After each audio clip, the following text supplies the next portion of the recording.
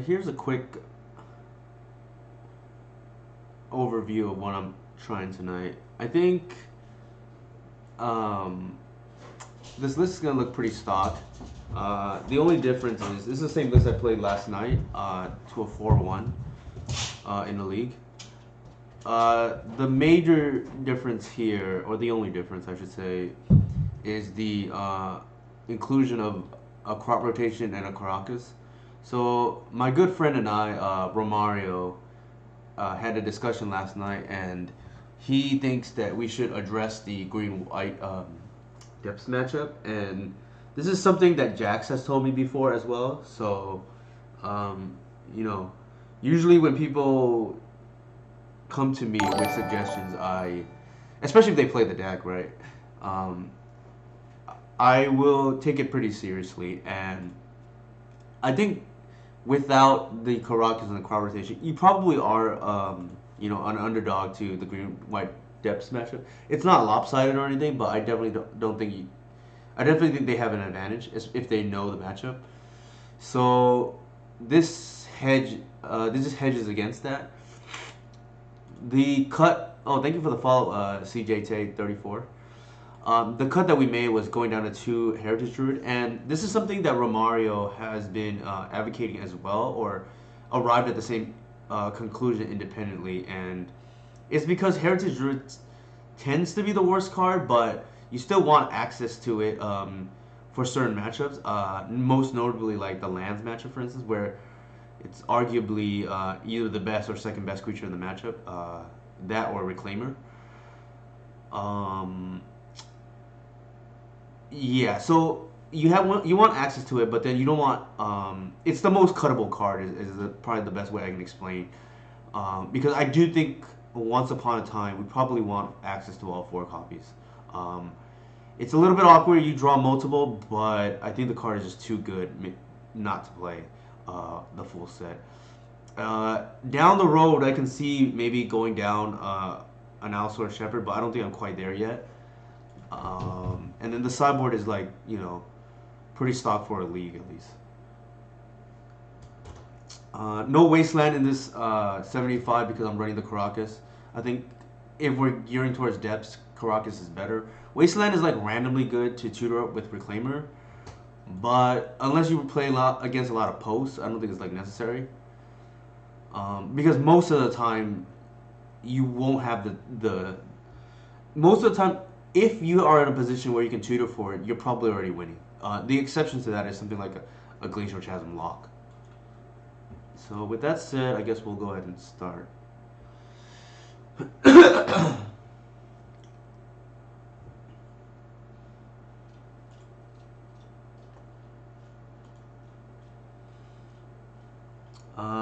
Also, for those of you unaware, I'm still, recovering from COVID, I guess. I feel better than I did, I think 2 days ago, which was when I last streamed. So that's a good thing. I don't have the headache that I had a few days ago, which is nice. One of the I read online. Granted, this is online, right? But one of the distinctions between whether you have a cold, flu, or COVID is the sense of smell. Obviously, goes away, and that's what my wife lost. But for me personally, I had a headache, and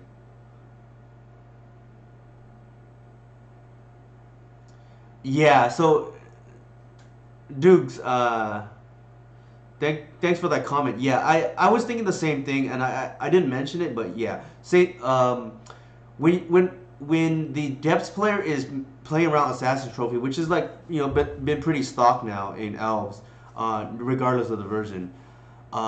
You can either end step Reclaimer for the Caracas and then crop rotate.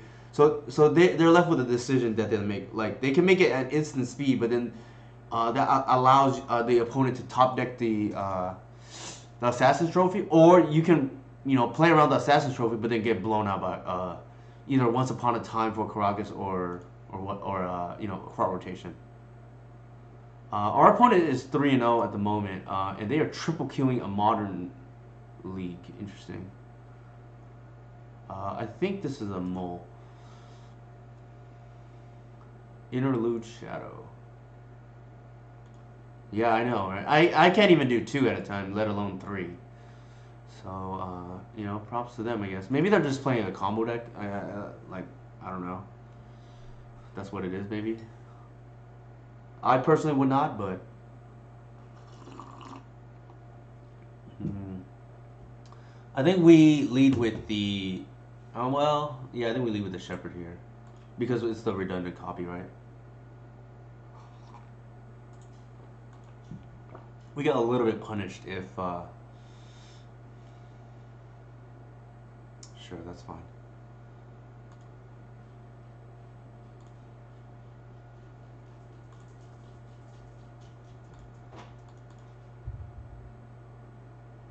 Oh, I mean, possible. I think we're just gonna run everything out here and just like force them to decide what they want to kill. Like we can't hold the reclaimer for a third fetch. Like that's not gonna happen anytime soon.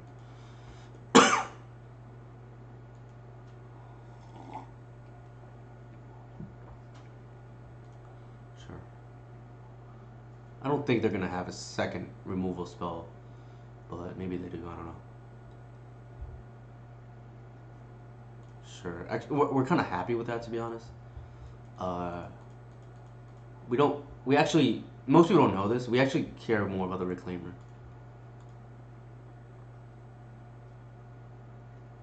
I don't think there's a universe we don't slam this.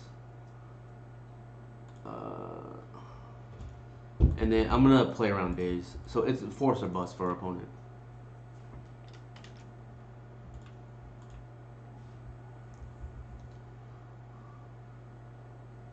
All right. So they have it.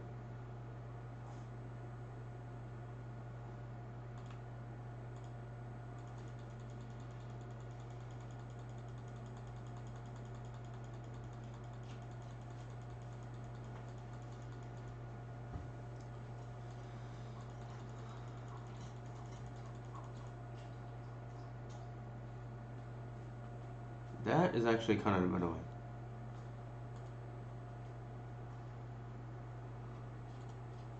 This is what happens. I like a joke. This is what happens when we put good cards in our deck, right? We get them used against us. One of the downsides of playing Reclaimer and oh, they're not gonna use it. I mean, they should. All right.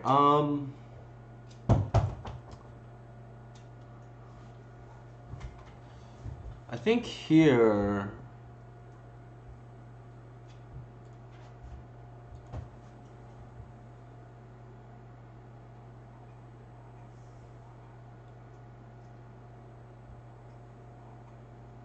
Yeah, I was thinking about that. It's a little bit awkward with days, but I think we just do it. They can days, and then now we can't do what we want to do, but it's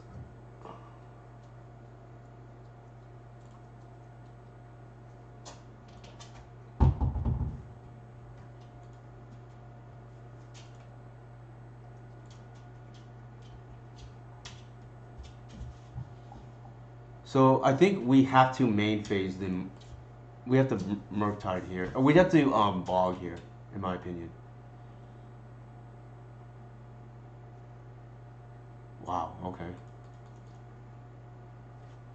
Was I don't get why people are playing Stifle at the moment. I saw like two lists in the top eight do that. It just seems kind of bad, like quite frankly. I mean, it's like okay here, right? But I feel like it's the type of playstyle where you're just trying to cheese a win, and maybe like that's what it's come to in the mirror, perhaps. But I don't think Stifle is a particularly good card in this day and age.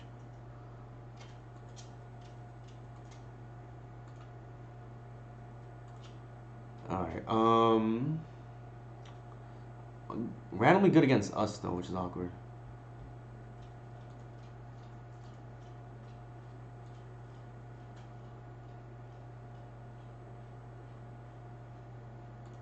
think we do it now. You have another stifle.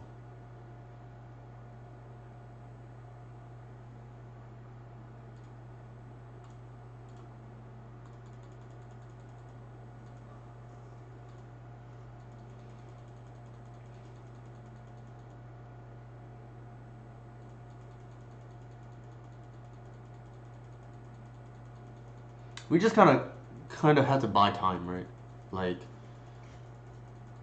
they had all the answers for our early game. Like removal into force is is pretty good. I think the only thing that could have been better is if they had the DRC on board instead of Ragavan. Ragavan not really doing anything, to be honest. Yep.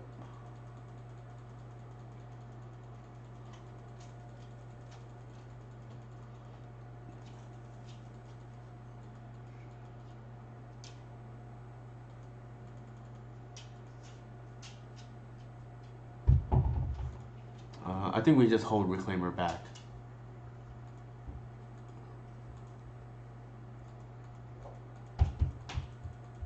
There's a situation where you don't play around the Murktide, but we don't have the payoff anyways to develop our board, which is why I actively did that.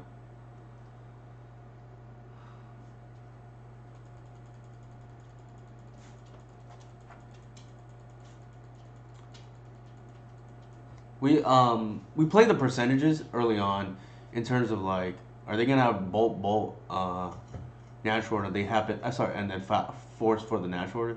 They did. I'd have to look at it again, but I don't think I would change the way I played in the first few turns. It just didn't work out, is all. This is quite problematic at the moment. Yeah.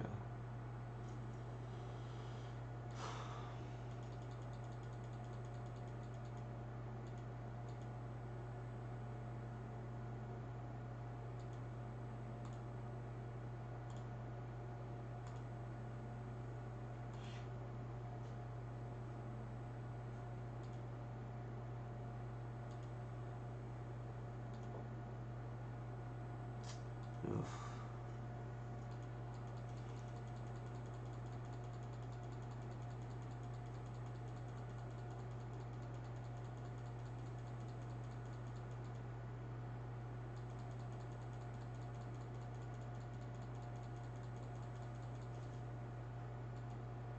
Did they have double wasteland?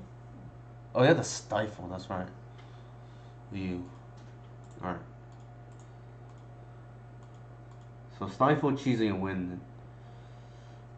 I guess stifle maybe, I don't know. It just doesn't make any sense to me why people are playing stifle, but maybe it's because they're afraid of the reclaimer decks.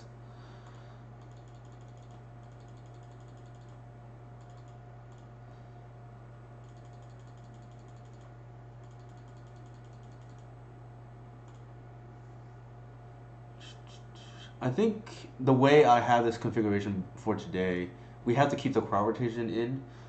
There's an argument to be made.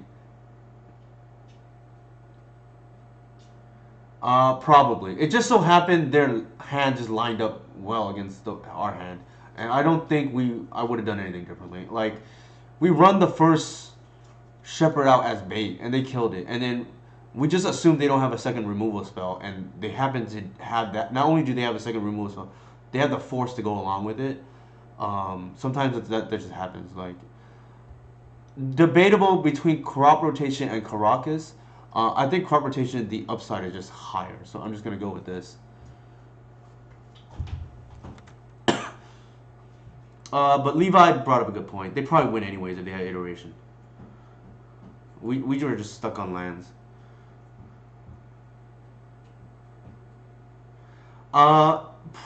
Probably. We'll see.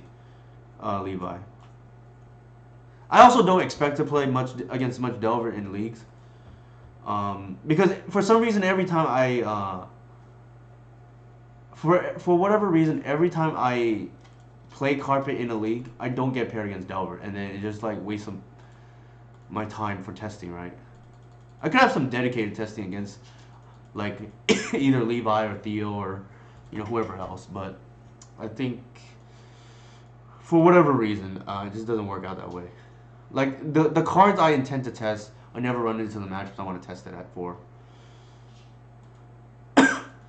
One thing though of note is some I noticed some Delver players have been running out double. Oh my god, this is have been running out double threats against me and just not respecting the combo. And Heritage Druid and that is so bad. What they are doing in terms of like Surgical is low key very bad against elves. Hey Dustin, how's it going? Uh, yeah, they should at least do it that way if they're gonna, go for these cheesy lines.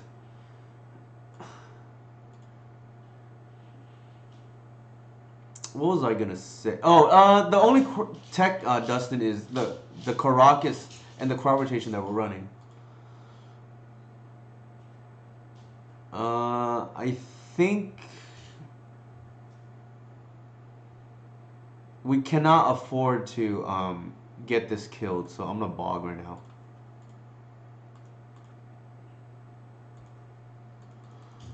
Now only because the problem is if this gets killed, we don't have another a turn 3 play, and we don't have a turn 2 play regardless. So I think I'm fine with that.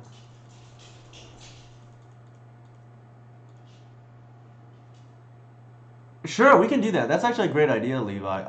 So for those who don't know, uh, Levi's in school right now, and I'm big advocate of education. So I don't want to take him away from his studies too much. But we are planning to do a close stream together where we which maybe stream a league or stream a prelim or something with elves. And then a good idea they brought up is maybe we can even play against each other on stream. Oh, fair enough. I think Julian's last list is like, you know, most of it is starts from our shell. The big thing that he added back was the carpet of flowers, which I like. Um, he added it back because what's it called? Hopefully they don't daze me. Ugh. All right. He added it back because he knew he was gonna play against Delver in the showcase, so that was a good meta call, or one that I can get behind, so to speak.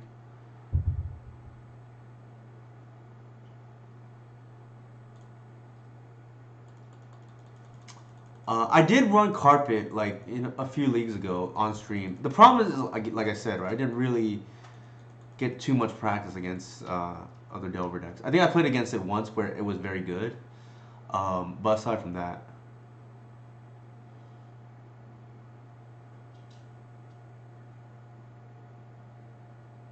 for sure, Levi. I mean, there's no rush really. Like, I can't imagine.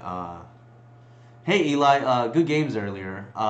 Sorry if I was in a rush. I know it looked like I was kind of in a rush, to log off, and it's because I had to run a dinner earlier, Eli. Sorry about that.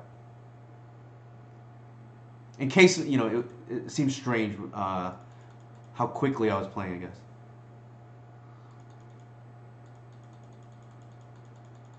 All right. It's kind of good actually that they submerged the Arbor, and so they exiled it, which is fine. Our opponent is just like playing really strangely, to be like quite frankly.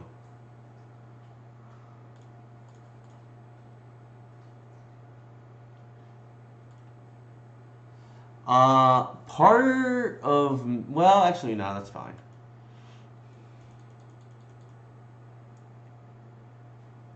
Argument to be made to trophy the DRC here, but I think we can sandbag a turn.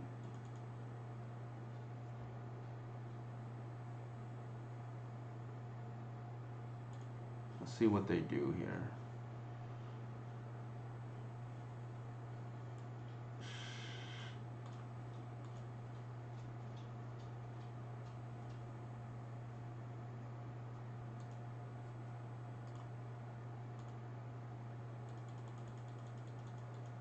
Some very strange plays by our opponent indeed.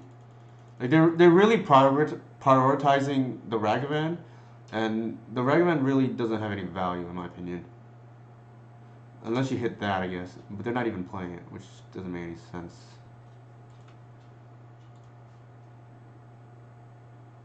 If there were a time to play one of my dudes, that would be it. And I don't know understand why they wouldn't. Same thing happened earlier, actually, with the crowd rotation. Yeah, I think that's fine. We have the answer for the Murktide at the moment, so I'm not too afraid.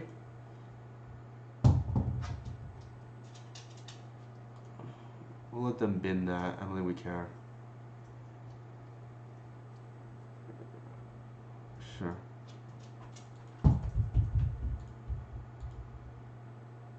Definitely some strange plays by our opponent here.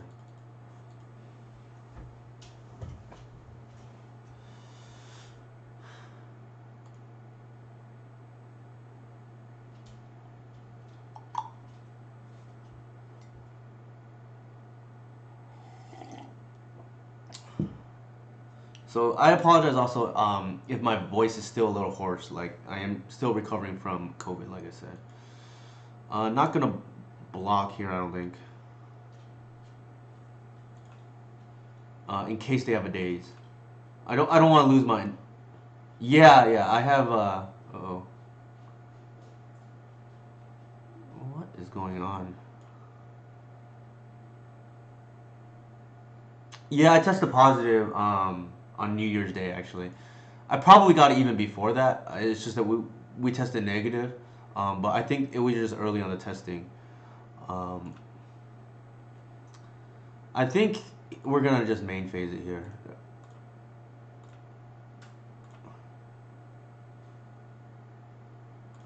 It would be brutal if they had the days, but I don't want them to brainstorm into days potentially. I think we probably won from here.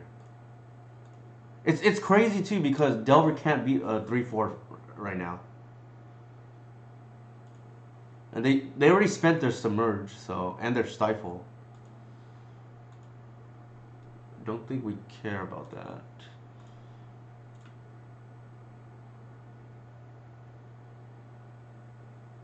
That's actually quite the draw. I think I'm just gonna play it.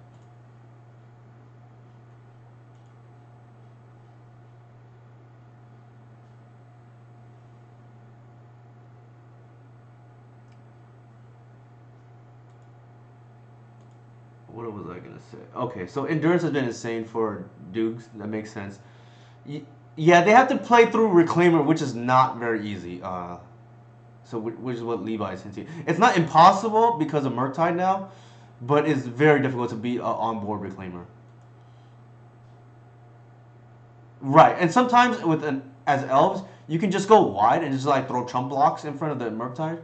That does happen.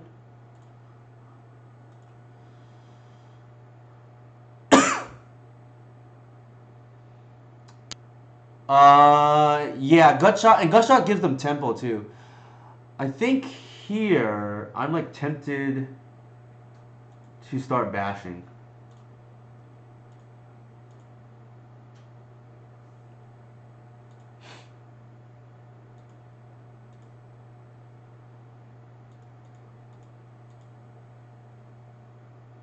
We 100% trade if they start attacking with their DRC.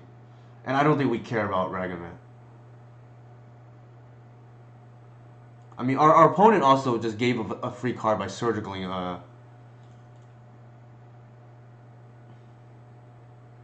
Stifle again? Sure.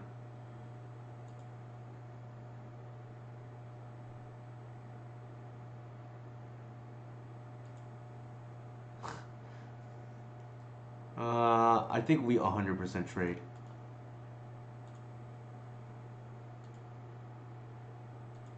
We really don't care about this. They keep getting good hits though, which is the funny thing.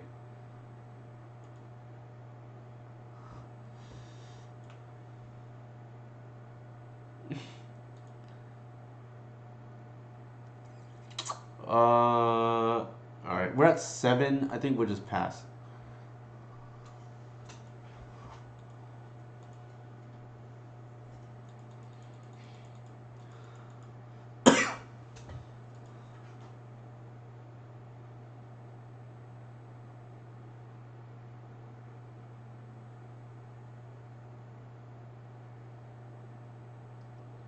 Sure.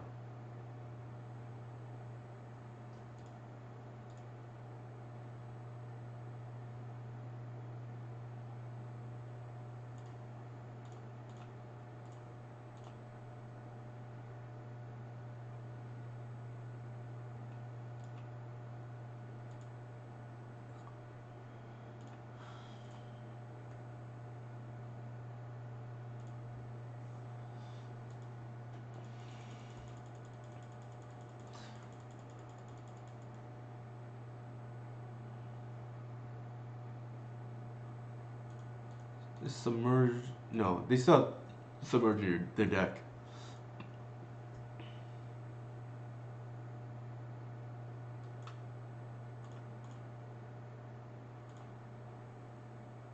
If they want a 2-for-1 themselves, that's fine with us.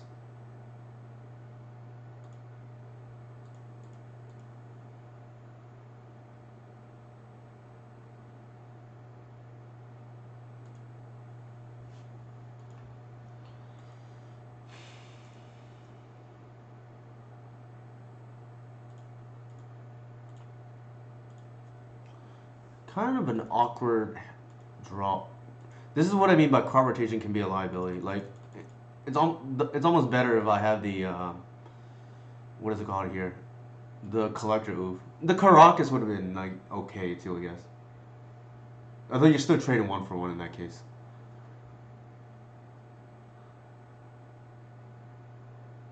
Ugh. They're yeah.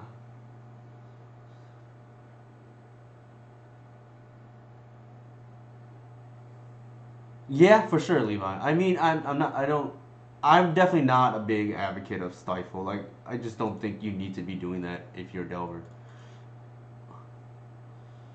I think iteration is like too good within the context of Delver not to play, uh, which one of the two stifle lists from the weekend did. Ironically, that was the one that was undefeated too.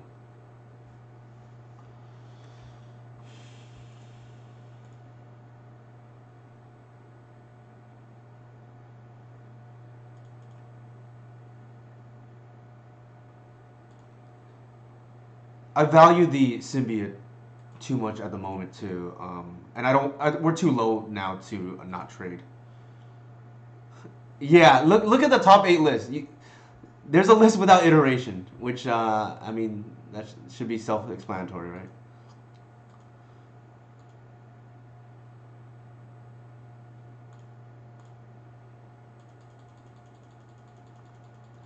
We might be dead. We had all the mana this game, just like we just drew pretty poorly. Um, this card rotation looking real silly right now, actually.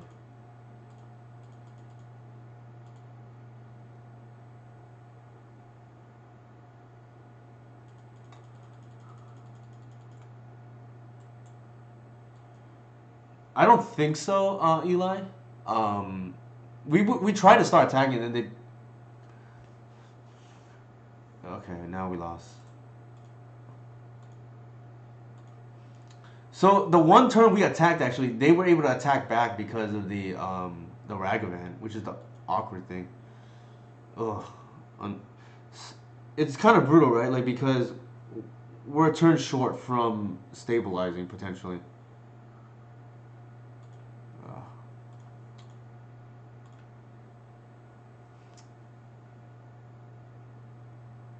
Yeah, so it might have cost me actually to attack that one turn because they were able to get a Ragavan attack through. Granted, I think they exiled like an Arbor or something. I don't remember, but oh, they exiled a Glimpse, and I think if we didn't attack there, that would not have happened. Like it's funny because usually I'm not very aggressive when it comes to this kind of stuff, and then today or that turn I wanted to attack to just apply some pressure, and I think it just backfired. Whereas usually I'm pretty conservative. I won't attack, um, unless I know for sure they can't get damage through. And in this case, that might have been the difference in the win or the loss right there.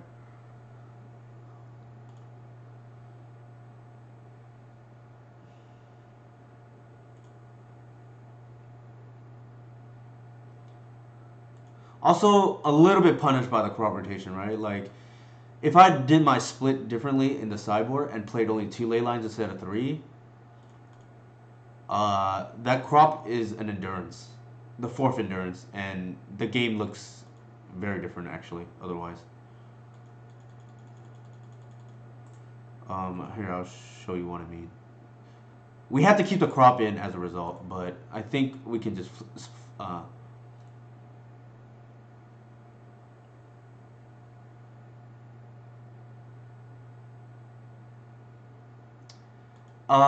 yeah. Oh, I see what you're saying, Eli. Yeah, that's true.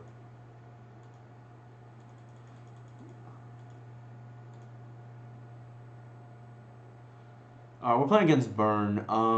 What is the best way to do this here? I think we just want to ramp and hope we draw well.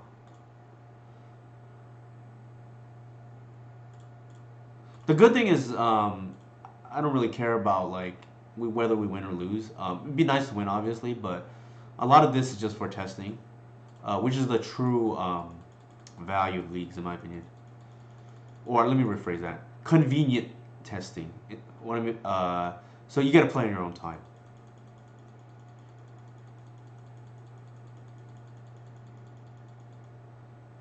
I used to enjoy the Tuesday prelim. I think about 2 years ago or whatever it was.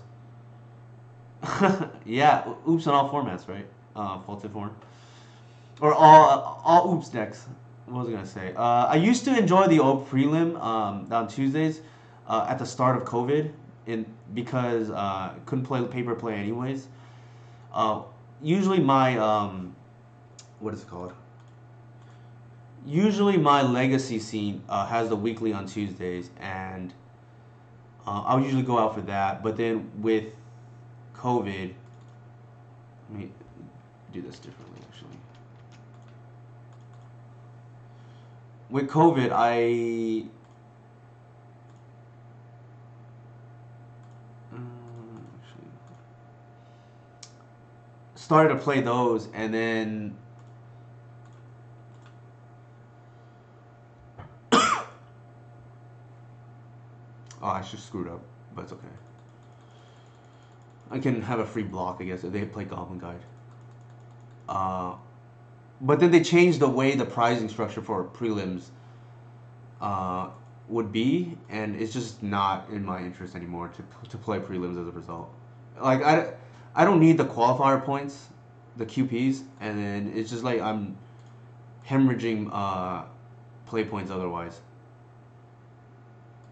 Uh, the change, Dukes, was they went from 5 rounds to 4 rounds, which I think is a net positive. So Ari, who is a well versed in that, in what I'm talking about, is here to explain. But long story short is, it just means you're losing a lot of EV now,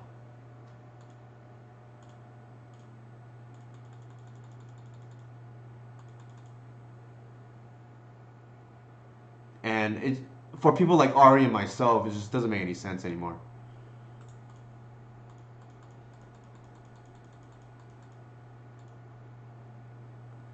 Yeah, I mean, if they pop us, there's nothing we can do, I think.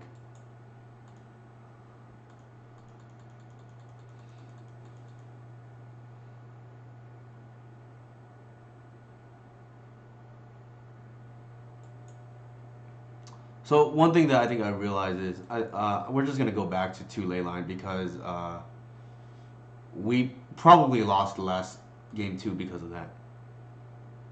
Um, Also possible that we just did if we didn't block we'd be okay, but hindsight's 2020 as well. So for whatever that's worth.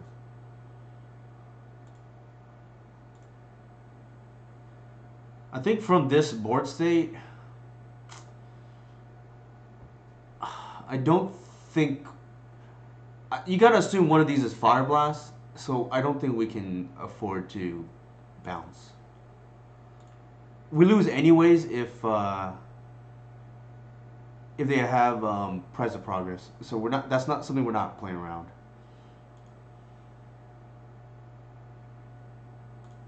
And we'll start to bash. So Elon, the secret is the way you don't have a white source in our deck. Birchmore Rangers, I guess, but so the long story short is most of the time you don't need it. This is one of the exceptions where you kind of want it, but in the logic is in most late games, you'll either have Birchlore, which is a two of already on the board, or you have the Green Sun to find it. Is the logic for not what is it called? Not playing it.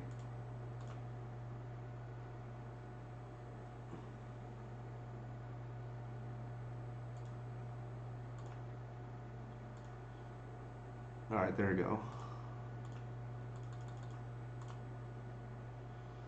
Pitching the Arbor here is actually relevant. Plays around Pirates of Progress a little bit better.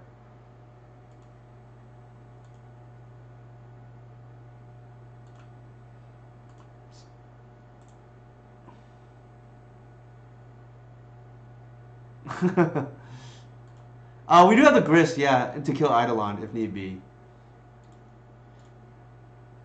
I think one of the things I enjoy about these streams lately, and subscribe if you enjoy my content or whatnot, or feel free to subscribe to my Patreon. Yeah, Duke's playing control here. I'm a closeted control player myself. So a lot of times I will miss lethal, not with natural orders on the stack though. But what was I gonna say? I think we just go for speed. There's nothing here that I really want. What was I gonna say? If I remember, I'll bring it up. But enjoying the streams. So I think if I can, improve or learn something from a league, even if I lose, I don't really mind it all that often.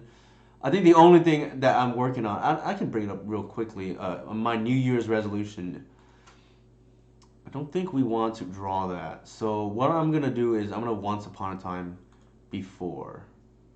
Yeah, I'm gonna do it now.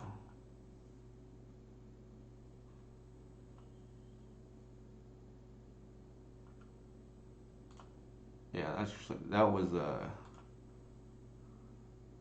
So for those keeping count, Wirewood Symbiote tends to be at its worst in these kind of matches where you need speed, and that's why once this sometimes will come up against Burn, right, where you know the top card of your deck because they revealed it.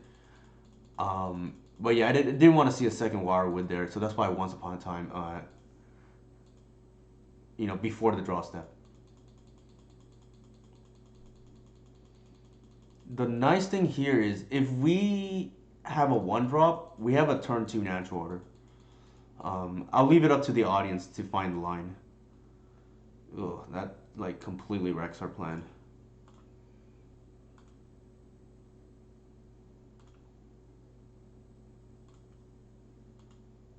It's like the worst of every world, right? Like we lose a natural order target.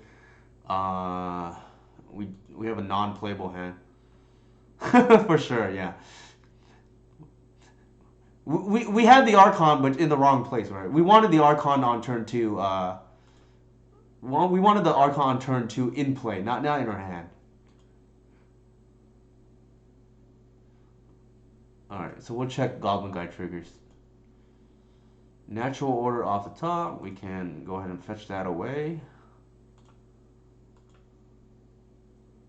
Once Upon a Time, probably only a little bit better.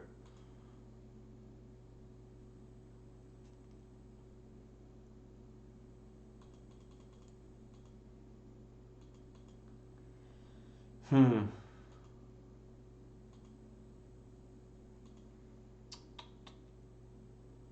This is very awkward.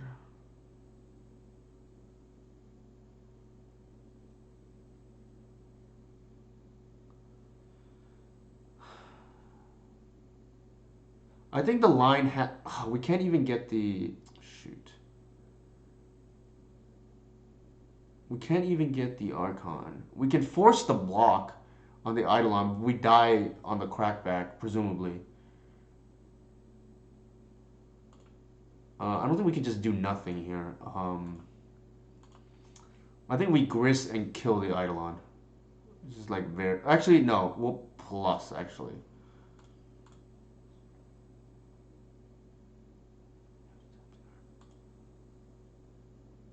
No, they're not dead to hoof because 16 is one of the magic numbers for hoof damage, and they can chump with the Eidolon and kill us on the crackback.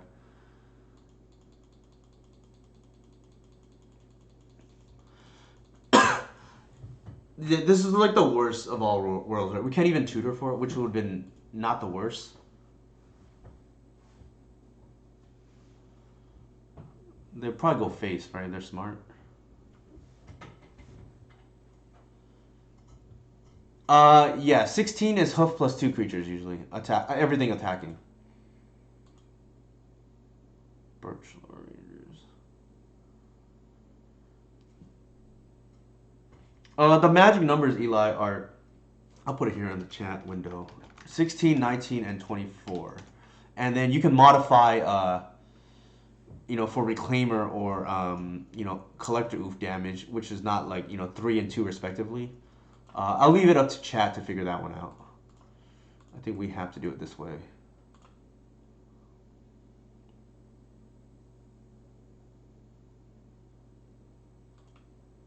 Those are the magic numbers for everybody who's curious. And then you can add 2 for buff reclaim or threshold reclaimers, and then add 1 for collector oof damage.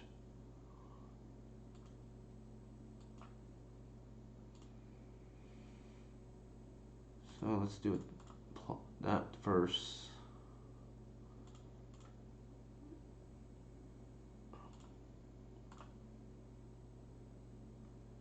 Oh my god, you got to be kidding me. Oh my god.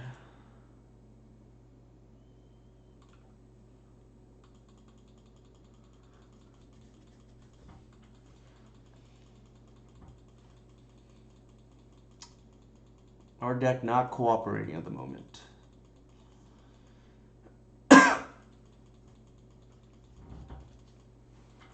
So we are probably dead, but that's okay. Yeah.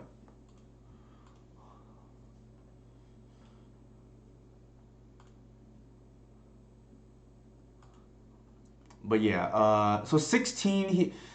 Okay, so 6. I'll just type it so chat has it. 2 creatures plus hoof, all attacking.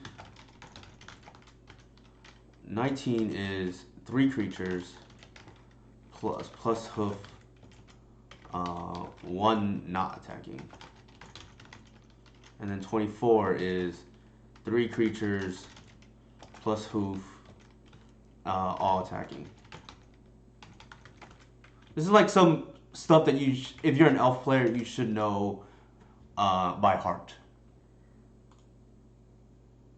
And when I say by heart, I mean that because you don't want to have to waste, I guess, mental energy during event on trying to calculate math when it should be second nature. I think the fact that we have the trophy here is a keep. Ideally, in these kind of racing conditions, and they're not combo. This is like a pseudo combo deck, right? But not really. You kind of want natural order. Natural order is like your most likely way to win in almost every matchup, with the exception of what is it called? With the exception of Delver. Otherwise, I'd probably just play 4.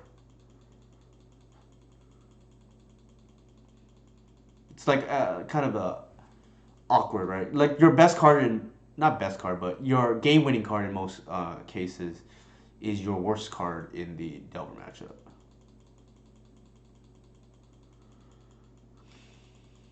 Ideally, natural order off the top here or a one drop is pretty good too. I think I'm just gonna develop the board. We only really need one Bayou for the Assassin's Trophy.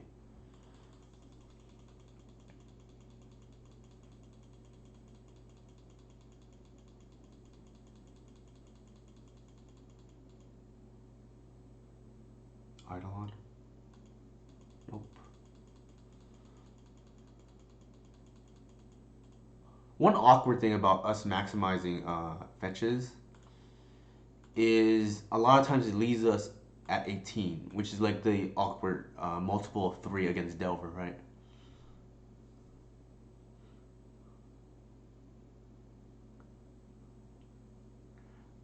For sure, Eli. That makes sense. I mean, since you put it that way. Oof. All right. I think I'm just gonna bash because we know we're gonna end step once upon a time anyways. So we're not gonna play whatever we see. So we want to disguise information. But Eli brought up a good point. Yeah. So one of the overlapping cards that I will find for combo and control is like,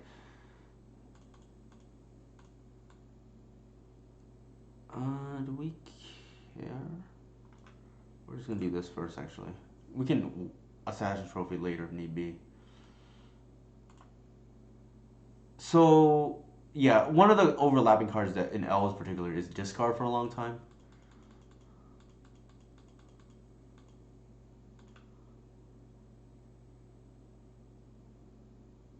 Huh.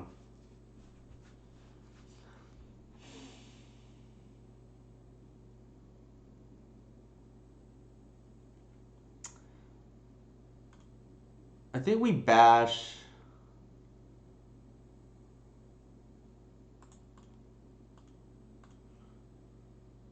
Kill the pillar, and then that allows us to. Whoops. That allows us to play our reclaimer, because our line here is going to be hard casting hoof now. The way things are playing out. But kudos for Eli though for that very insightful observation actually.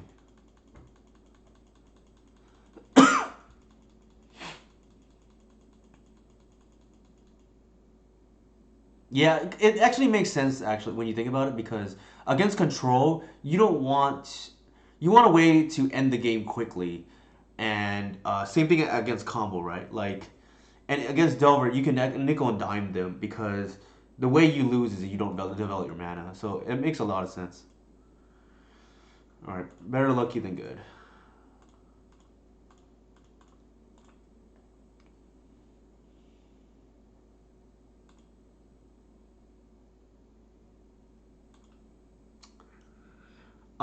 We have to kill anyways. The next turn. But we skipped a step here, right? Sure, I guess.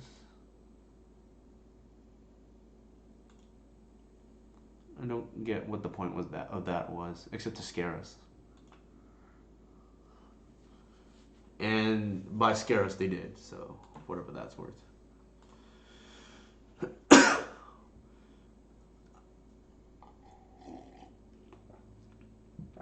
I mean, if they had it, they could have done it previous turn, right? Because Reclaimer, I think, was sick. So they actually punt if they wait till our turn because I can just pitch one of my lands. Unless they're just trolling, right? I mean, there's that always that.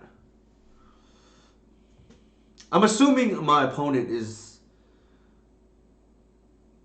would play that at least correctly. I mean, there's certain situations I've had my opponents like bolt the wrong creature and whatnot, but being a burn player, I would expect you to recognize you have lethal. Although, and if you don't, you're probably not playing the right deck for yourself. Like if you're a control player and you miss lethal, like like I'm more forgiving of that because I probably have done it myself like multiple times. But if you are an aggro player, you miss lethal. That's a little bit more iffy, right?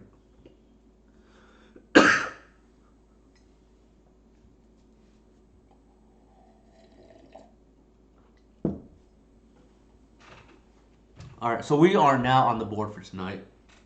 After potentially throwing this match, I think what that does for me is two things, and they're not mutually exclusive either. The one, attacking when we're just hemorrhaging damage, right? If they have a removal spell, which they did for that one turn, when we attack with the endurance. And I think based on the way the crowd rotation played out, I think I'm willing to lose some points to Upsal spells by switching one of the ley lines for the fourth endurance because we don't really want to keep the what is it called? We don't really want to keep the crowd rotation in post board.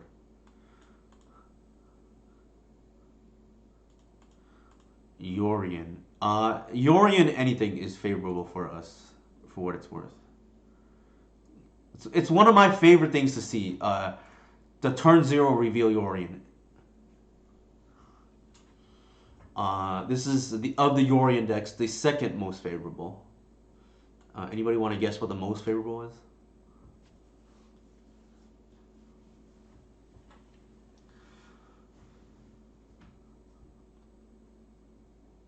Uh, I think some people already know this, but yeah. So Eli mentioned it's Zenith. You can kind of just play spells at random and beat them. Like their plague engineers are not going to do anything. Like in my opinion, I like Jorg won his Jurg sorry Jurg won his Eternal Weekend Finals through a plague engineer for whatever that's worth, and it was relatively easy too. I think here we probably take this symbiote. Kind of an awkward hand to be honest.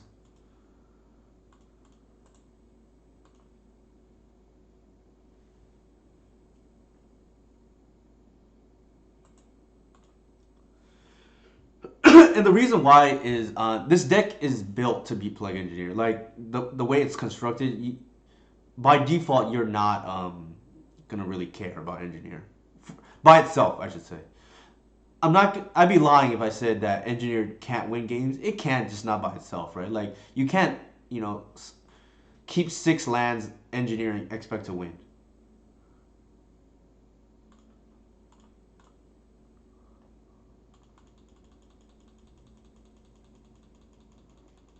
Usually you need something like engineer.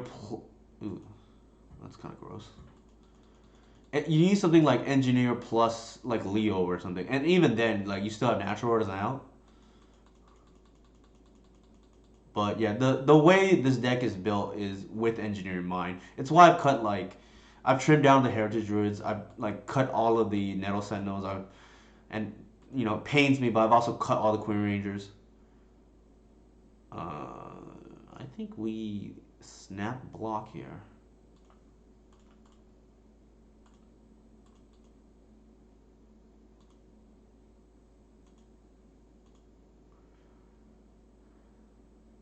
Sure.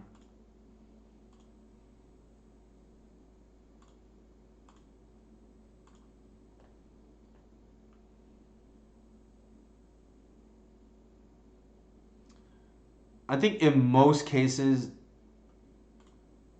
a shepherd is going to be worse than a mom. And it may open up the door to kill a Spirit of the Labyrinth with Gris later, if it comes down the road. The shepherd not really doing anything in this matchup, in my opinion. It's like by far the worst card. Something that I'd like to mention that I know Eli and a lot of the other non-blue players I mentioned before is Ragavan being bad against the non-blue decks. Allosaurus Shepherd is like kind of the same thing. It's the green Ragavan, right? Like it's good against Chalice, and it's actually it's insane against Chalice. Um, It's like decent against the blue decks, but it's just god awful against the non blue decks.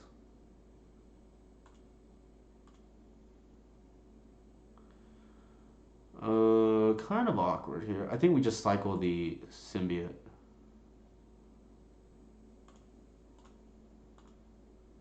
Too many glimpses in our hand.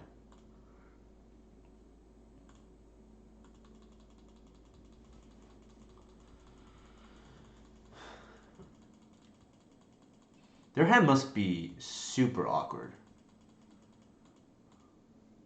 What did they pitch to the Solitude Thalia? Sure. Ironically enough, I think the Thalia. Well, probably not actually. The Reclaimer would have got the probably would have got the Cradle online, but they have a Wasteland at port, so maybe not. The way they tapped here was kind of awkward, in my opinion. It probably doesn't matter because I think they're gonna port us regardless. But still, nonetheless, I'm just gonna float to scare my opponent.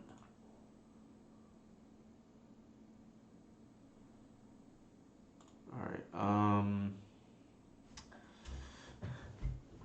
Here, like, we kind of wish we had the other dork, but it's not the end of the world. We can sequence it a little bit differently.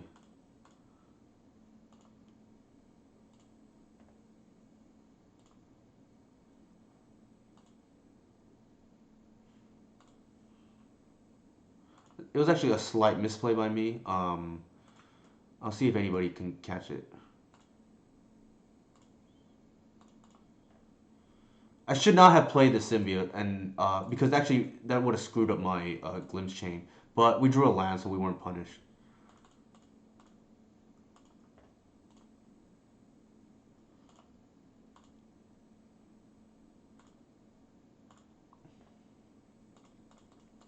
Here, I'm bouncing the 1-drop because we're short on mana. And of course I say that as I draw a crop rotation. That is kind of nuts at the moment. They reviewed a Stoneforge. I think we just go for the kill. Like, if they have it, they have it. The Solitude.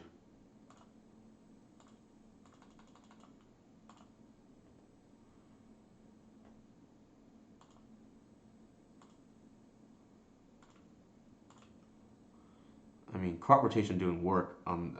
So the one crop rotation is something that I mentioned before is it's like insane on the combo turn, right? Like it's a super dark ritual. It's like a threshold cabal ritual, if not better. And what it does is allows you to win on the same turn. A lot of times it's not needed, but it's nice to have, especially against something like D&T where you don't want to give them another draw step for another lock piece randomly. I mean, we probably win regardless there, to be honest.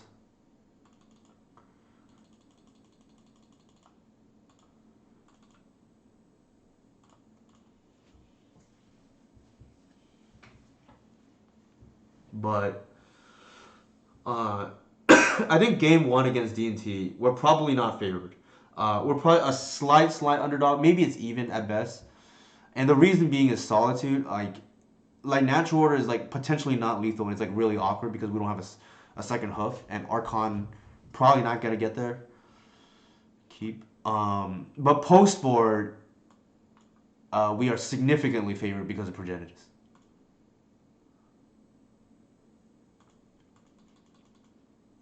It's crazy how one card can make such a big difference. The difference between Archon and Progenitus turns what is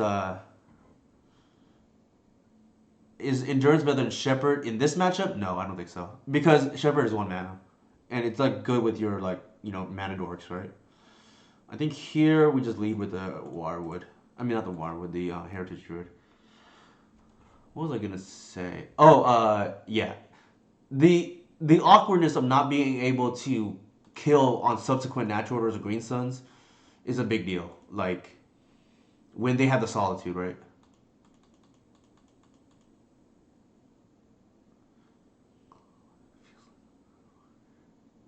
Yeah, that's fair.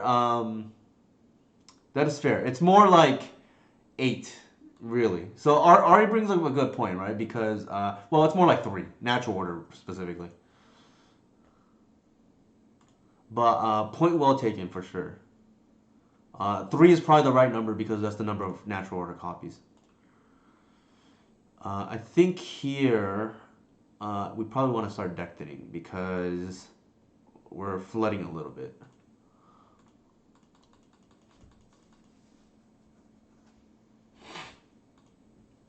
But yeah, thanks for keeping me honest, Ari. I appreciate that.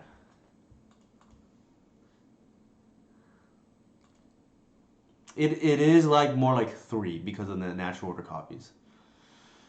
Let's see what they do here.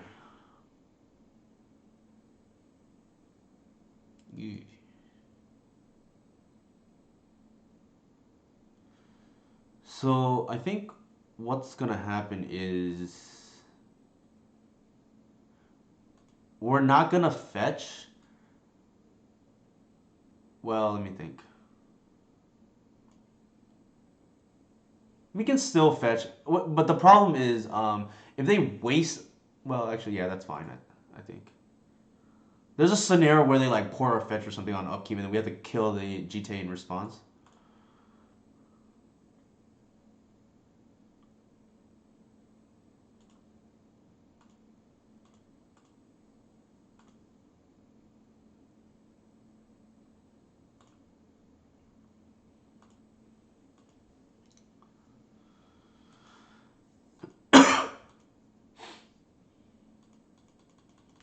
So if they have 2 wasteland, they can like waste us like twice, I guess. But even then, we have the birch for black mana. One of my favorite lines as a D&T player before, well, I still own the deck, but one of my favorite lines is upkeep. Oh, sorry, draw step after you see what you draw, port or wasteland.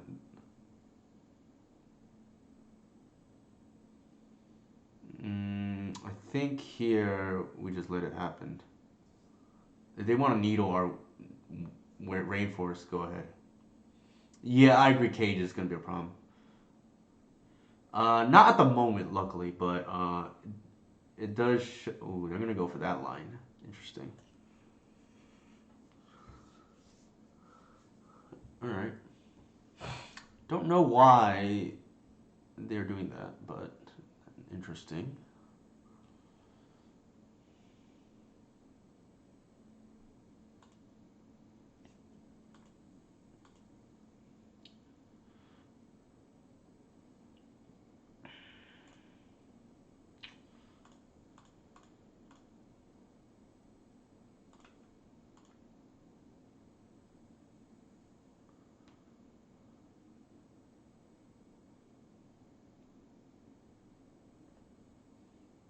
I guess they didn't want to use their mom proactively. Is the only reason I can think of. I don't think we care about the rest. It's the damage.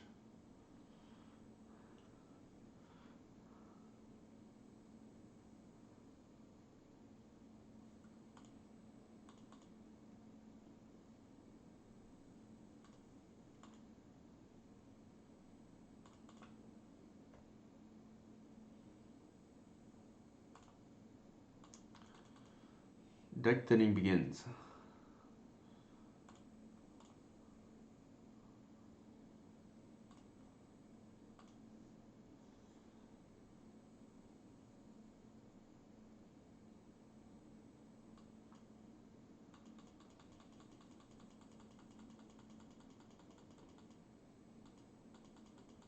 That is quite annoying.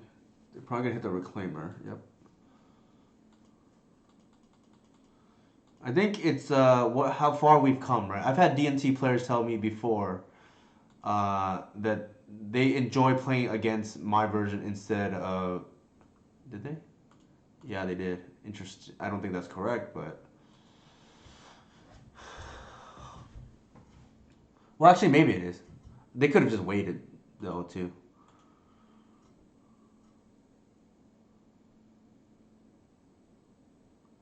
They don't have a clock now. It's a problem. So yeah, I was saying we how far we've come because I used to have players tell me, oh, they much rather face my version because it's a little bit slower. But now it's like, prime removal target number one, and that's because a couple of things, right? Like, God's Cradle obviously being number one, and if we were playing it, the Cabal Pit is like highly relevant too. I think here we can well, we actually can't bounce because of the needle.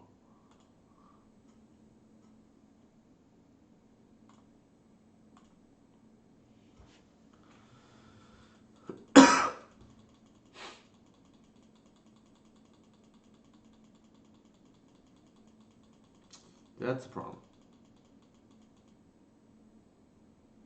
Might be. Yeah, okay.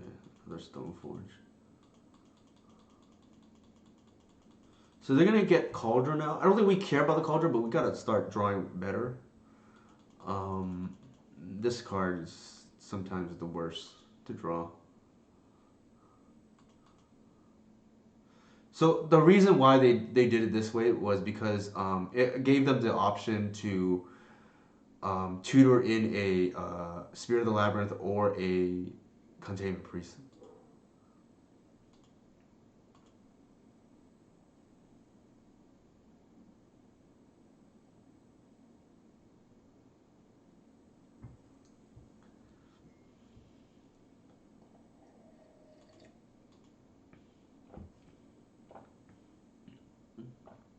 Alright, so they are now starting the beatdown plan.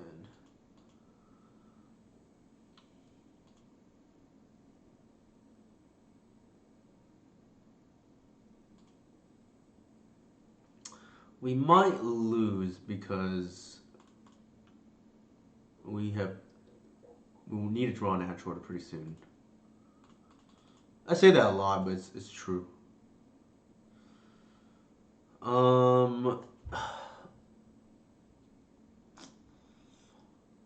Argument to be made to go for it now or wait a turn.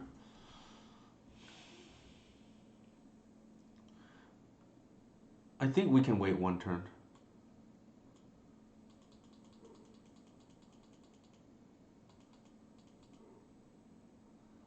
I don't think we can afford to lose our Cradle to Wishard Import or a Wasteland here. Okay, we would have been blown out by that Spirit.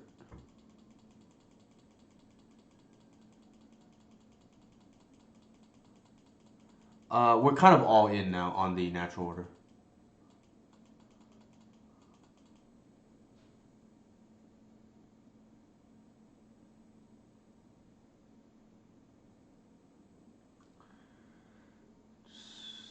Six, 11. So there's no point, right? If you're not going to represent lethal, I'm just going to take it all.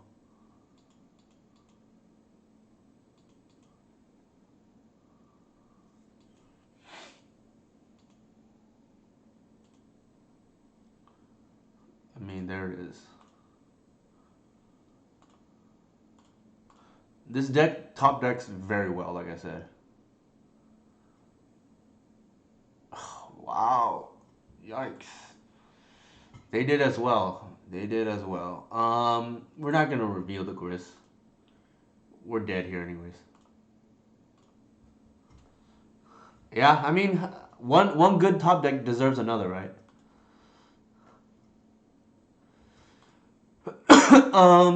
I think that's fine. Probably leave it as is. Don't really mind how that played out. We're on the play here. I think we should be pretty favored.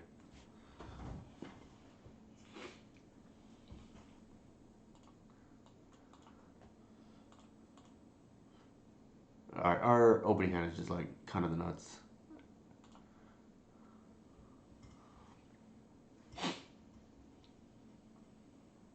A glimpse would be nice, but I mean, this is like pretty ideal.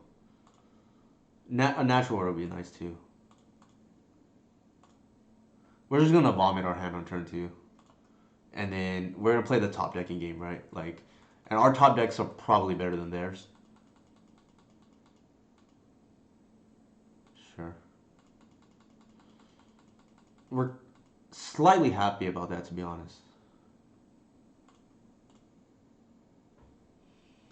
I think here We're gonna run out the cradle.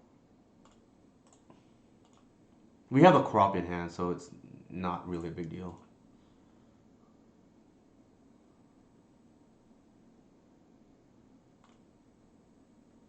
Wow, that's kind of an insane top deck.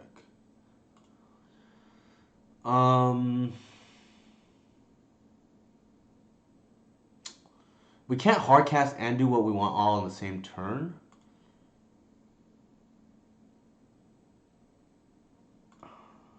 We green. We can vision. Yeah, I think I want a visionary this turn.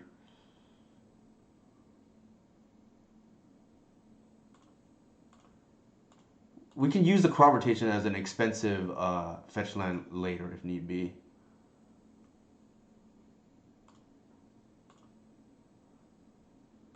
Sure.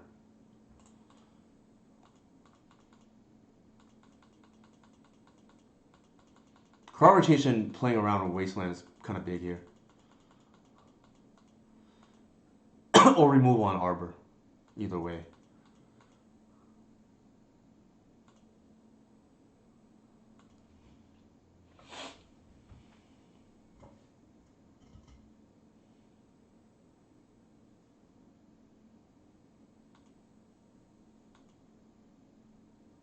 Please let them target the...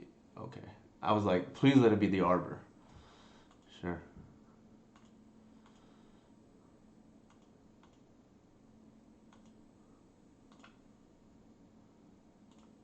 Better lucky than good.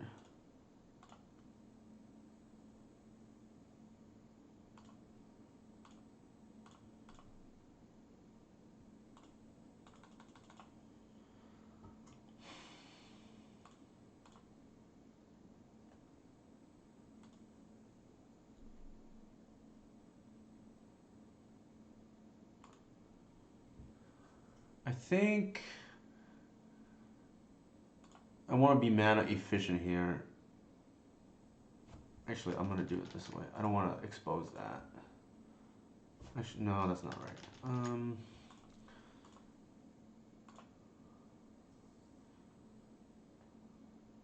going to get the other fetch here so I can be mana efficient and start the deck thinning.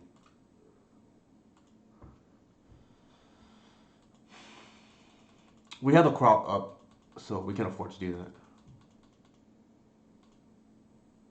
It also lets them potentially walk right into the crop rotation.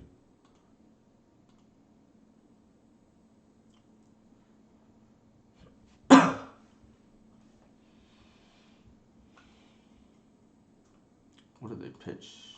Okay, useless card.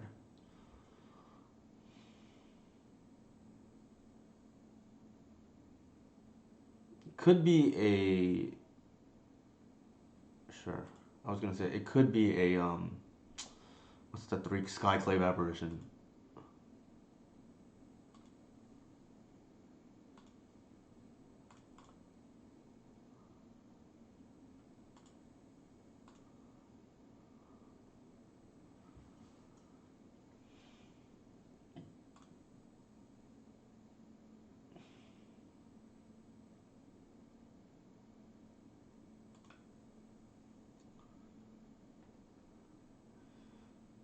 The damage likely to not matter here. Debating whether I want to bash with the Reclaimer. I think we can because we have, a lot of protection up. The alternative is using it for the deck thinning, but I think we can start bashing.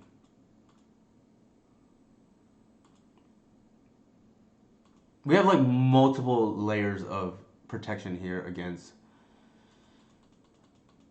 the GT.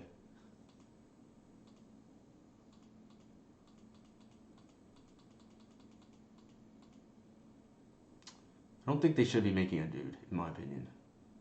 Yeah.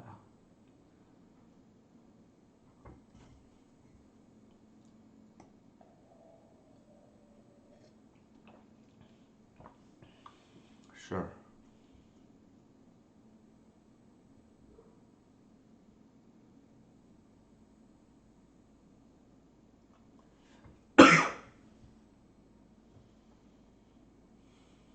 That tells me they don't have Cauldron in hand, because They can Stoneforge out the culture to bash.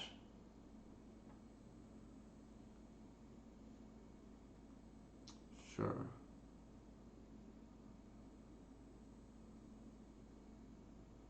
Could be prelate on 2. Mm,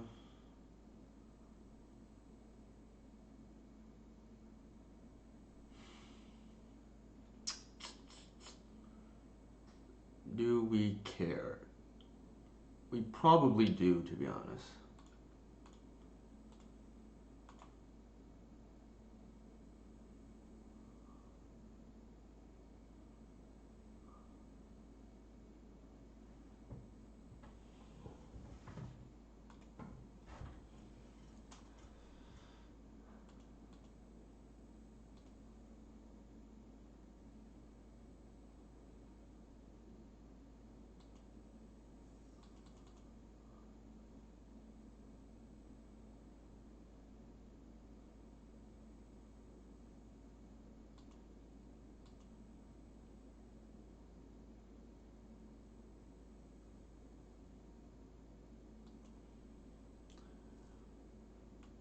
I think we can rotate this out.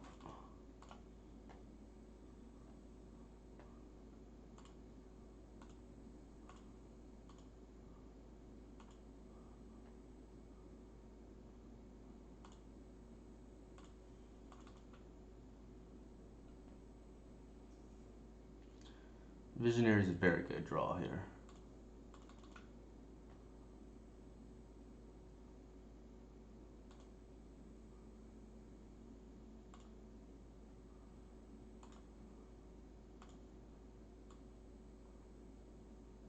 There's no need to reveal our hand that we have a trophy in hand.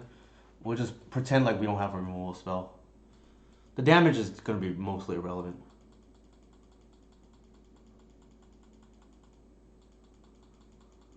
One reason to attack with the tokens, though, would be to draw out the containment freeze.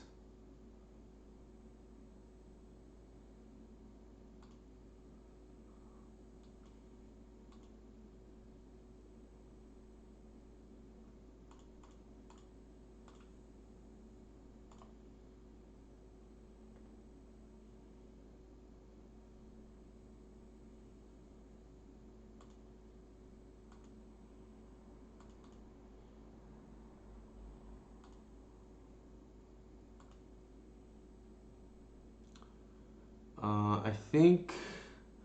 Do we want to fetch here? Probably not. So we can rotate.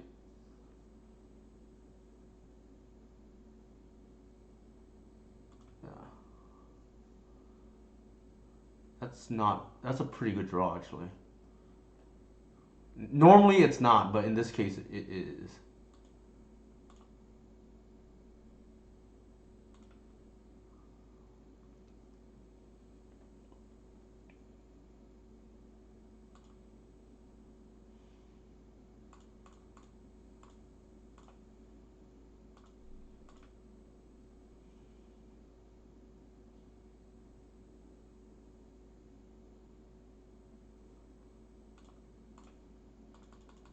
I don't think they, unless they have a swords in hand, I don't think they realize this is a 7/7.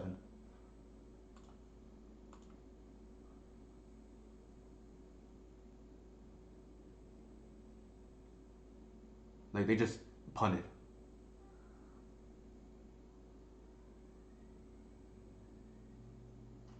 Wow.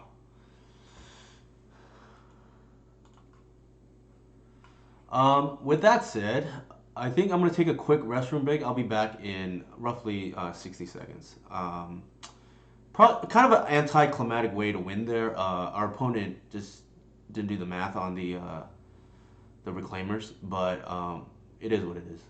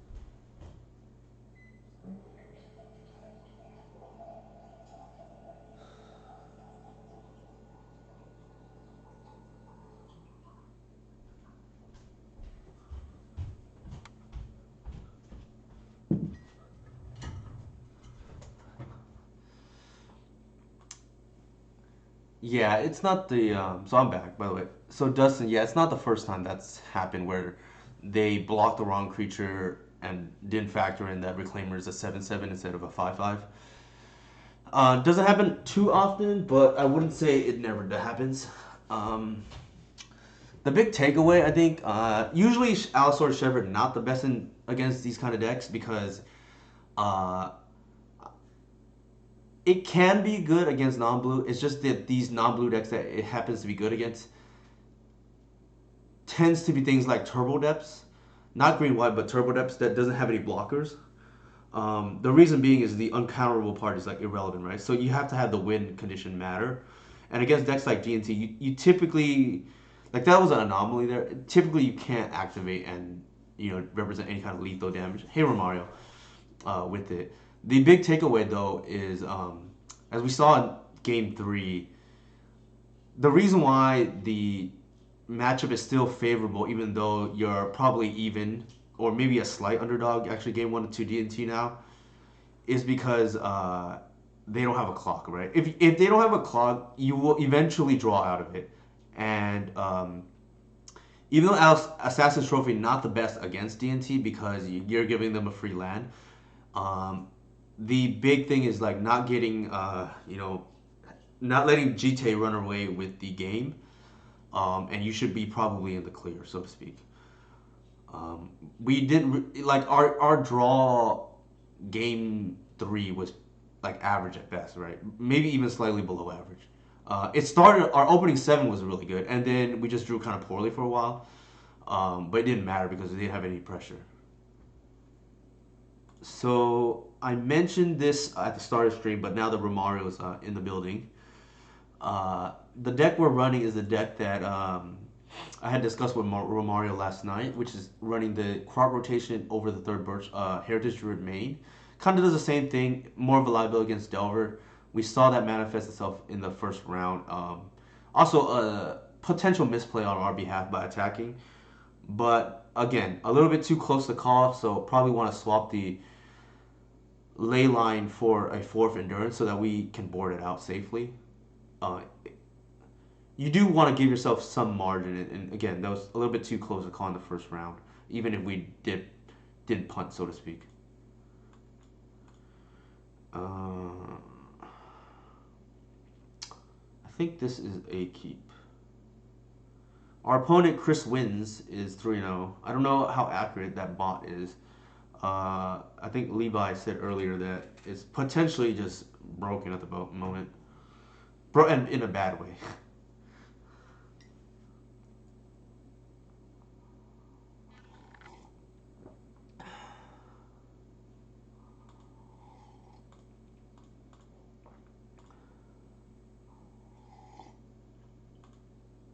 As a general rule of thumb, for Green Sun, I think one of the questions I get asked the most is like, when do I save it? When do I not? I will only save it if there's no payoff, and I don't have mana issues, and we have mana issues potentially, so that's why I fired it off turn one here. Don't tell me we're playing against Burn.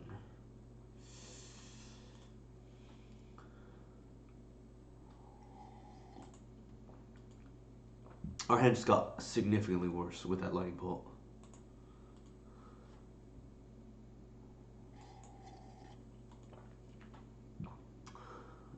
What is going on?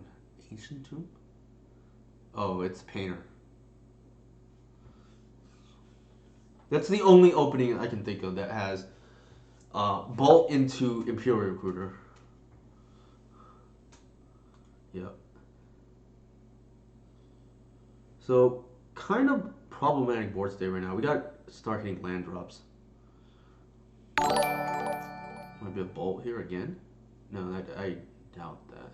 Thank you for the follow. I think that was Mike. I don't know what the numbers were, but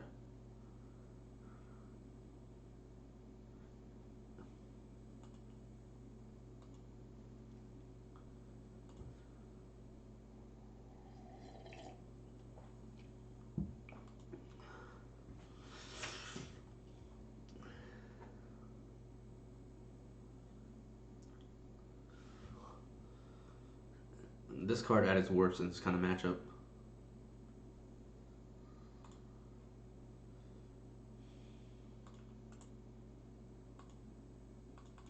Kind of wish this is a Birchler right now. Would be a lot better. It's times like this where I don't like having 4 Shepherd. The problem with this card is it doesn't make mana.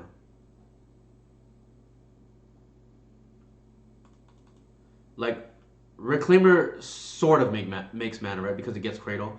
Heritage makes mana, Birchler makes mana. Insect doesn't, but it's never, so I can't really fault it. Visionary is not really, it's not a 1-drop, so I don't really, put that in the same category as well. You, as a general rule of thumb for Elves, the way you lose games is if you don't make mana, and that's exactly what's happening right now. And which is why part of me thinks 4 might not be the right number, and it's 3.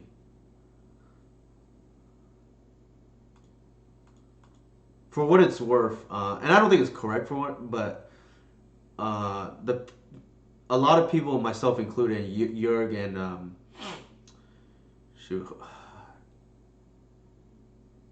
what's it called? Josh played One Shepherd for a long time and it was fine. It just plays out differently is all.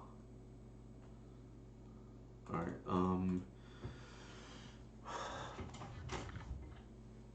Let me think.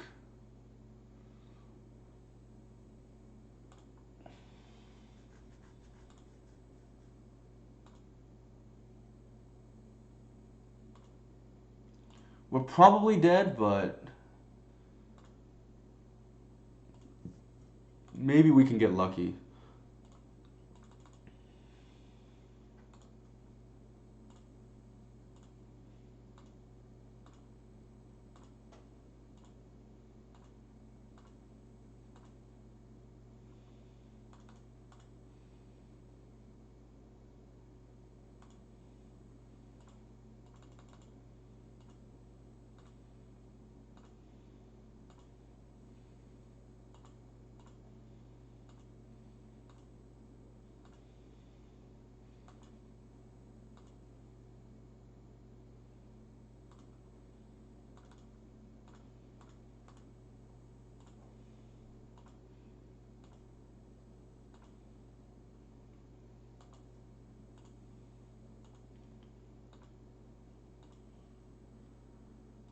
All right, we're going deep here.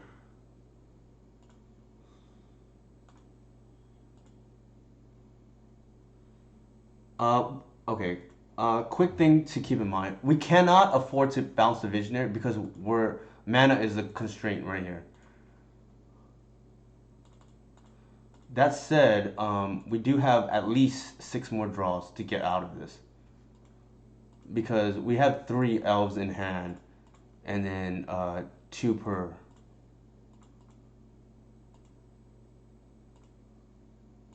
We want to see a Green Sun. Collected Oof would be okay too. That's actually a very good draw because it's really 4 draws.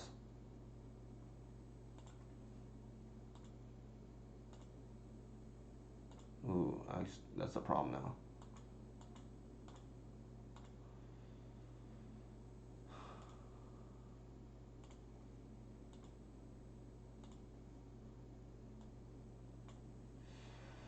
Oh my god, we went 40 cards deep and we didn't see a Green Sun.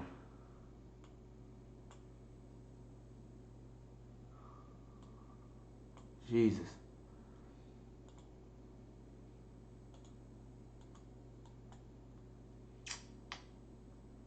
Oh, so close. Oh, let me think. Did we draw the Bog?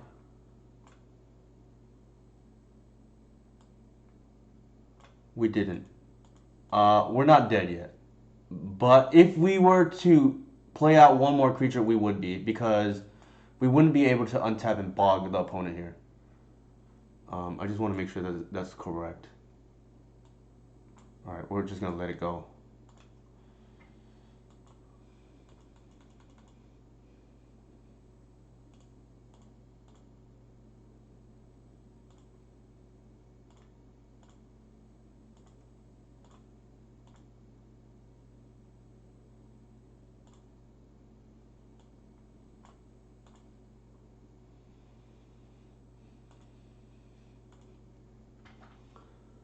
Somehow we managed to fade drawing the bog and any of our 4 green suns. It's kind of wild with only 20 cards left.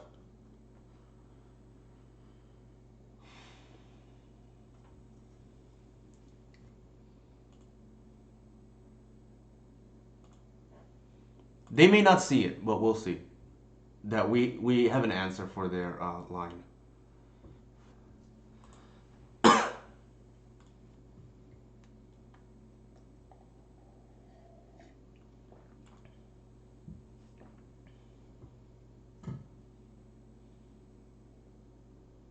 Sure.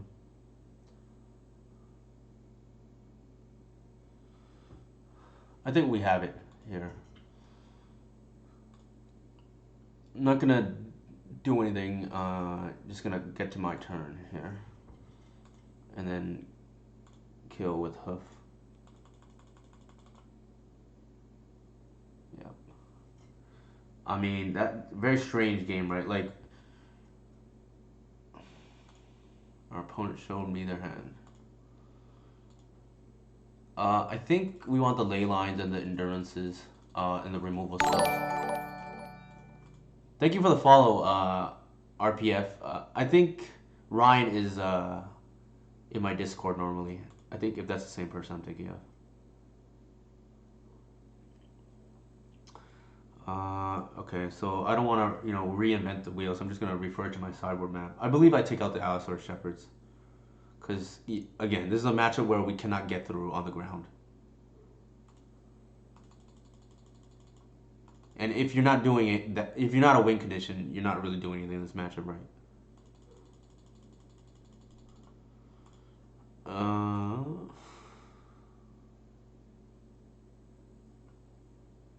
What is supposed to come out here? Probably the crop doesn't seem necessary here. It can be a bog when in a pinch. Probably the symbiote actually.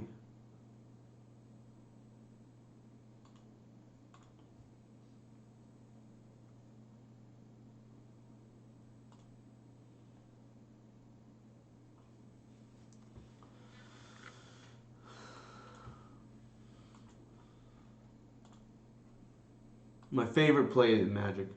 It's the most skill intensive play in all of Magic. How to start your hand, the game with a ley line to play.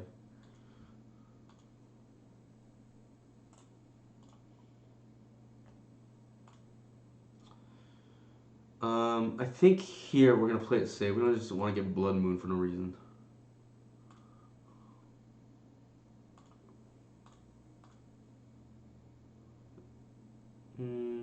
Actually, no. I'd like that. This represents Bog, so I'm gonna do something else. I have lost games to Blood Moon out of this kind of deck. So gotta play it safe when we can. 3 ball? Interesting.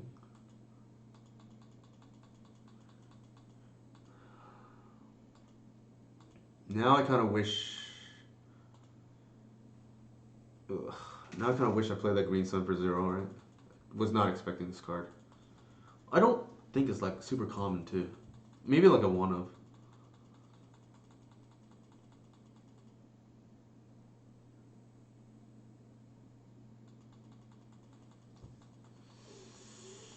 Yikes. Our hand is significantly worse now. It can get better though. We just need to draw land. But we'll see.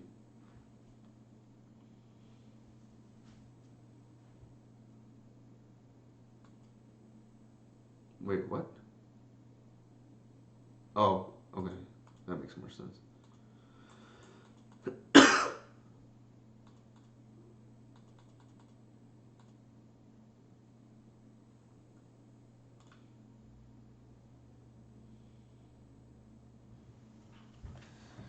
Yeah, I'm trying to think. What do we want to do here? Uh, Argument to be made that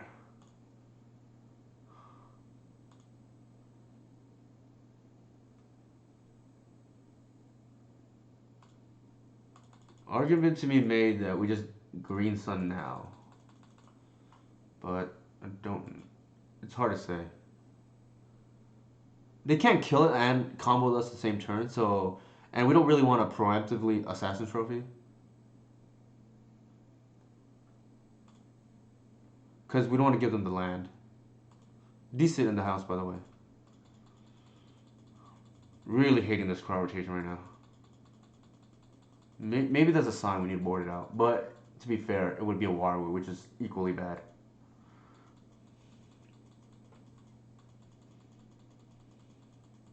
Actually, Rot is probably even better right, than Waterway in this situation. Better lucky than good, right? Better lucky than good. It's the random Stone Rain here, at least for the time being.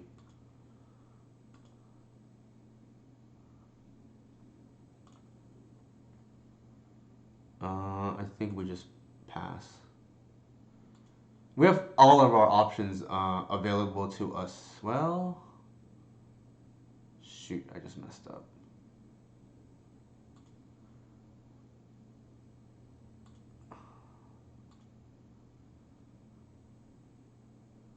Hey, how's it going?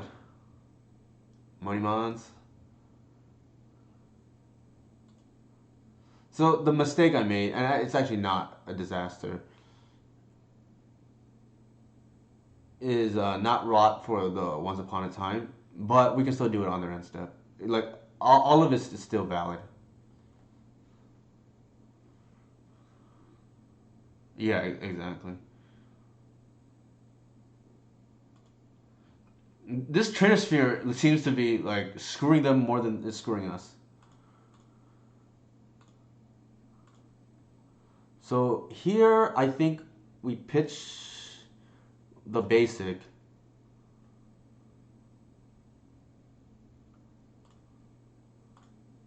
This is like kind of neat, nifty actually. Hmm. 3, 4, 5, 6.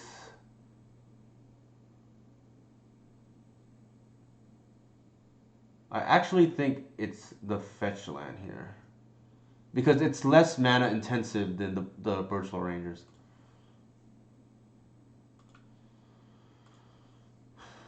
Oh, that's just now we just have everything, right?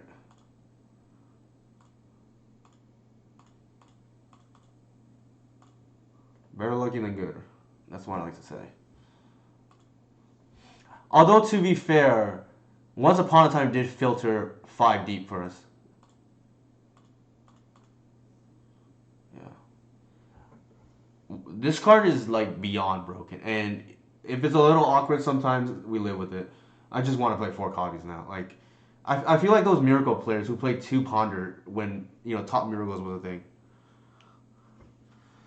Yeah, the 3 ball hurt them more than it hurt us, and we just had that cute nifty play of end step, crop for a cradle, and when they feel they're safe, and then once dig 5 deep, put everything else on the bottom. Right, it's just like dig through time essentially.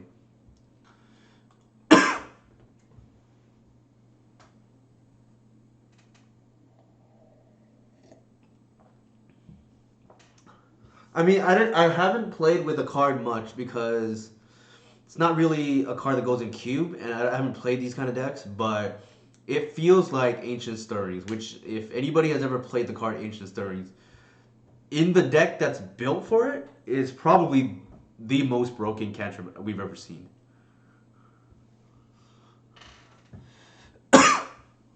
Thank you, DC. I appreciate that.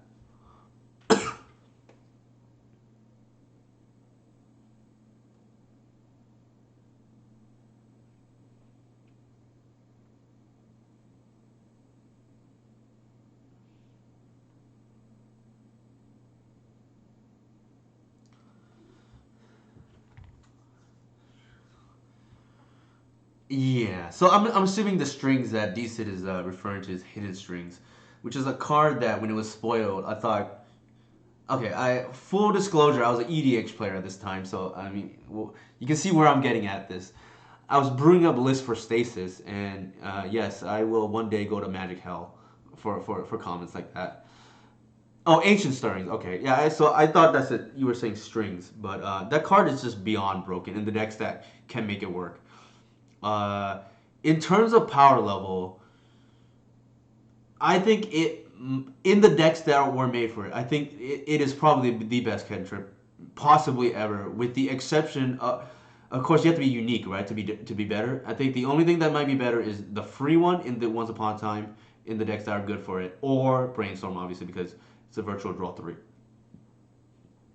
Like Ponder is a better card overall, but worse than Stirrings in the decks that Stirrings are made for. That's good to hear, Dustin. I guess we're elf players for a reason, right? Because I was just trying to make it work with Korean Ranger and a bunch of essentially unplayable cards. What was I gonna say? Uh, yeah. So to me, the best cantrips of all in Legacy, uh, omitting Git Probe obviously because that thing is also very broken. But somewhere between, obviously Brainstorm, I think I have number one. I think Once Upon a Time probably have number two because enough decks can play it, and it's the power level I think in the decks that do is higher than Ponder, obviously. I think three, if you're going by on average, probably Ponder. But Stirrings is better in the decks that are built for it than Ponder is, but Ponder is a better card overall. And then probably fourth would be, it depends where you want to put Stirrings, right? Because it's narrow. And then what am I forgetting? Preordained, maybe. I'm probably forgetting something. Oh, Street Reef is probably up there too because it's free, right? Not to mention enabling delirium, things like that. I think if I could go back in time, the biggest thing I would change is I would probably just play four Gift Probes in all my decks. Just the information is just too much in my opinion.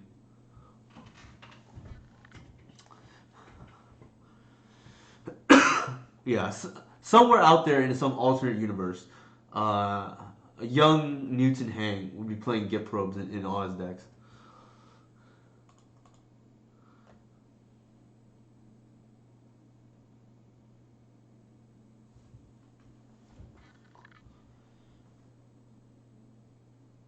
Something that is worth noting too is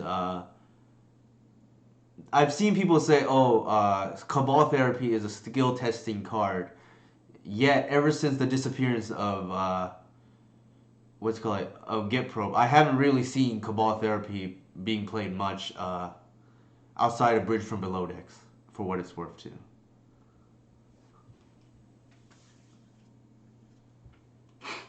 Or Graveyard decks specifically.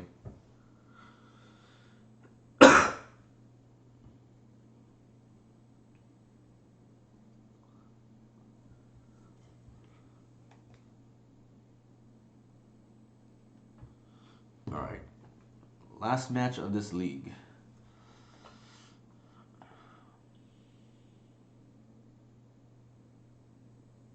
Oh, we are playing against Curses. This is a nightmare matchup.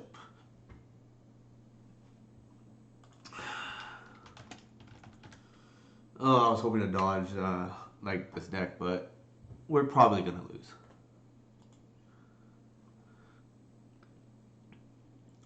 The problem with Plague Engineer is not so much the Plague Engineer, but or Opposition Agent, but Dark Ritual into it. What is going on? Okay. I mean, I don't even know what this does. It's like a new spirit figure of destiny, but it just becomes a 4/4. Okay,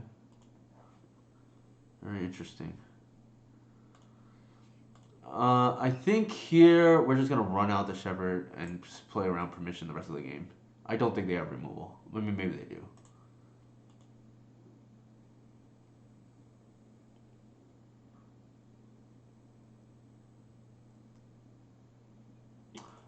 That's fair, Mike.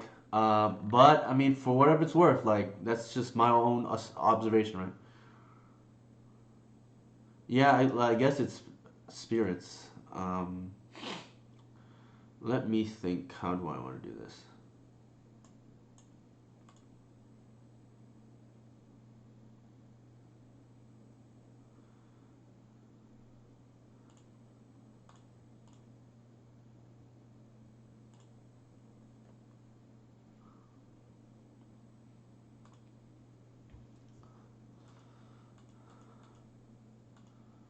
So this play here plays around Wasteland 2 or potentially Back to Basics. Yeah, I didn't realize Repo Justin plays this in. I just assumed it was only curses, but all right, they're gonna get blown out here. Wow, not firing off the Wasteland.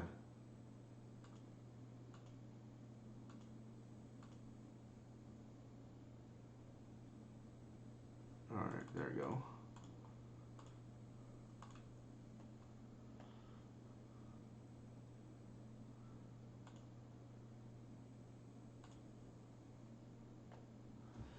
So they have 7 damage. All right, that's fine.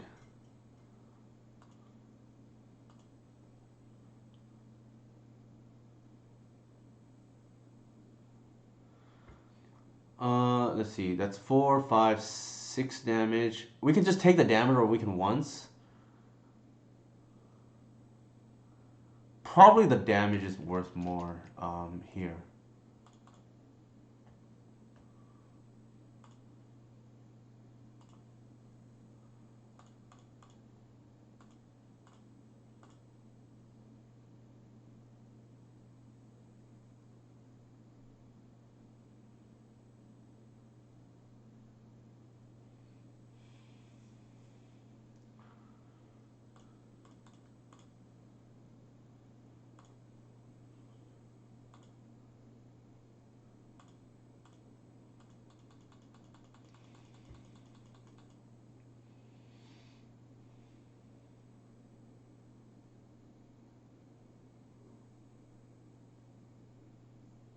One's kind of awkward in this case, situation, not gonna lie, but I think I'm gonna play the percentages that.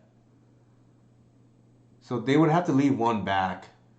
Um, I'm hoping it throws off their math. If they do have a chump blocker, then we'll be forced to fire it off the ones. Okay, we played the percentages and got there. I think this is probably a favorable matchup, but hard to say. Trophy is like a catch-all. Actually, endurance might be interesting. Uh, I think they have what X4s, so maybe endurance is not gonna get there. Let me think. I think overall, yeah, I don't think we want to play that game. Like, who cares if endurance can block their flyer sometimes? I think we want to play remove for like cage or whatnot. Uh, yeah, I don't think we against these like tribal decks. I don't really like risk because they can often just kill it and you don't get any value. We know they're a wasteland deck. I think we just want to go fast. I can even board out one visionary, and then I think we want the crop rotation. If nothing else, the threat of it alone is gonna make them think about whether they want to fire off the wasteland. Sure.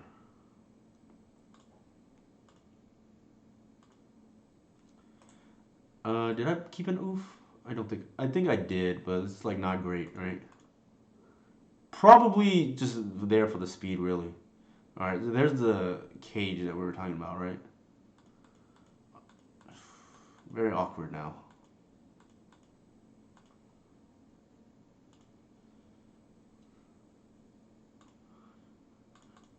Cage low key, very good against elves. Better than containment priest. For those of you who are looking for a hoser.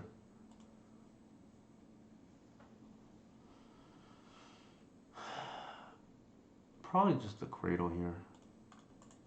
We need to develop our mana.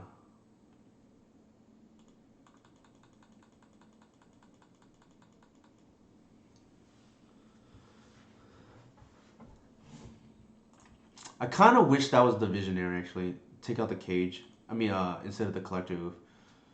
I probably would take the Visionary, all things considered. If that was the Visionary over the Collective. Cradle's not the worst, but I think... Oh, so they're mono blue.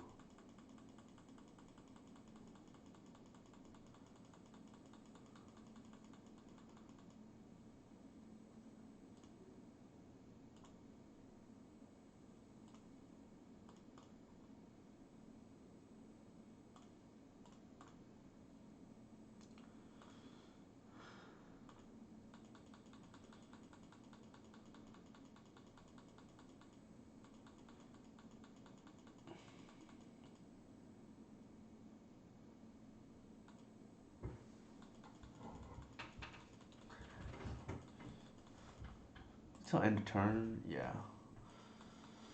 So the Visionary would have been nice there. Oof.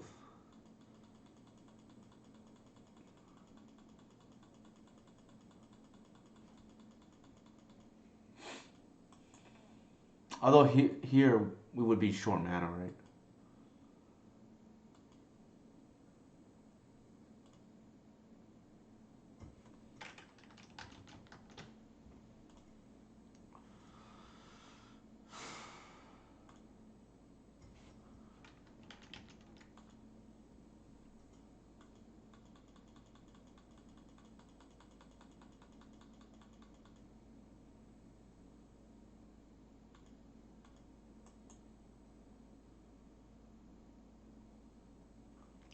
I think fly.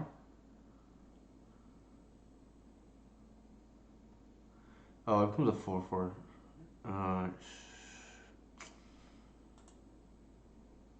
Wait a minute.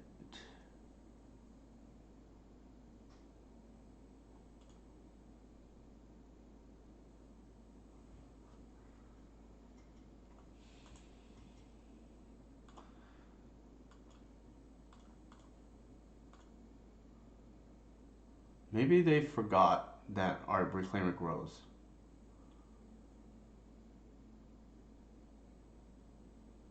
Like, that's the only explanation.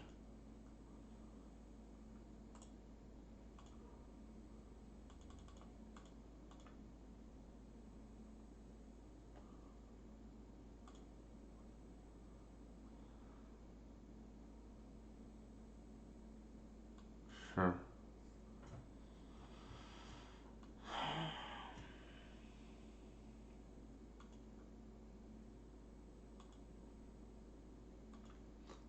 They lost out on damage though, doing it that way.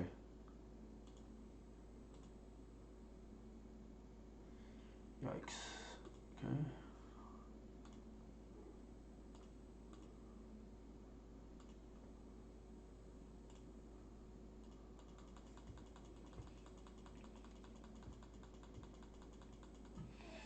One of these days, hopefully Wizards of the Coast will print us our disenchant land and make it, green for naturalized colors, right?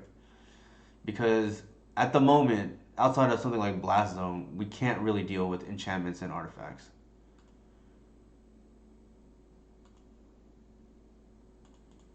which is a problem.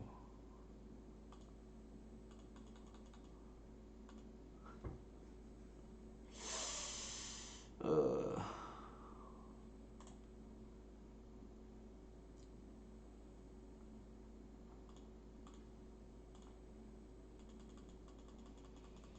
I might get blown up by some flash thing here. That would be like on, you know, par for the course for this kind of deck.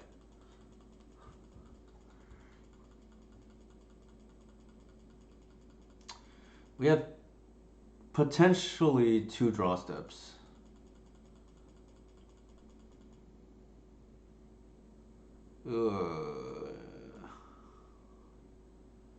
I know, Blast Zone would be pretty gas right now. You destroy like a million things. Oops, what the hell just happened? Alright, I mean, the one damage is not gonna matter. It's just whether we can kill that cage or not. Ah, man. Pretty brutal. Pretty brutal.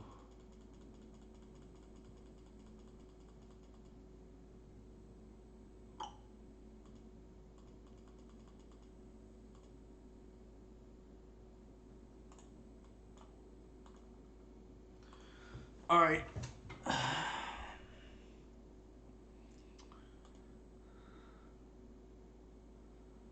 I think I don't like the crop rot. Probably like the visionary.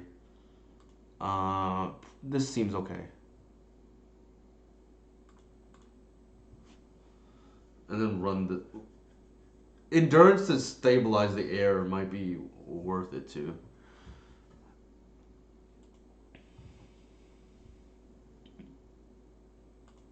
It's not great, but I'll keep.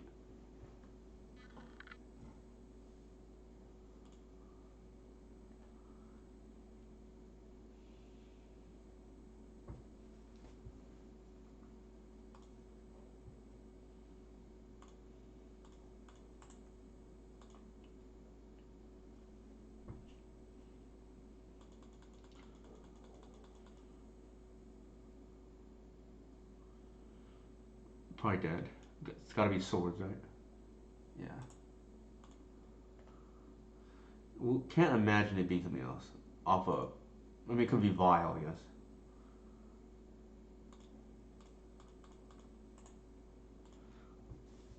Oh, we need to hit. Yeah, that's not bad. That's not bad.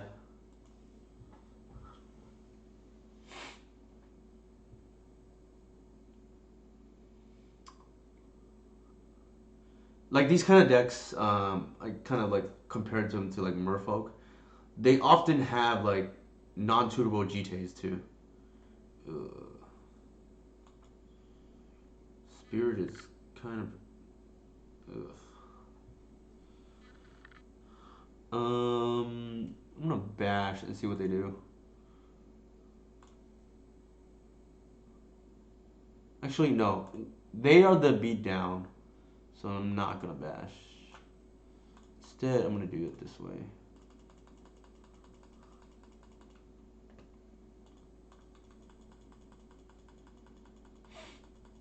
The green sun represents. Oh, we don't have a grist though.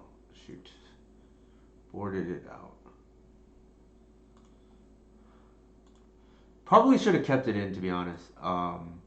Because these white, I think we saw white. Yeah, I think they tend to have like cannonists a lot of times too. So miss board on our behalf actually.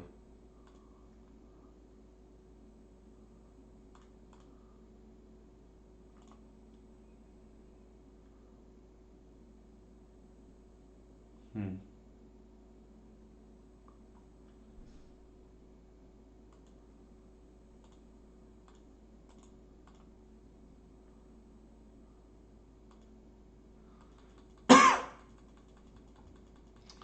The good thing is we are getting very close to a lethal green sun.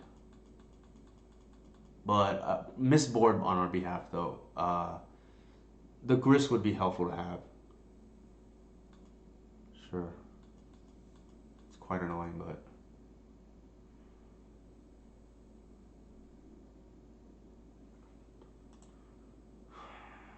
let's see. 4, 5, 6, 7.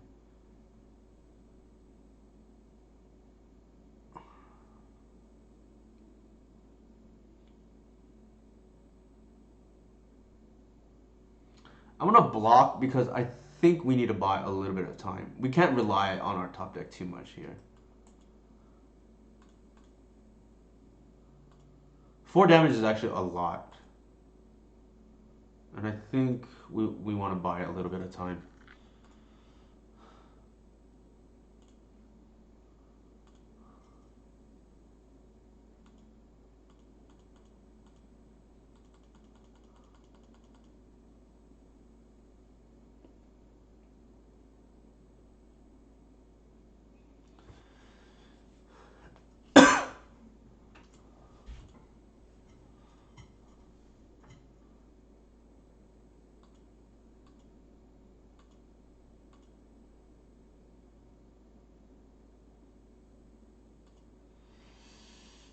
Hmm.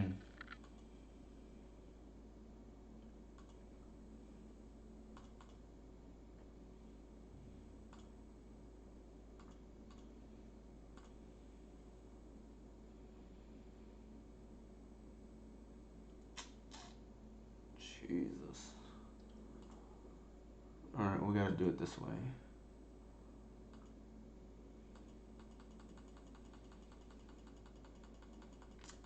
Shepherd holding down the fort, right?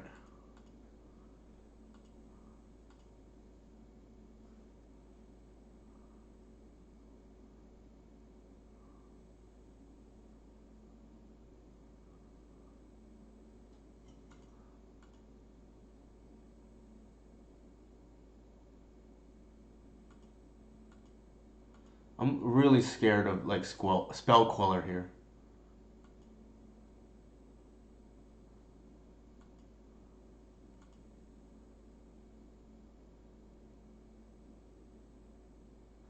Swords?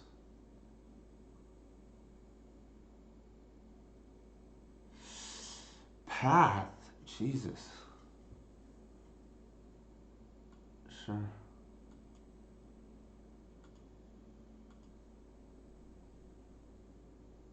Oh my god, that's a disaster. That is a disaster.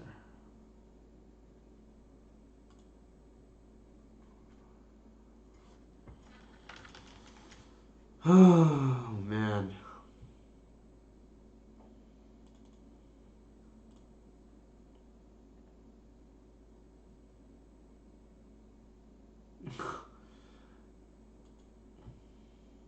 That would be interesting for sure, Mike. Hard to say, I think.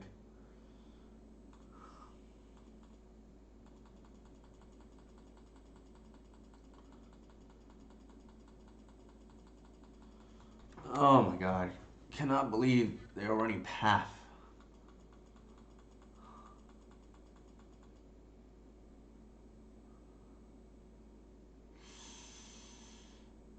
Oh my god.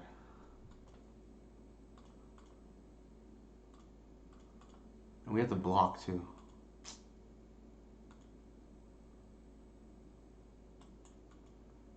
It. I don't think it would have mattered because Gris can't get through the hexproof, but man, I think we are gonna lose.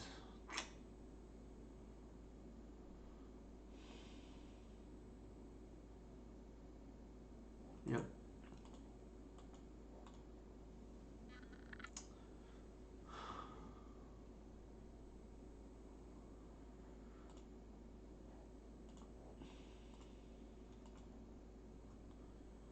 I'd like to see what the next card. Well, it's too late, I guess.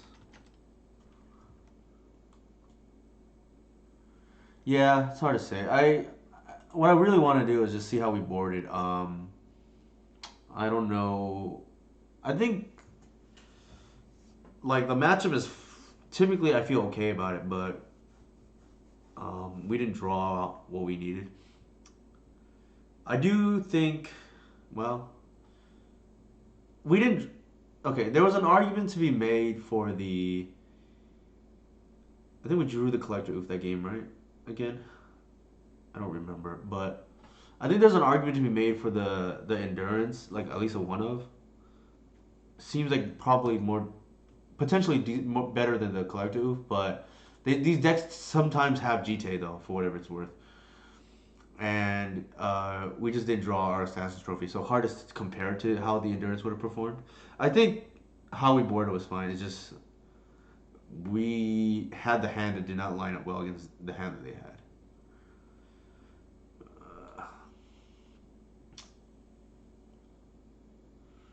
Let's see, what did we lose to? We lost to Spirits and we lost to Delver. Uh, I think we want to adjust one thing before starting the next league.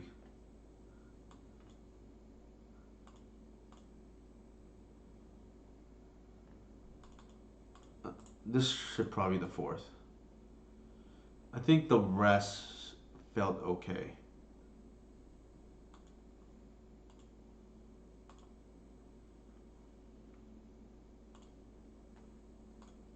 Like we lost the game two to Delver because we drew the crop rotation. I don't think we can afford that to happen. Draw.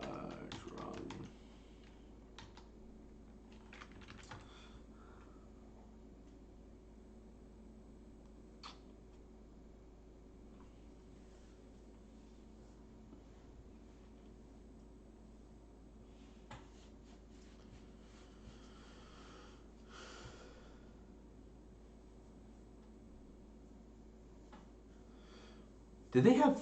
I think they had three Spear of the Labyrinth that game because we even chump blocked one.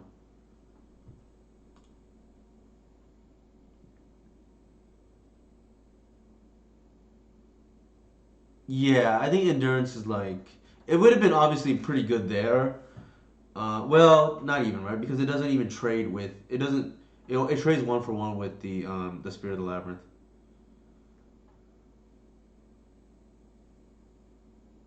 Um, if they swords it, I guess you get three, but this is not the best. I don't really think it's great. Although there's a real argument to be made for Grist though. But again, with hexproof, not sure it would have mattered.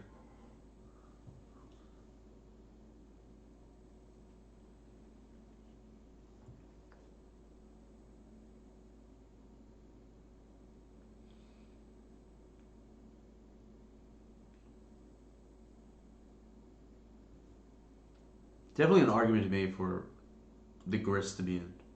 Usually against something like Slivers, because I know they have like not contain priest, like others from Canonus, I will bring in Grist, even though the Sliver clock is pretty fast.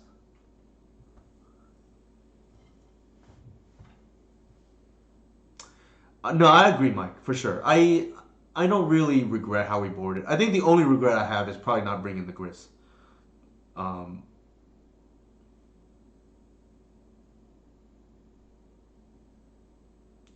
no, Grist doesn't kill Cage, but I think I like Grist just to deal with potential hate bears, one spear, for instance. But against something like Slivers, like yeah, like Assassin's Trophy can kill Cage. We just didn't draw it. And I don't really like playing four trophies because it can get awkward. We were playing, Mr. Lee here, who could be on literally anything.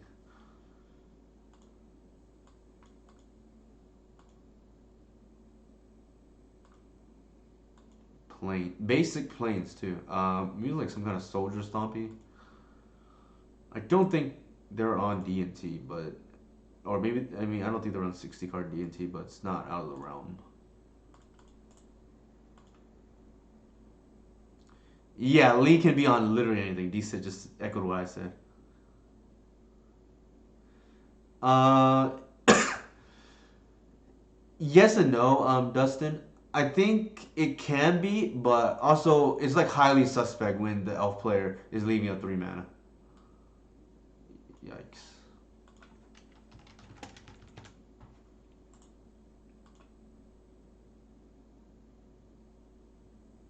Oh, interesting. It's good to know, Mike. Are you shoot, what is it? I saw the name the other day. I don't remember off the top of my Eureka?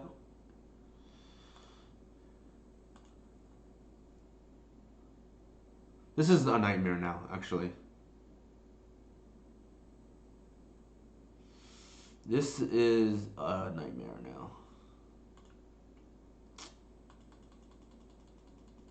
Yeah, yeah.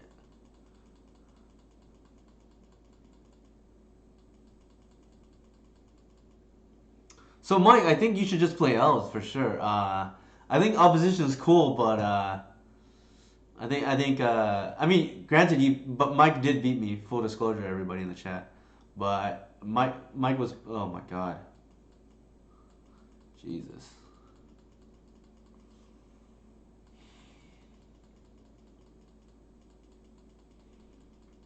That might just be game.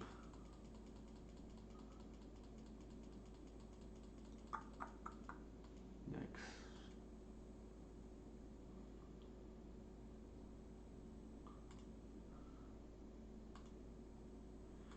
Yeah, I mean, our out is what, like the one of collective. This is just kind of it. Oh my god, I think we're just dead, to be honest. The good thing is like if we do die, it's gonna be quick anyways. Oh, nice. I appreciate that, Mike.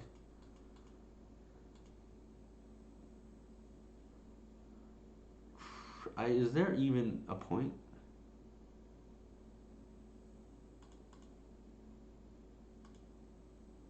Hey, Wisner, how's it going?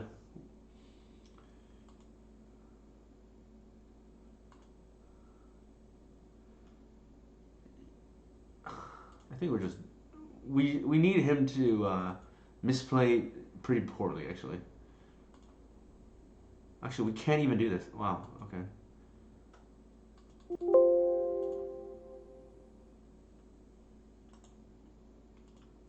Thank you. I appreciate it, Wisner. We're probably just dead. I trying to think of outs and I can't come up with any. Yeah. I'm gonna save chat. The extra 30 seconds or whatever it is before we die. I don't think we're beating that.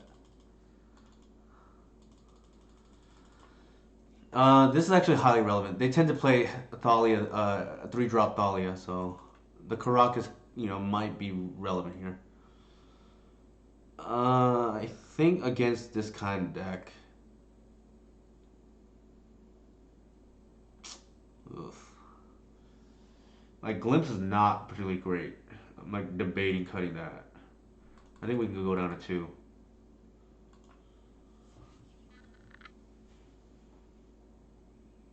I think the game plan is natural order.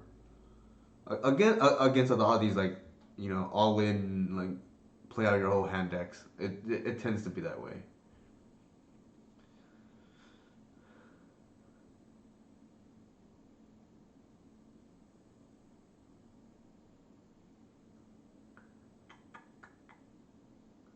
Yeah, Lee. I think the times I played him, one time was against him on like this, like he had a bunch of green creatures can't be countered, and then played Chalice. Sorry, not Chalice. I think it's like Nether Void is the card. I could be wrong. Let me see.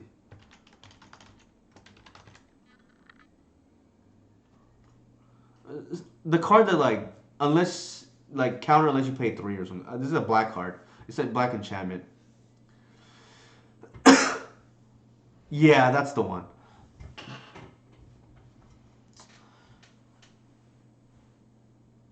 So he played that one time against him, and another time he was playing the curses deck. So he literally could be on anything.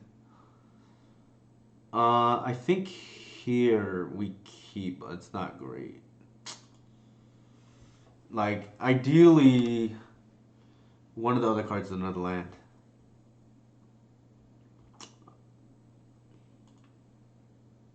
Yeah, that would make sense.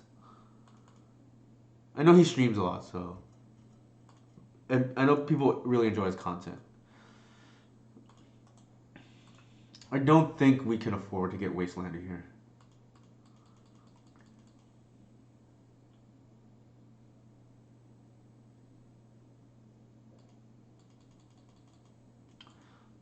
I think what we're gonna do is, oh, that's a good draw.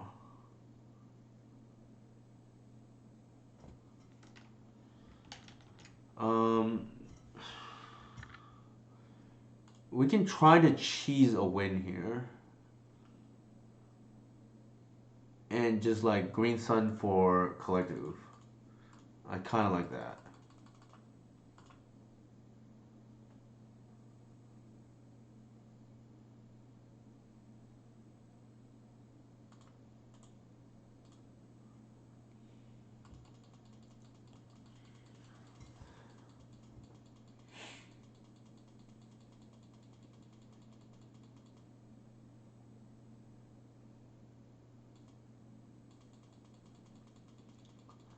Land here off the top is what I want to see.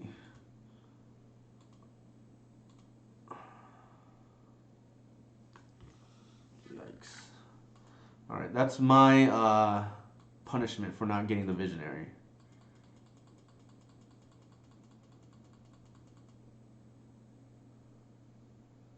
I'm almost certain we're gonna get. Well, maybe not. I screwed up actually. I should have played the shepherd. That was bad. Yeah. Because what that does is it allows Wasteland to be not Wasteland, Cradle to be a good top deck. Nope.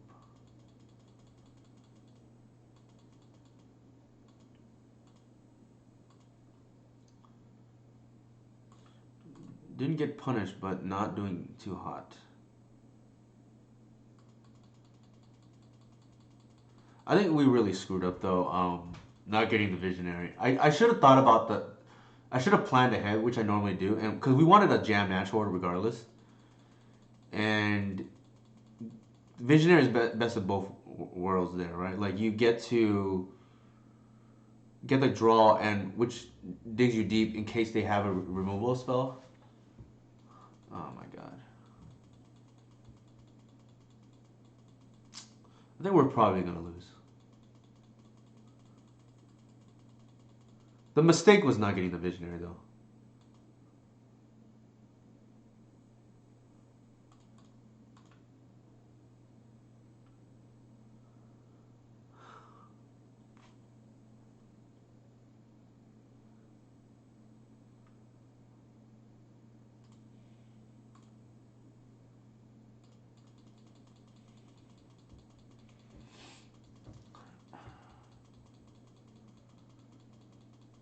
This deck lines up very well against us, but we also probably misplayed.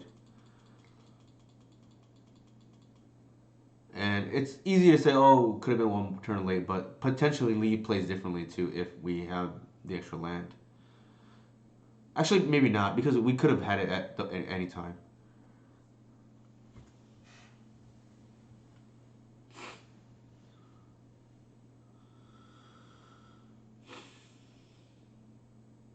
So the reason why I didn't play the Bayou is I don't want to incentivize the wasteland, right? Because um, I don't want to give Lee more reason to wasteland me when I'm just trying to slam match order.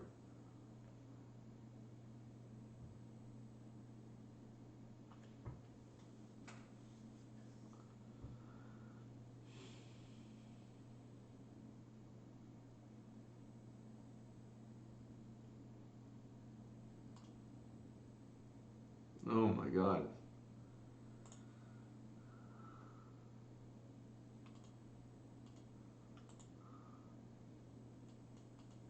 Interesting.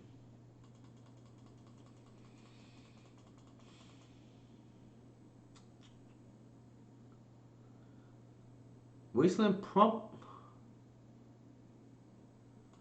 Yeah, that's probably fine. We get a draw.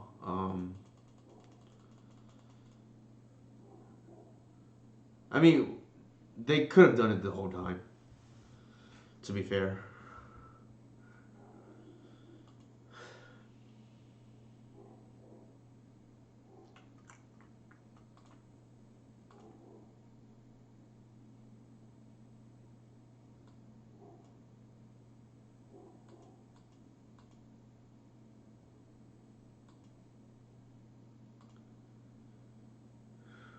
Yikes.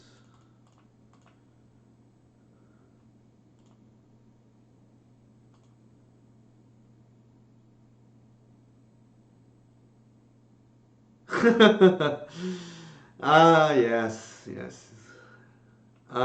Is there any reason to continue chat? I don't think so.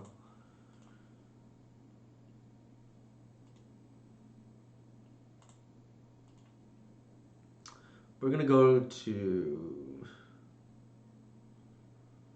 at minimum 3, probably 1. This is bashes in the air anyways.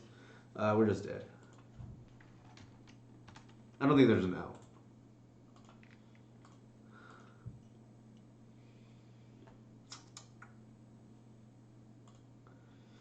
All right. On that note, it's time for a restroom break.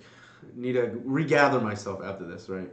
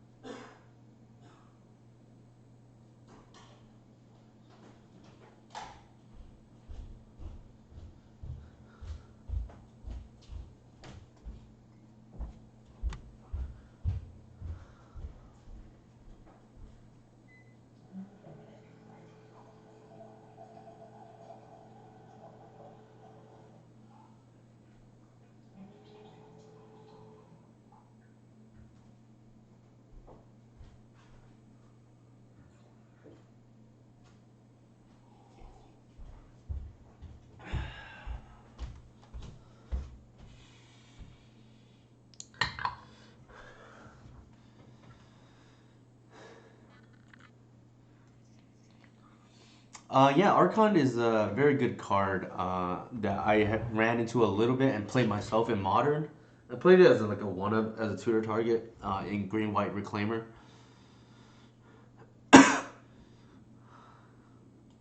So yeah, Ravenous Panda kind of mentioned one of the things about that kind of card, right? Because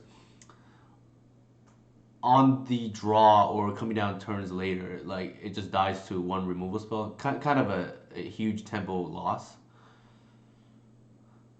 Makes sense. Decent. It kind of has it. It's a little bit more extreme of a card compared to things like Ragavan or a Esper Sentinel, right? Like that are like very dependent on being on the play and especially in the case of Archon having soul lands or Chrome Mox, I guess.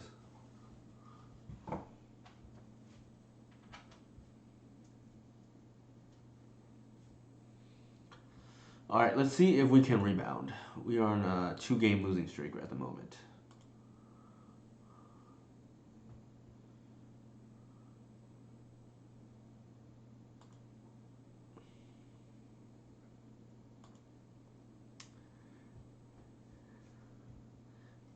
It's times like this, or when I have the hoof or progenitus in hand, I think to myself like, I kind of want to play a one of Gaia Reach Sanitarium, so I can filter this away, but not quite there.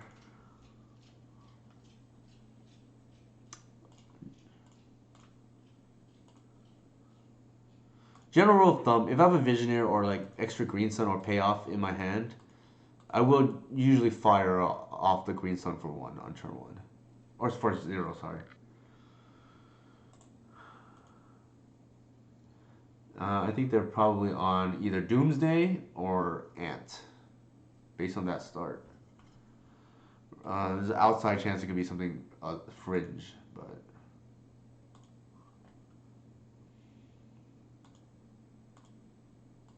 firing off the glimpse for value here.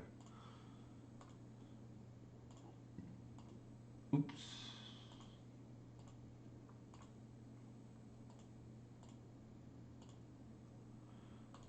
Like preordained smells to me as a combo deck, so I'm just gonna like run everything out.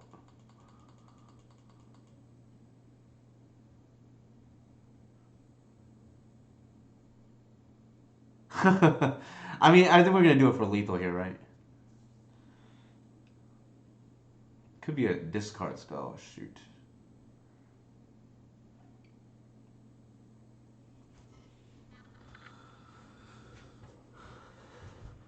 Oh god.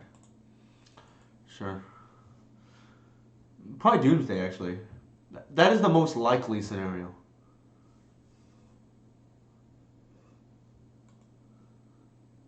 All right, now it's Doomsday.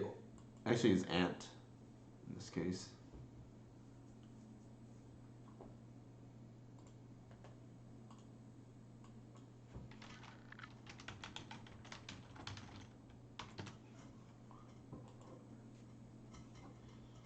Like Doomsday only plays one LED.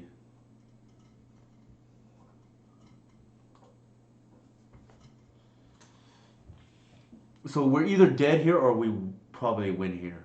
Um, I'm leaning towards dead, but the fact that they're in the tank gives me some hope.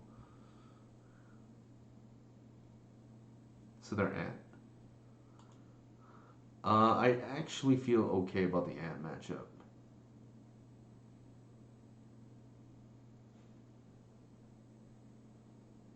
Actually, it was a punt. Now that I think, well, let me think.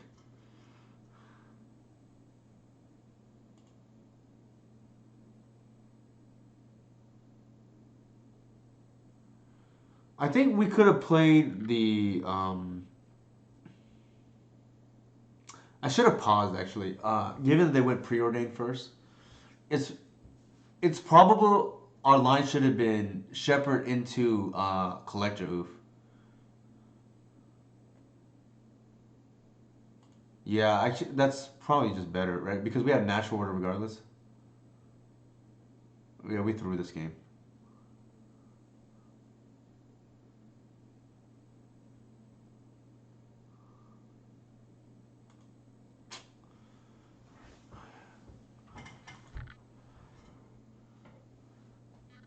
This is what I mean. Sometimes one of the things I'm working on is just not to autopilot so quickly, and I kind of did that here. If I had thought about it a little bit more, um, we have the kill anyways next turn, so we play it safe and we play the shepherd into the collector roof there instead of what we ended up doing. So kind of a throw on our end. Not kind of, it was a throw on our end.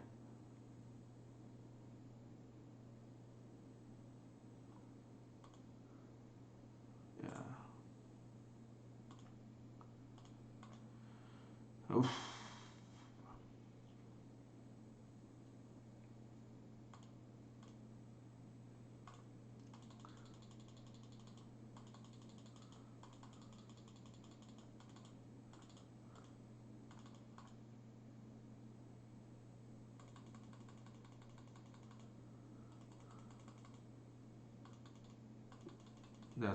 That's a typo.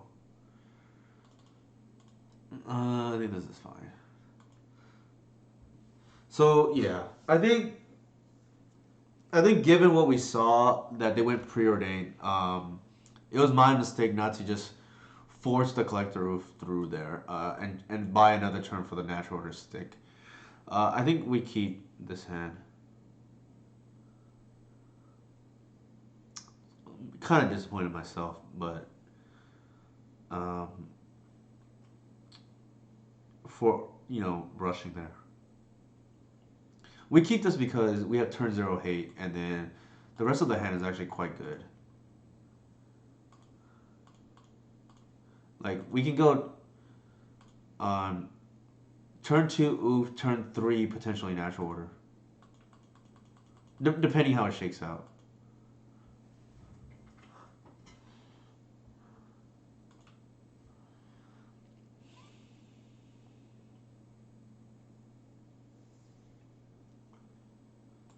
The good thing is, I think we're pretty favored against Ant.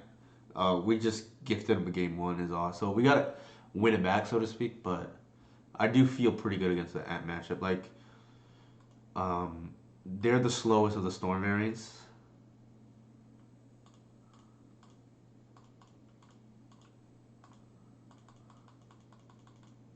Yeah, so it's playing the into the way we want it to, right?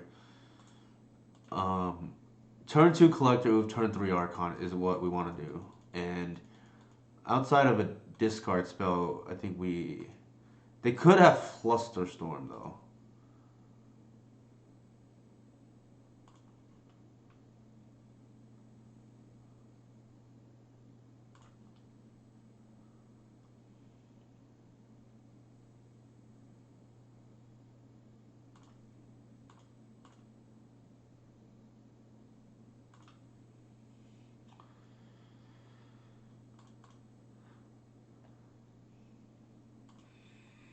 Would be very awkward if they did here.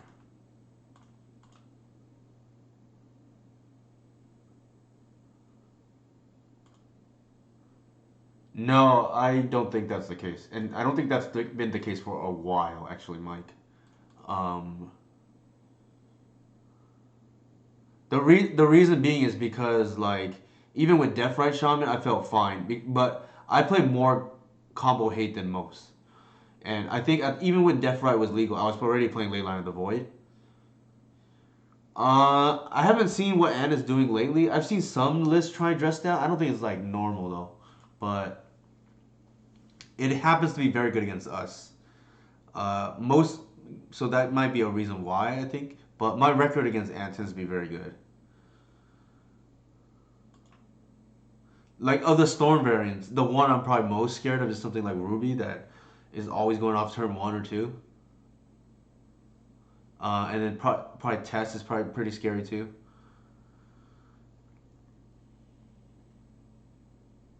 But and I've never had a problem with because you have Reclaimer, you have Death right before, um, and they have to use the graveyard. So it's like we happen to have incidental graveyard hate.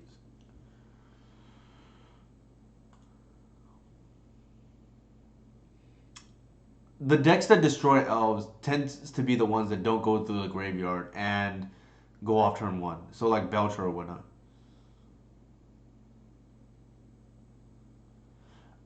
For what it's worth, Mike, it's possible you're just outplaying your opponents too.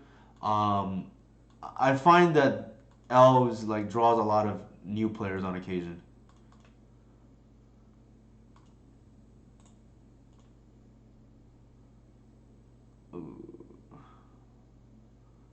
I think Reclaimer is the call here.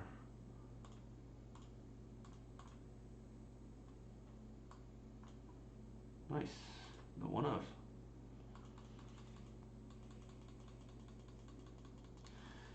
Yeah, so the thing is like I sure. I think most elf players before did not run enough combo hate. And I think that has corrected over time. I don't know if you played this matchup lately, but the majority of elf players I feel have too little combo hate. Like I don't like losing the combo, and I think my graveyard reflects that. I think interesting that they didn't. They kept off the ponder, right? So it's possible this is a payoff spell here. I think I go with that, and then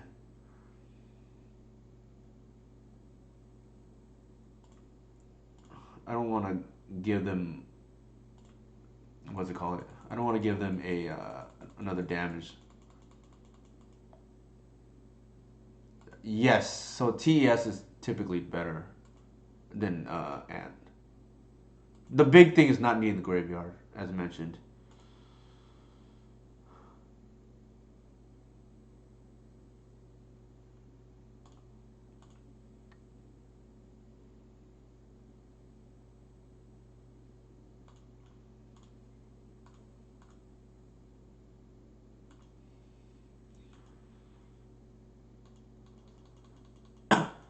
I actually made a small misplay there.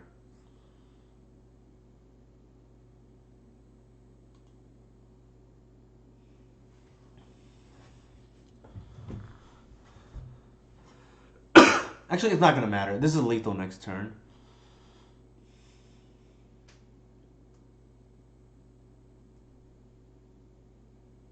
I should fetch beforehand because it's obvious I'm going to get Cradle. The only thing it does, the only thing it does do is by not doing that, maybe my opponent thinks the top deck card, the Verdant Catacombs, is a Cradle. But it's really really awkward to have this removed here and not get Cradle. That's what I hear, Mike. Whether that's true or not, I don't know. But like, Cyrus actually thinks the deck is okay for what it's worth.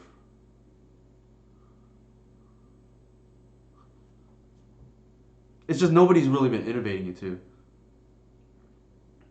Yeah, the thing about Doomsday is not having to go through the graveyard is a big deal. Yeah, two dress down is big for this kind of matchup, or against I would imagine Death and Taxes as well. Our opponent is digging. We'll see if that's gives any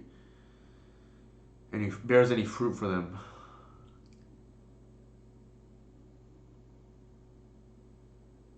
Yeah, so that's the thing, right? Like Ant has a lot of like fast mana. Typically, a combo deck, why it has a bad matchup against Delvers because you have all these dead cards that are otherwise good for racing but bad against Delver.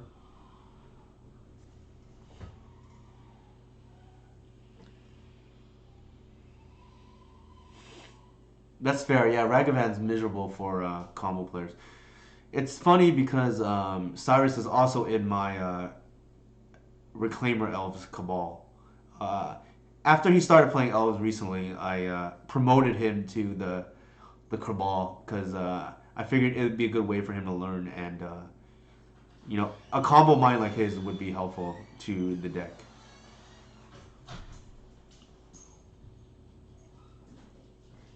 So either our opponent has it or doesn't here.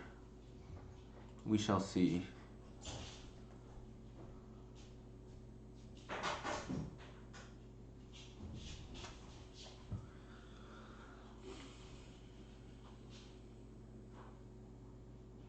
One thing that is always tough is evaluating whether I want to bog or not. Um, in this situation, Mike, assuming the opponent casts Cabal Ritual, would you bog? They put 2 cards on the bottom. That's bad for them. Sure.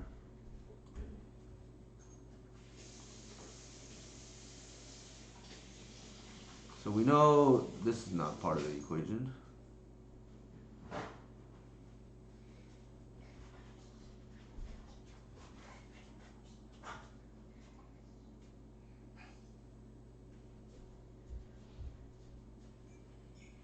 Hey, Mr. Lee, thank you for the raid. Good games earlier. You smashed me though.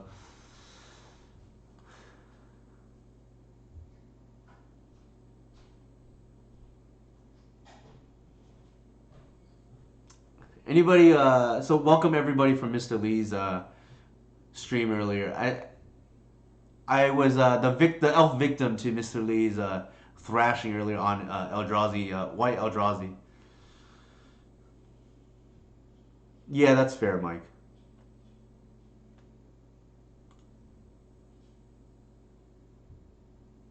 Yeah, I don't. I never really stood a chance. That was a beatdown if I've ever seen one.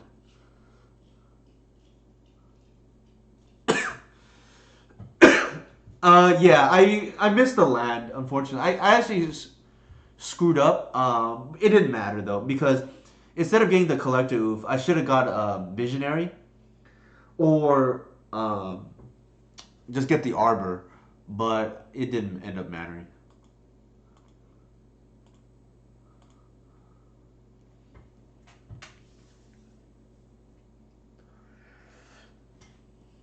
So yeah, it could be just the opponents I face, Mike, but my record against Ant tends to be very good.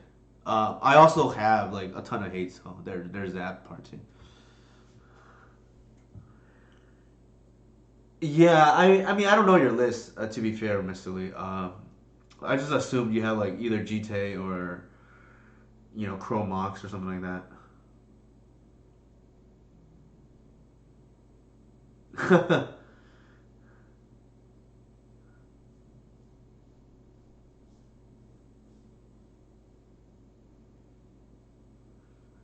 But I think the correct line would have been just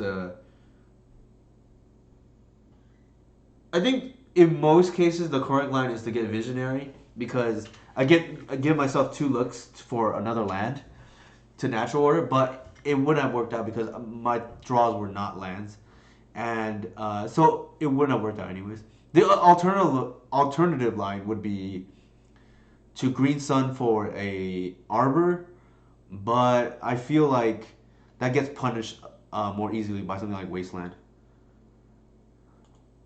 McLeod bro is our opponent. Probably keep. Thanks, decent. Take care. Enjoy the rest of your night.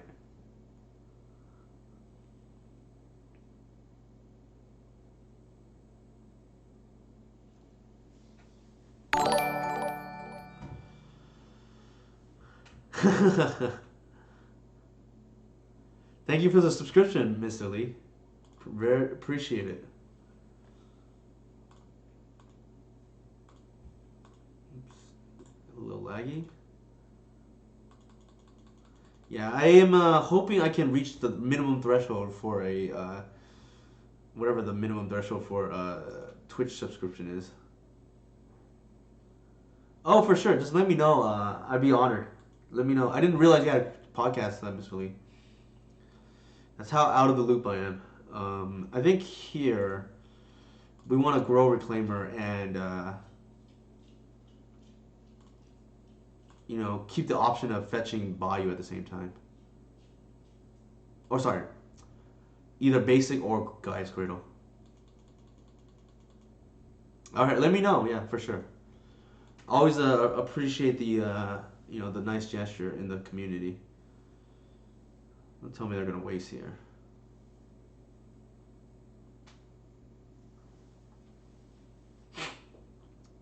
This is the exact line where I want Reclaimer. This is why I fetch Bayou, right? Like if they play Waste, you can just get a basic now, and then Reclaimer's a 3/4. You have Threshold, so to speak.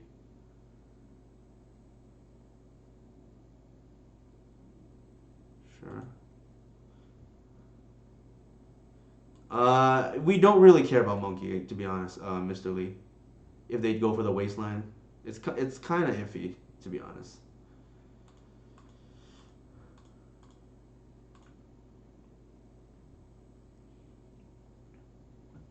Snow cover.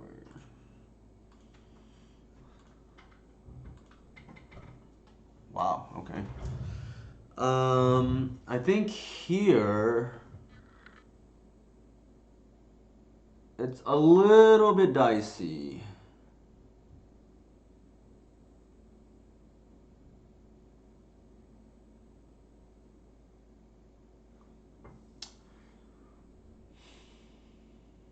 Actually, I think we go for it.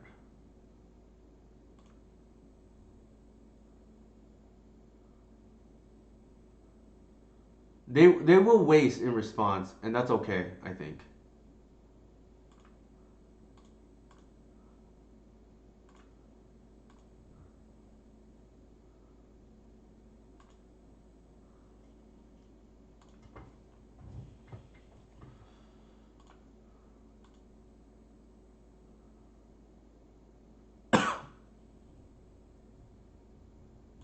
Yeah, I was okay with losing the Wirewood.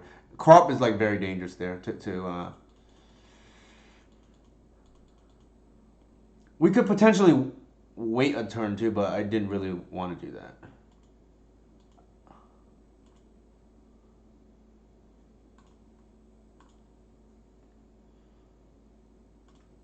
I think we bash now.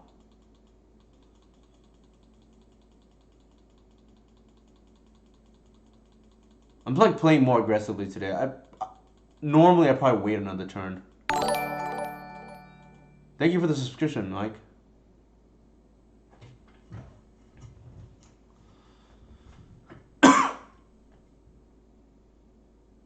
Sure.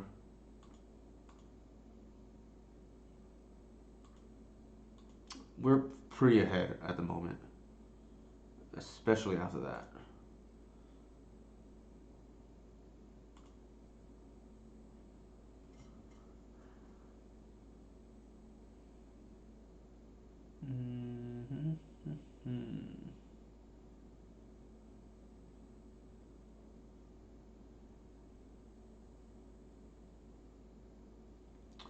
Debatable whether we want to.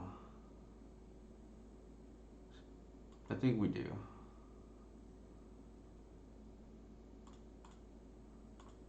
I'm gonna pressure.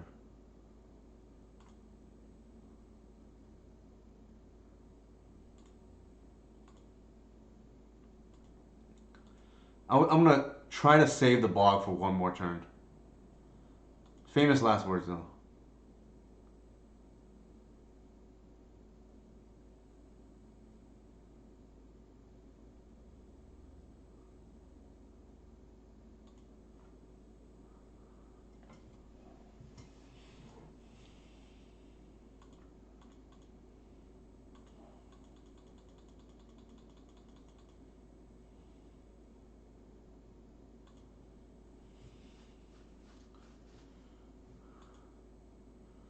It's probably the Murktide here. No, iteration. Sure. So we got away with it.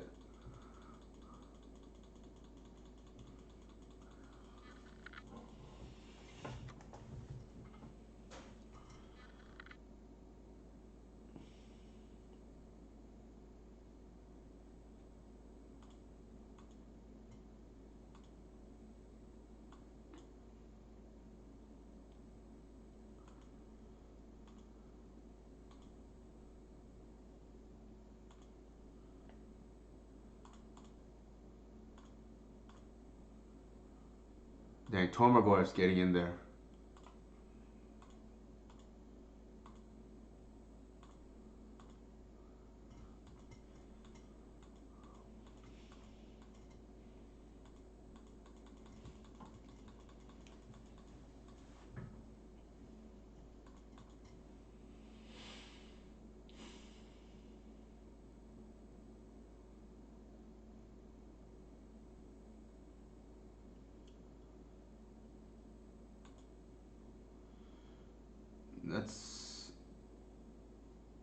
guess they have to dig, right?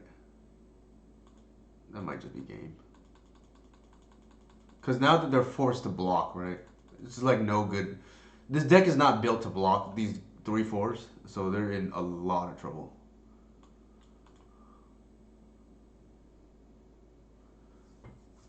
For any of Mr. Lee's guests who want to be cool like Mr. Lee and subscribe, that would be definitely welcomed as well.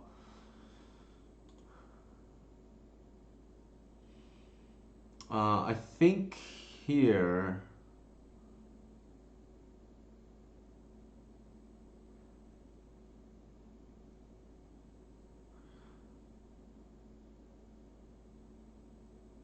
Part of me wants a crop rotation for an Arbor. The problem is they force and flip a creature. What did they do? Then suddenly actually it doesn't matter. I want to attack first, and instead of giving them one extra look with the DRC.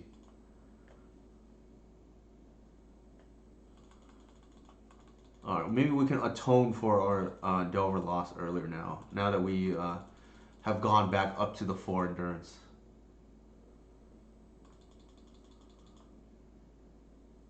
Crop rotation not really doing well today. Might cut it for something else, but we also, to be fair, did not run into any Merit Lage decks, so there's that too. Cross applications between Merit Lage decks and Delver, probably just Assassin's Trophy, but that doesn't play well, right?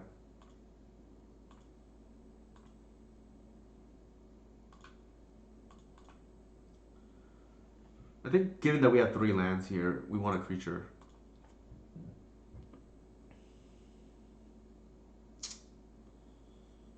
Yikes.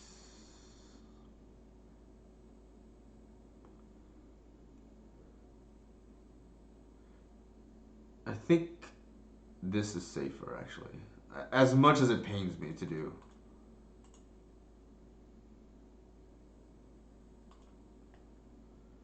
For sure, Mike. No, I agree. Like, yeah, we can bring them down to let fewer outs. But it's a plague wind there. They have to block.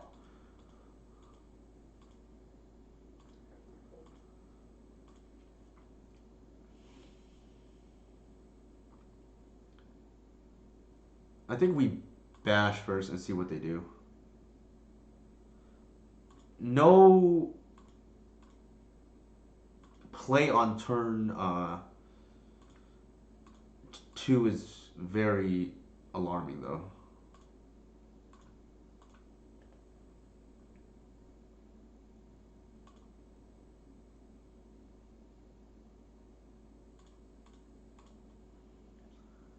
I feel like it's a tell they have a sweeper. Like, what else could it be?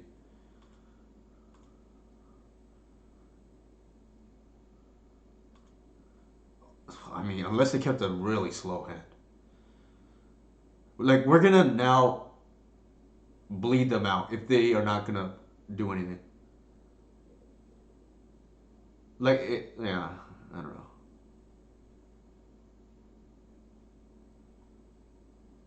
Sure.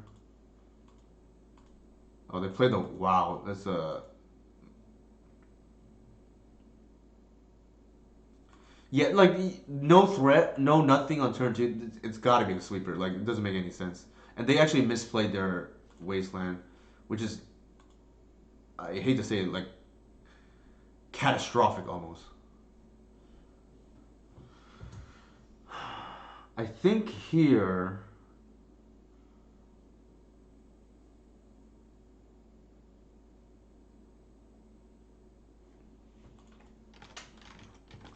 So,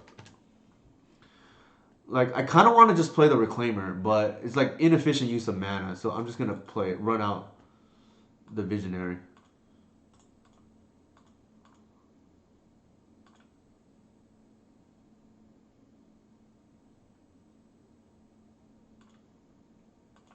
And then I'm gonna bounce too because I just feel like a sweeper is coming. That or they just like severely misplayed so far. Okay, there's the end of the festivities that we were talking about.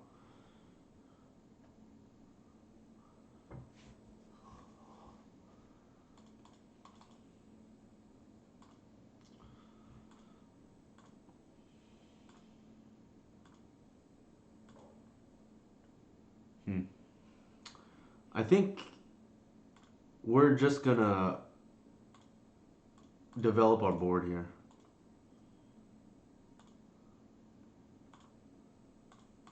Like, I don't think they have a second. We get blown the you know what out if we go for the endurance. So I like this play a lot better. If they if they Murktide here, it's not catastrophic. Like we can live with like a 6/6 Murktide or whatever it is.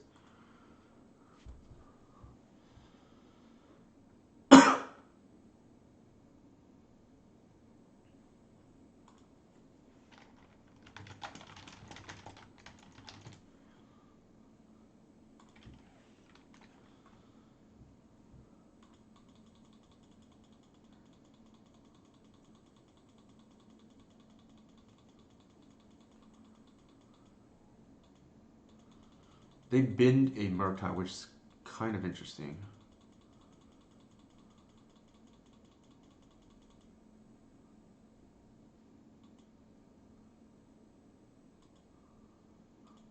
So we're gonna slam Glimpse here and see what they do.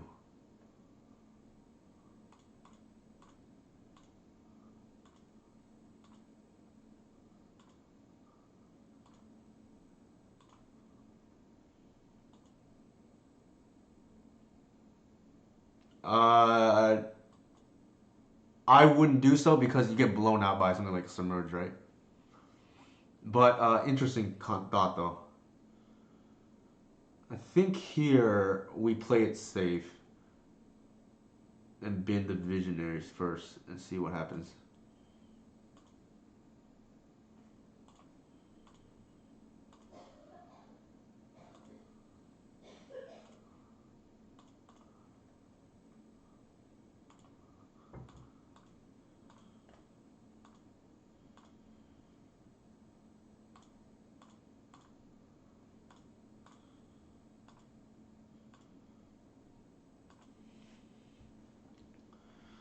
We can endurance here and pitch the Once Upon a Time. I don't think I actually like that though.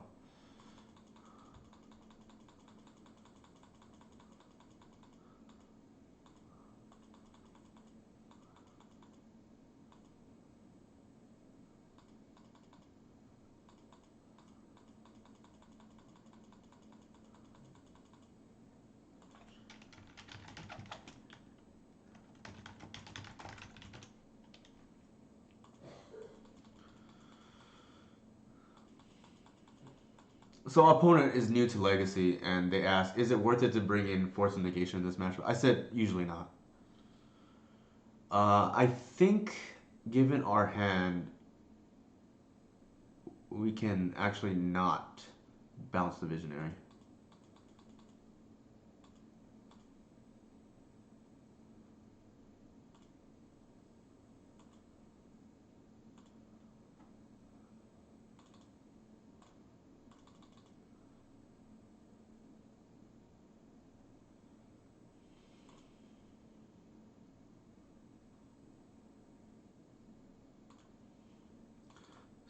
Actually,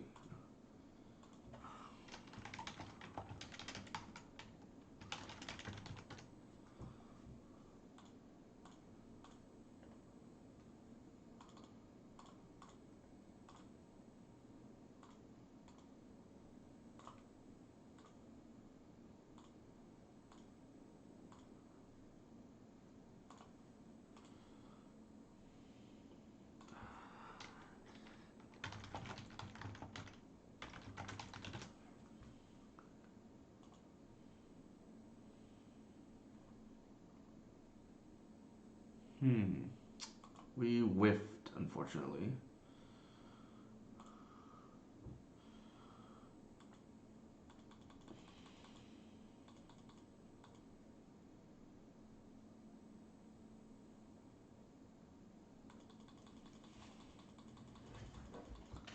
So Raven is Panda. It is, but then not in. Depends on like you get blown out by. Well, it depends, I guess. I would feel much more safe doing that with a Wirewood out or something.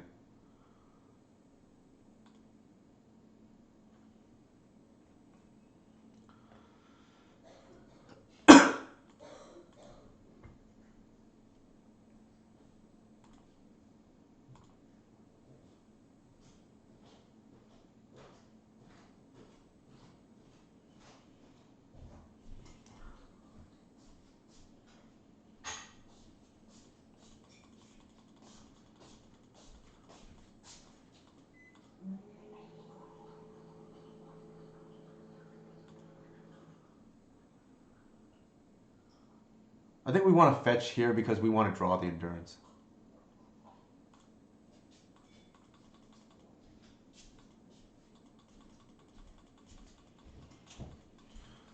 That's actually kind of frightening.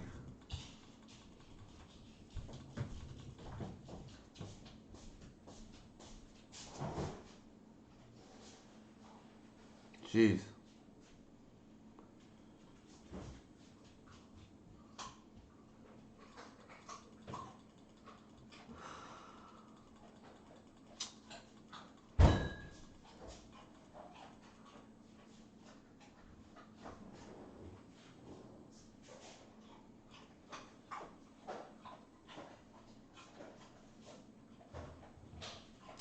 Yeah, DRC kind of.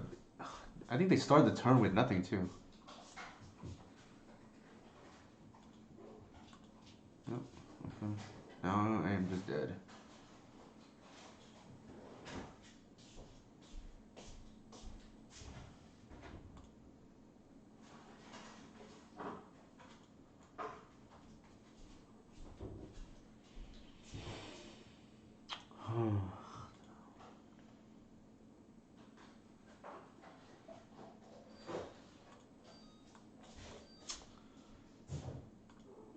That was kind of a unexpected loss, but yeah, DRC is definitely one of the more frightening cards for us.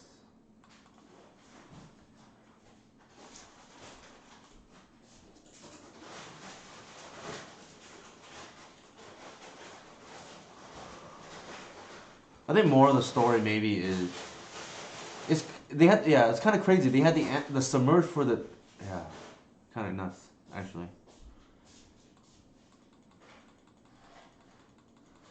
I thought for sure we were winning that game, but sometimes that happens, I guess.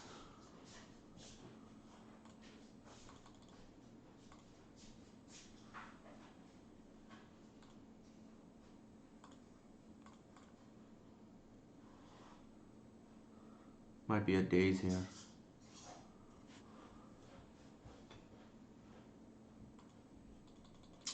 That is an interesting force. But again, our opponent did say they're new to Legacy.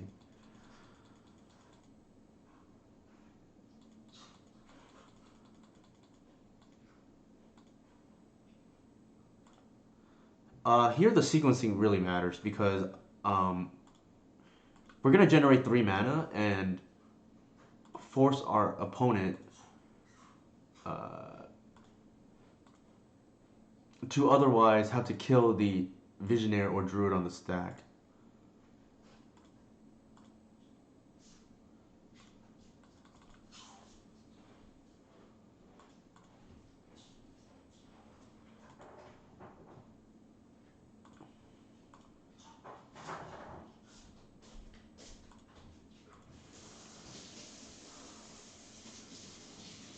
I feel like a sweeper is coming though, but this time we couldn't really play around it because we wanted to bait out the removal spell. They've also curiously forced the Birch Lord, which is an indication they don't have the sweeper.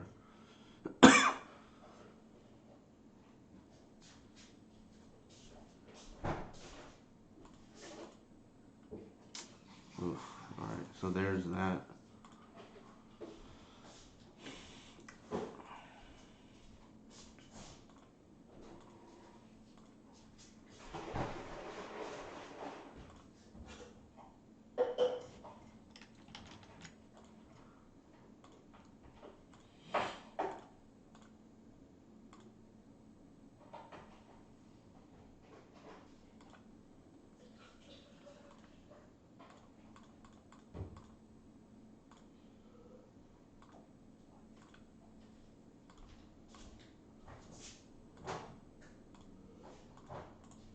The glimpse was the bait.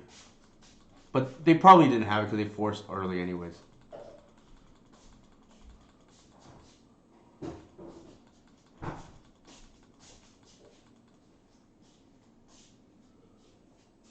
Yeah, iteration, a very powerful card. Like, it killed us out of nowhere, the previous game, where I thought... So, part of it was me letting my foot off the gas pedal too, but I did not think we were going to lose that game.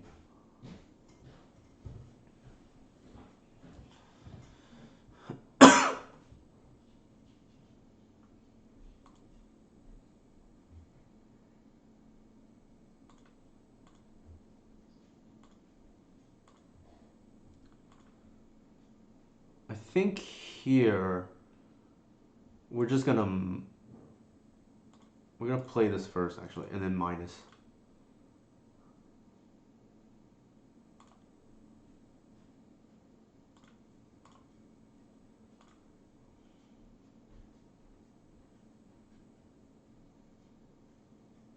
Sure.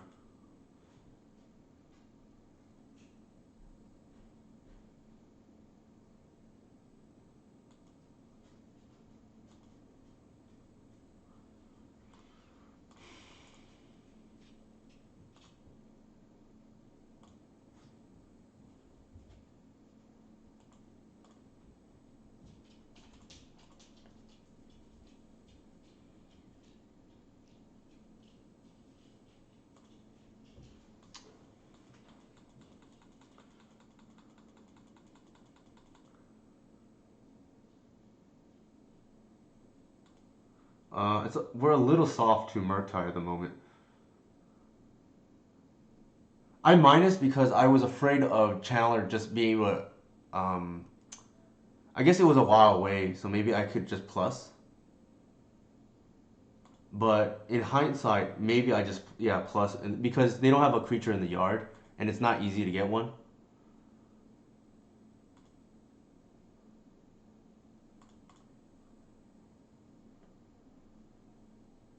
Might be a submerge here.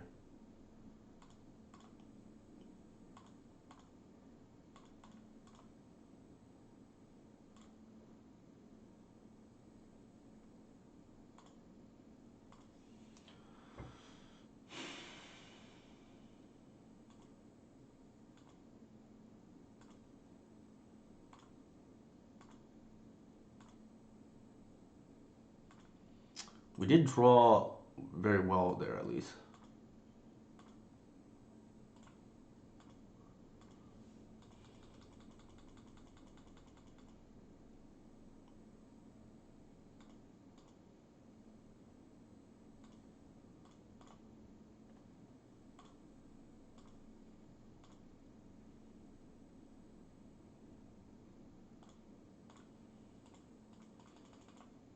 Actually, endurance is actually pretty good here, too.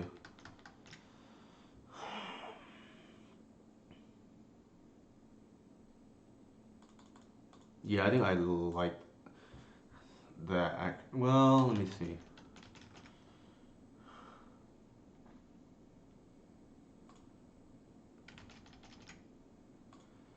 Visionaries... Waterwood is pretty good here, too. So I'll do that.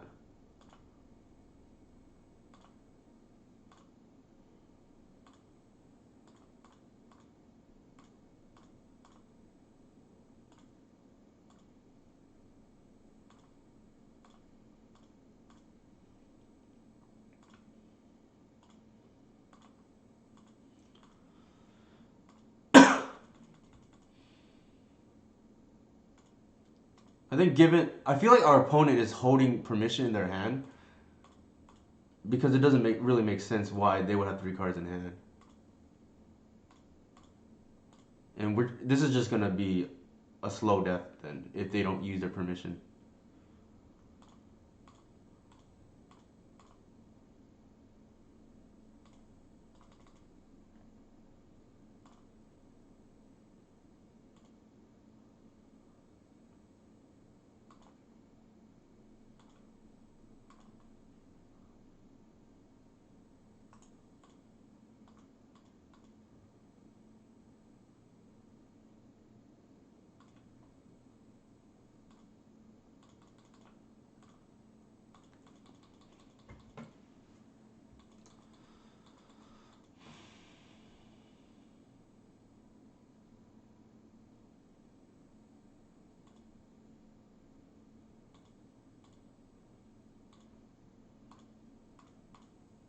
Yeah, it must be that they're holding permission and they don't realize that they need to stop this.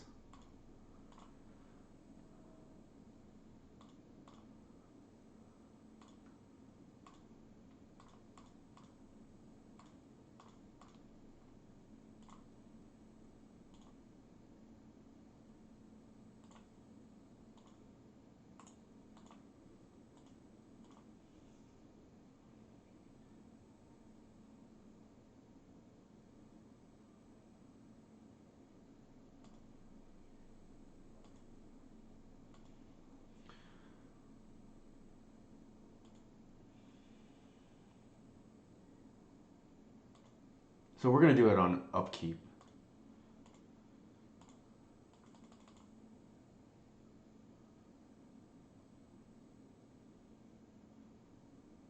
We'll know right now if they have the force or not. I guess they didn't. I mean, what could it be that is in their hand? Dead daisies maybe. I think we just cast everything.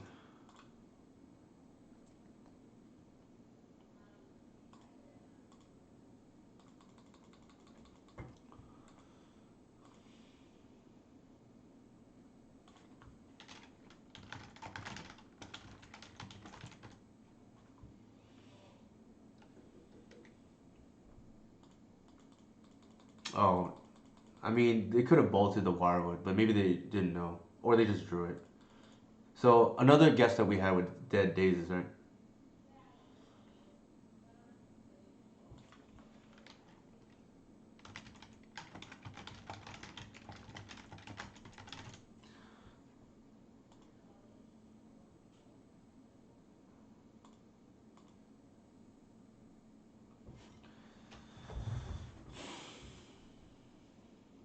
They flooded out too. I mean, days is like pretty bad, right? Late.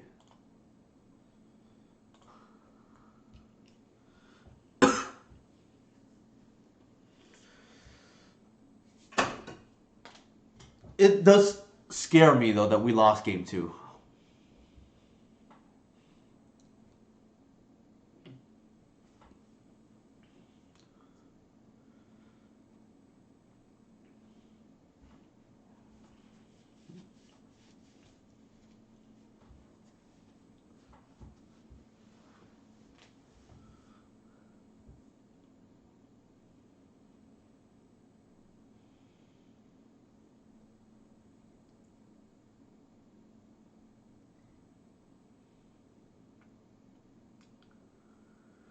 So Ravenous Panda, how do you use endurance from the context of lands? Then I'm just curious. I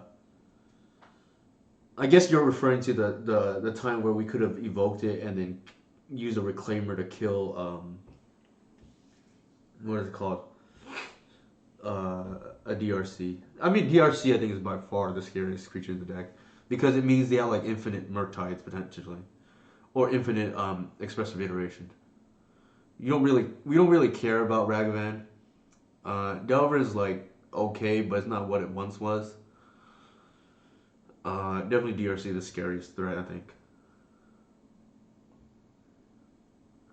Since we're talking about bans, I mean if you want to ban a card from Delver, I would highly recommend DRC uh, iteration or I guess those two or Murktide. I guess I highly doubt Murktide will get banned.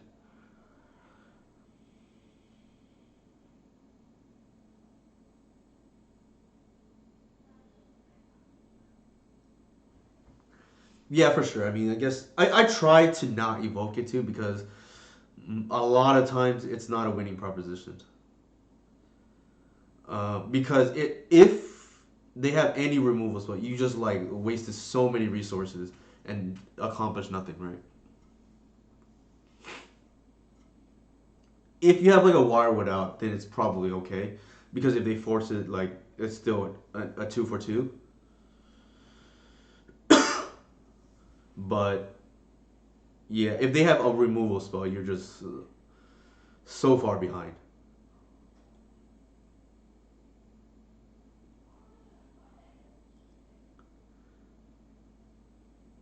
Or you would have to need, yeah.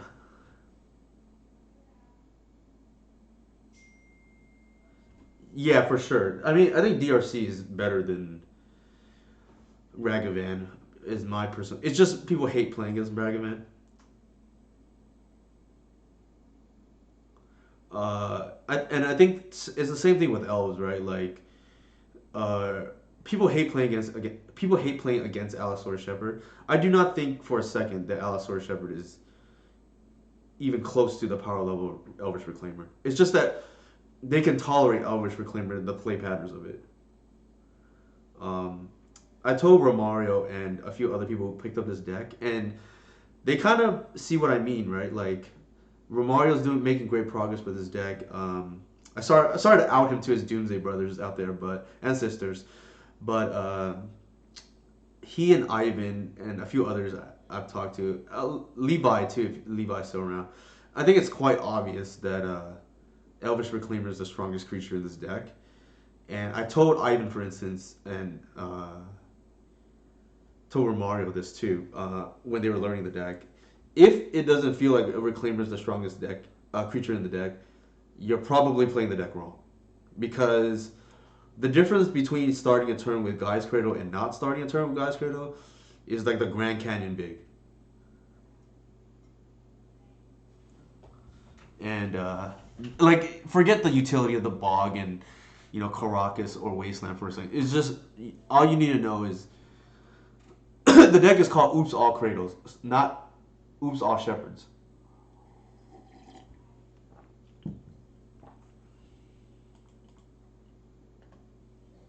Artie Mac.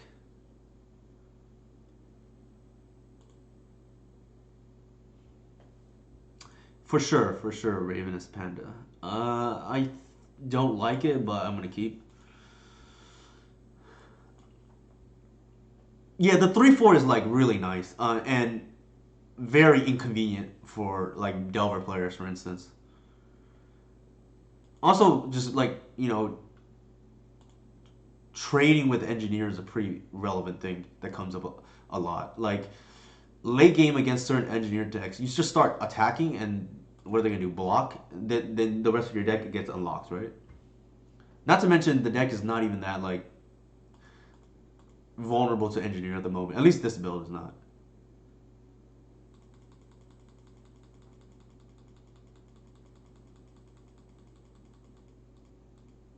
But yeah, the big reason to play Reclaimer is you essentially get to start every turn with Guy's Cradle, and like I said, the difference between starting a turn with and without Cradle is like the Grand Canyon big.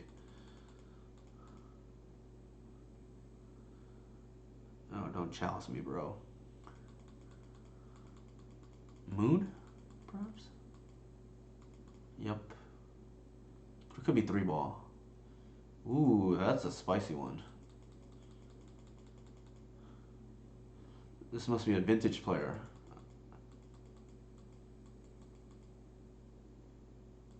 Wait, it's their library? Not. I thought it was a Ragavan.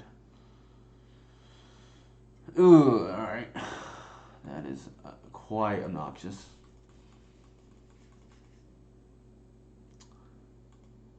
Good thing that thing is exiled.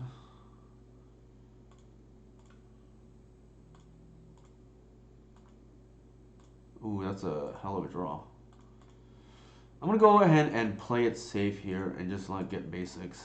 I mean, people really love to Blood Moon me.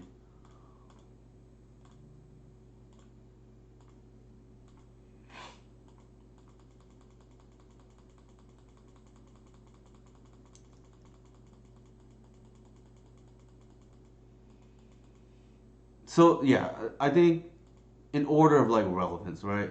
Why I think Elvish Reclaimer is the best creature in this deck. I don't think we're gonna block. It's fine. Number one, you always have Cradle. Number two, uh, a 3/4. It's like 2 and 3 are close. Like 3/4, oddly enough, is like quite annoying for a lot of decks, especially red-based decks. And number three, which is close, like Bajuga Bog is a big deal, right? You have game against the graveyard decks, which historically have been a problem.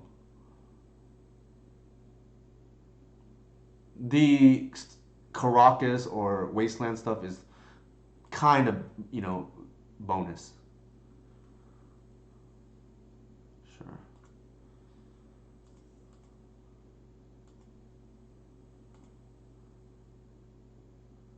Hmm.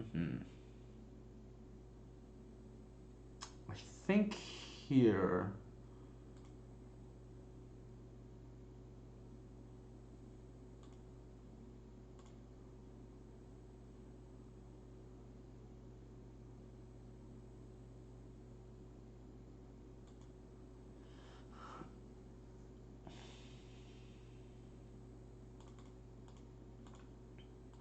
I should not have played a land first. That was a mistake.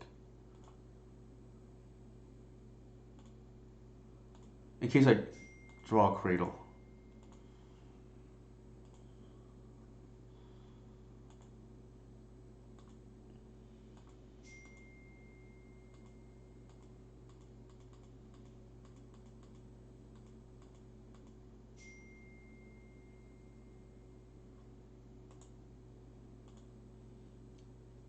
It's possible I just double block here and take out the thought knots here.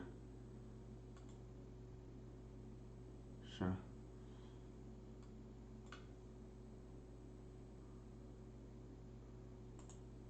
I gotta kill this at some point, but I think what we're gonna do here is trade.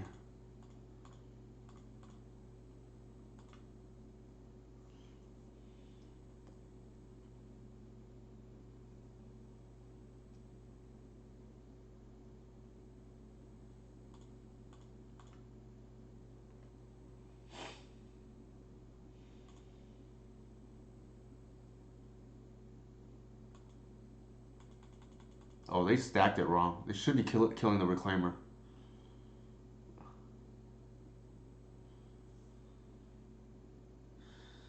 So if we visionary here now, that's gonna be 3 for the cradle. I'm gonna grist this eventually because it's become very problematic.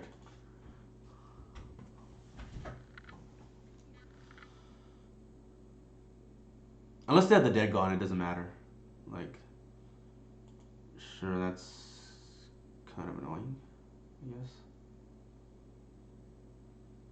Yeah, it's awkward for them because they can't play this land because they really want to prioritize getting the goblins out. I'm sure Eli, if he's around, would appreciate that. Challenge, sure. Not what we care about.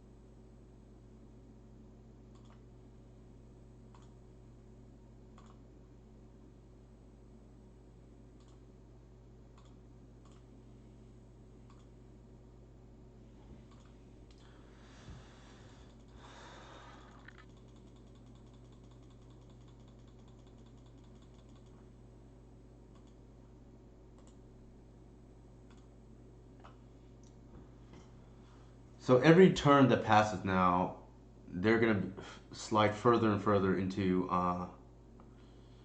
further behind.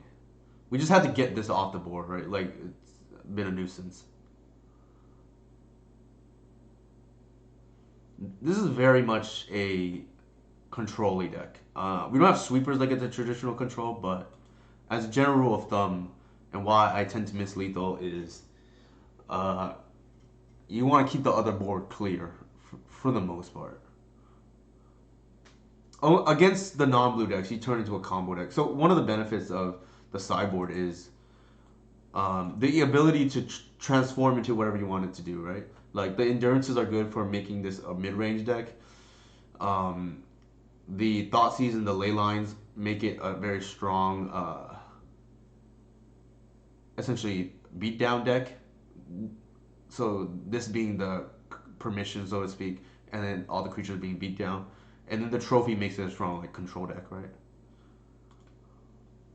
Not what you would think of, but it plays out like it. Wow. Okay, that is pretty, um, I guess resourceful. All right, I think we are just like too far ahead now. I think we're gonna plus first. We can once as well and to see what we get. Okay, we don't even need to use the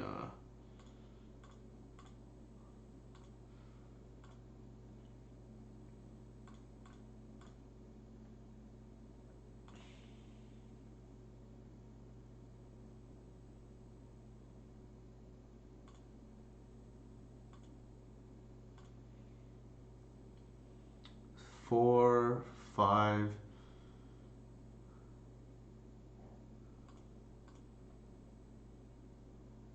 I think we can just wait.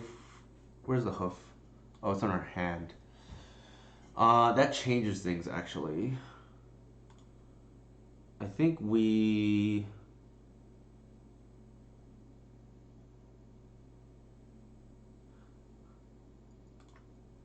Fury's double red. I think we just get the collective.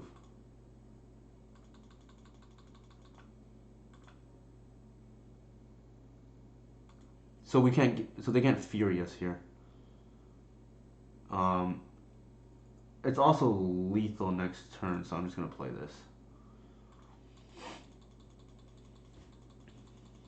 Like Stone Rain being pretty decent here actually.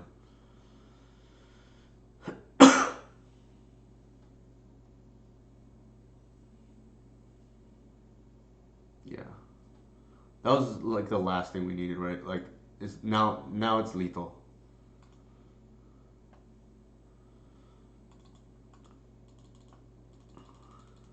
I actually don't love this matchup because it's very high variance. What's our record right now? 2-1. All right, we'll see if we can salvage this league. Excuse me.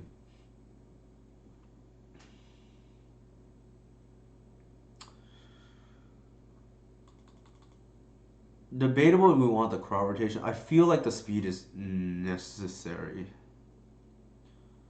The grist being pretty relevant for the Leia there. I don't like their build seems to be a little bit different than other builds. I don't know if it's because if it's a one of or whatnot, but actually the Karak is kind of relevant. Yeah, I think I like that one Caracas. Oops. It's another untapped source too, which incentivizes the crop rotation actually.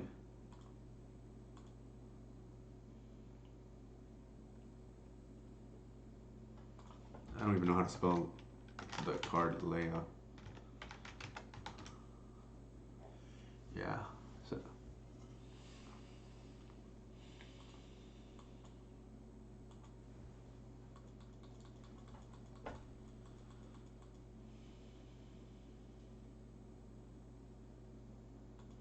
Don't tell me they're gonna name a fetch land.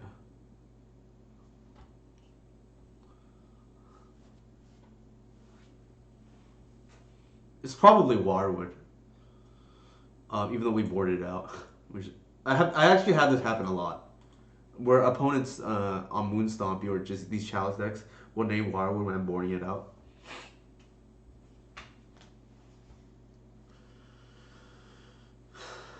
Fetch land is possible, although I doubt it here.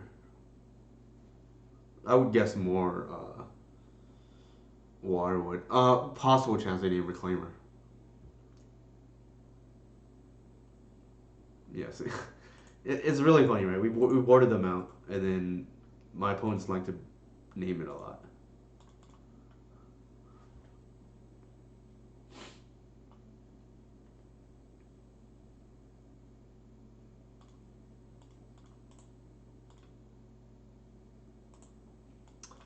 Um, the fact that they led with the Pithing Needle on turn one tells me, Well, it actually doesn't tell me anything. I was gonna say it depends what they have, but maybe they just have a slower hand.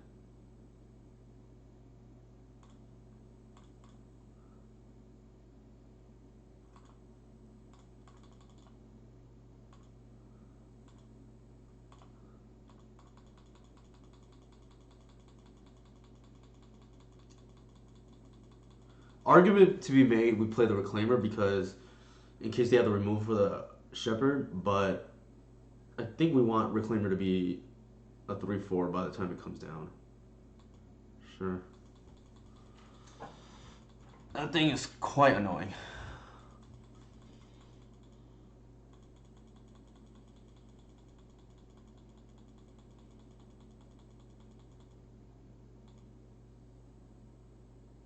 Hmm. Okay. So we're gonna have access to big mana here with our Heritage Druid.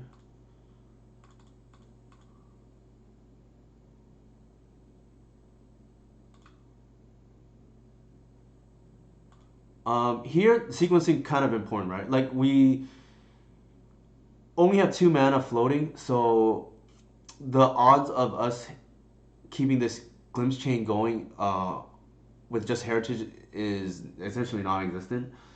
We're gonna lead with visionary because that gives us the maximum chance to draw uh, into a cradle.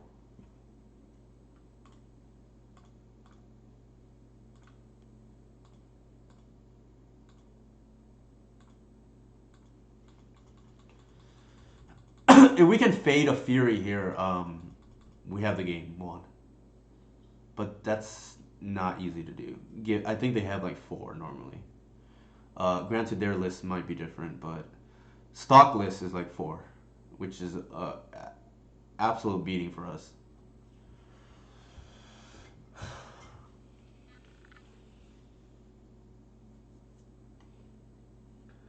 In general, elves can beat sorcery speed sweepers, but very difficult when it's 0 mana.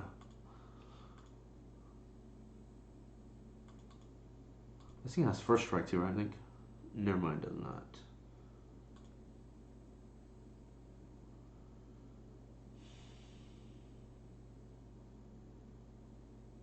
I don't think we block. If they want to fury us, they can. We can natural order for progenitors.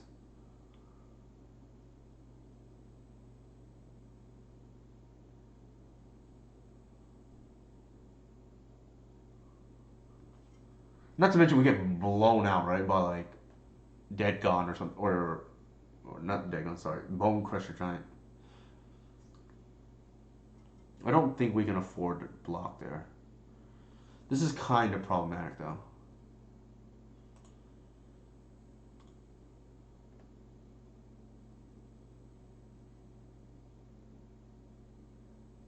I mean, there it is, right?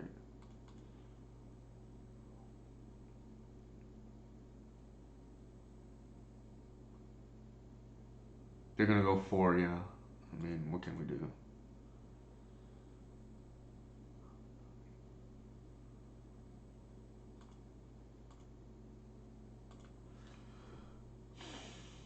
That's pretty good.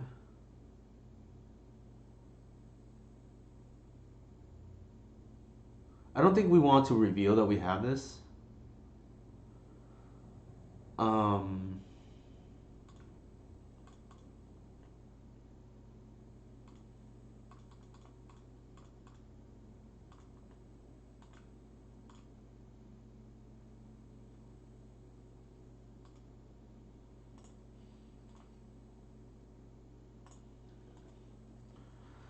oh, we're gonna take a huge hit though from the. Yeah, we don't want to give them information that we have the Caracas, so they may not attack. If we show that we have the Caracas, they will attack for sure and get the damage in. Oh, this is a problem now. That's what I mean, right? Like, you, there's no amount of play that can beat this card, unfortunately.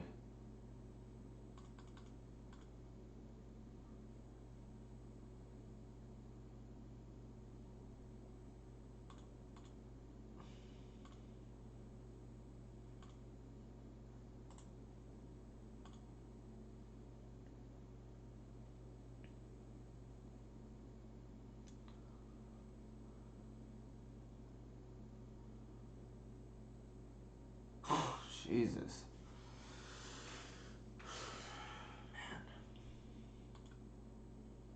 I don't think there's anything we could have done about that match. Unfortunately.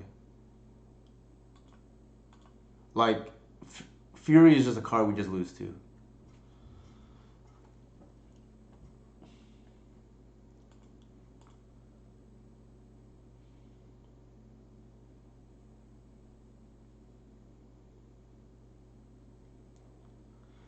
Although we're on the play now, so that helps a lot. Ugh, not with this hand though.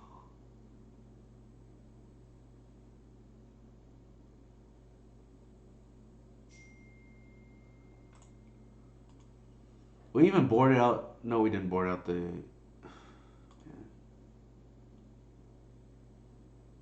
I think we have the mole.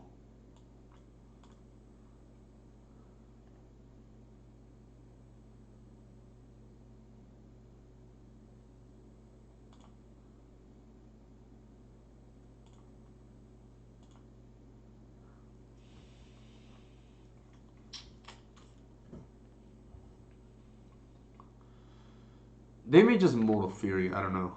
Like, it's not unreasonable because they have 4. I really dislike this matchup because skill doesn't matter.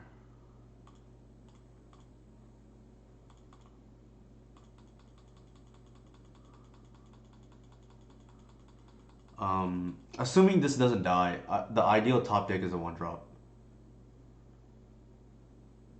If they have a chalice, obviously we want what is it called? Shepherd.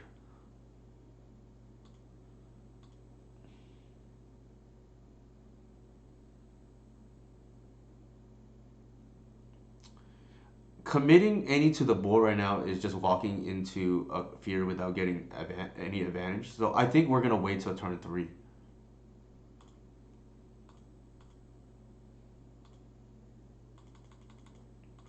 And just, set up our board.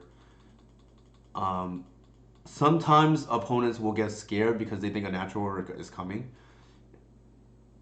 Yeah, so we get blown out by that too, right?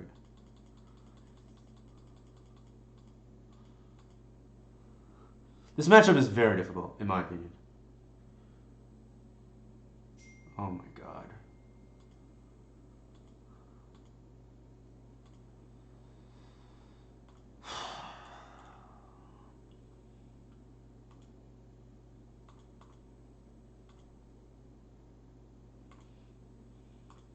It's also difficult in a way that's not really enjoyable.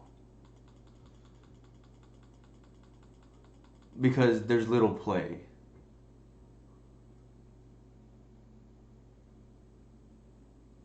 It's like, for us, we have to ape, so to speak. I don't like using that phrase a lot, but we have to just natural order them, essentially. Like, nothing really else matters. And even the last game, like, natural wasn't even enough. Because we were on the draw.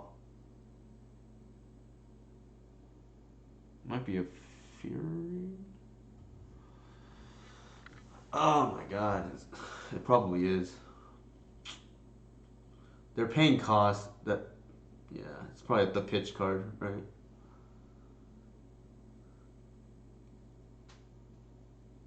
Why are they playing 4?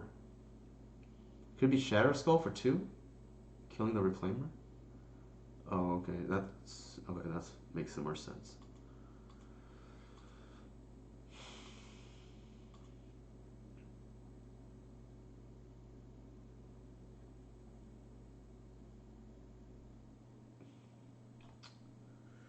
I think here we have 2 mana, 3, 4 mana.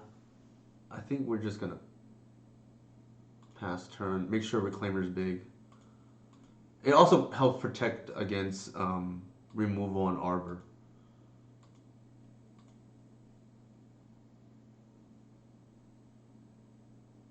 It's a problem at the moment, though. Like, no doubt about it. No, it's not. Our hand doesn't really matter. The what's gonna come down to is like, can we draw natural order in time? Like nothing else really matters. which is the frustrating part about this kind of matchup.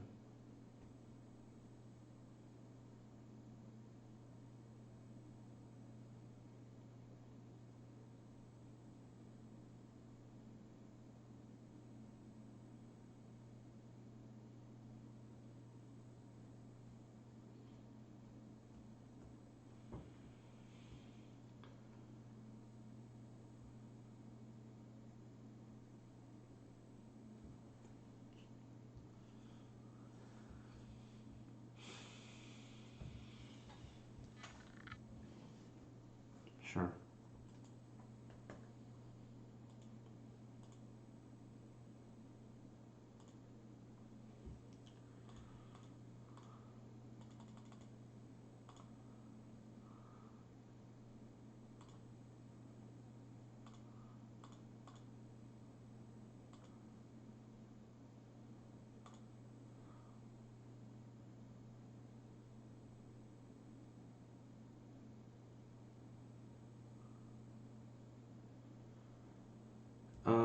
Huh. The once could be interesting.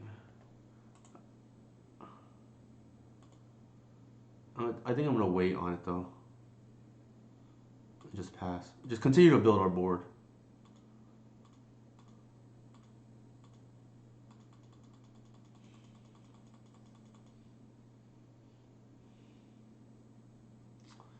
The problem is our opponent is getting close to hard cast Fury territory, and I do not think we're gonna be able to beat that.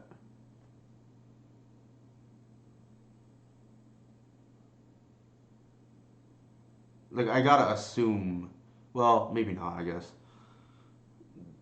that one of the cards in their hand is a Fury.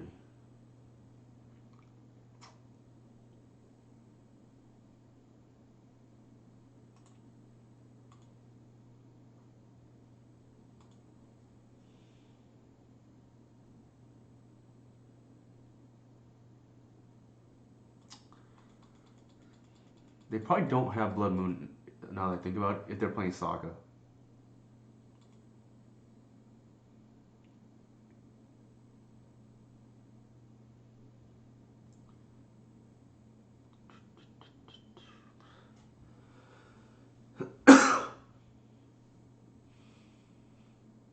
They may be thinking about hard casting it. I mean, I don't know why. If they had it, they would slam it, I would imagine. Alright, so that's kind of good, I guess. So 1 for 1. Um,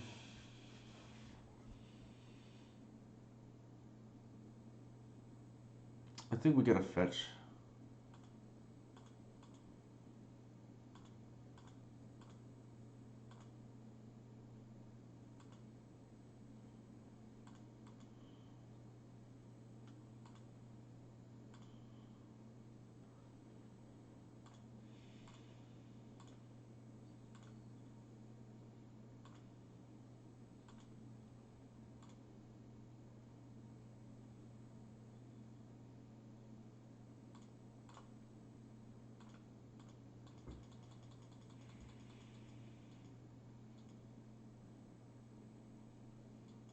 So this, in case they top deck a Leia.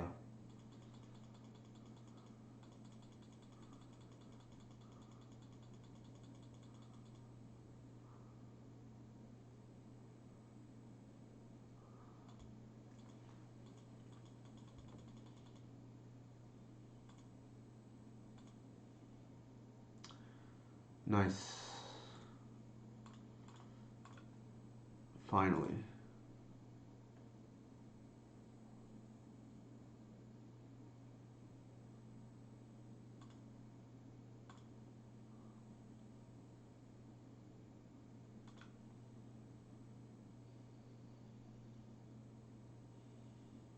This will, they will live, but barely.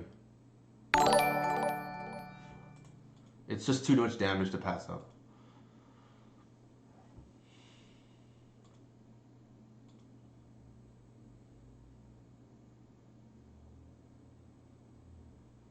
They'll be at one.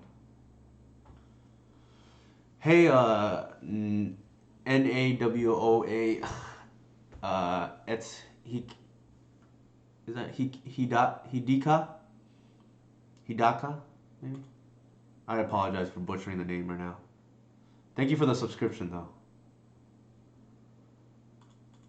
So I think that's game. I don't see how they can get out of this. We'll just yield through the turn because they have double Trinisphere anyways.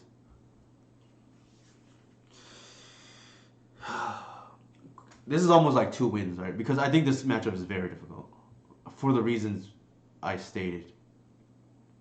I know. I apologize.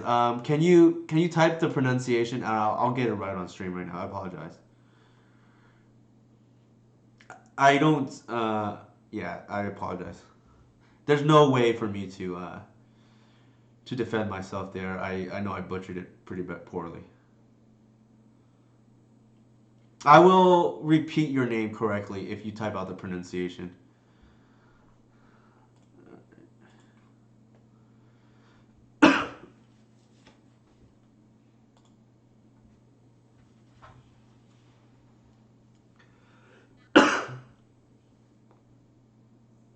Our opponent not too happy about losing to us, I think.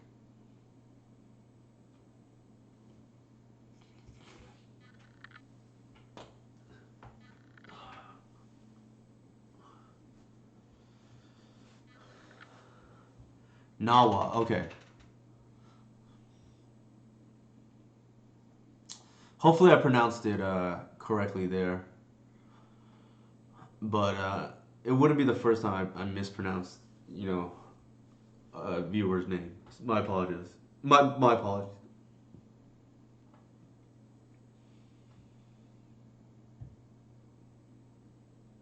So, yeah, almost a turnaround, right? Like we lost the first one to Mr. Lee. I mean, not just lost, got absolutely annihilated. I don't think we're usually beating that deck for what it's worth. The Eldrazi, White Eldrazi, but we did beat Ant, Delver, albeit a newer, less experienced Delver player, and what I think is one of the worst matchups for this deck, which is the Moonstompy deck, and not even because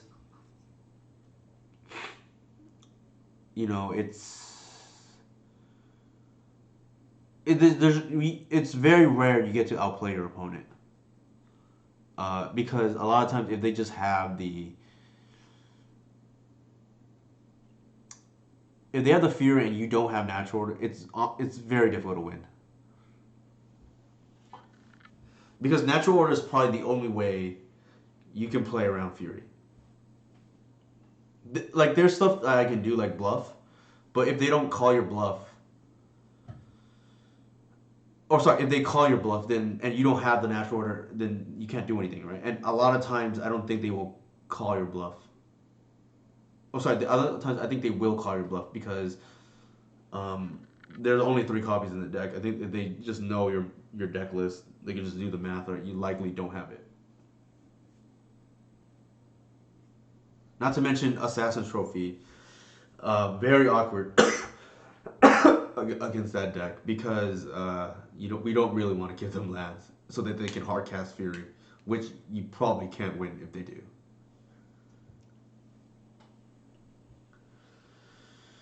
Assassin's Trophy being kind of the staple at the moment is like good and bad, right? Like it's helped for the Doomsday matchup, but it makes these kind of chalice decks significantly worse. Sometimes you can overcome it if it's their like 8 cast where their deck just lines up really poorly against you, but otherwise, these chalice decks matchups tend to be worse otherwise.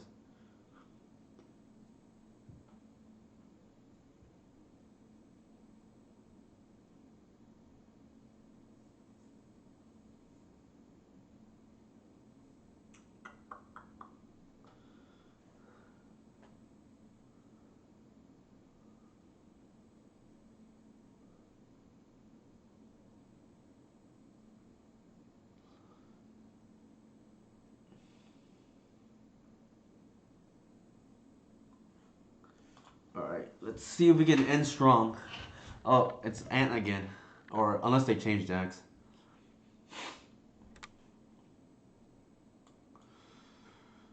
I would probably keep this regardless in the dark. It's decent against Ant. Not great. Reclaimer does stuff, but that's about it. Tarn could be Ant still. Although, I thought Ant usually plays Misty. So maybe not. Oh, they're on Reanimator. Never mind. They're on, I think, Grixis Delver?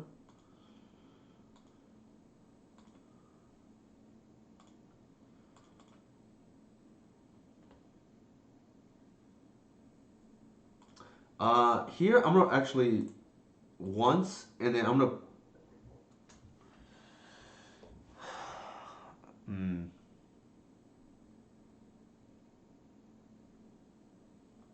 Probably just the Cradle. I'm gonna play the Heritage Druid, and then they most likely will kill the Heritage Druid. If they don't, I will block. Like, it's my worst creature for your worst creature, except I'm gonna be up on cards.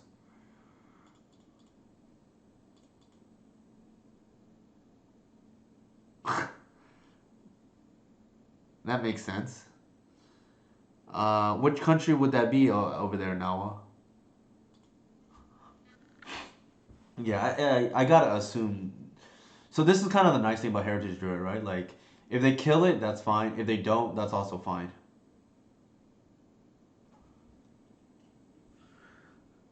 Giving up percentage points though. Gotta play that snow island. As much as I hate it, but sure.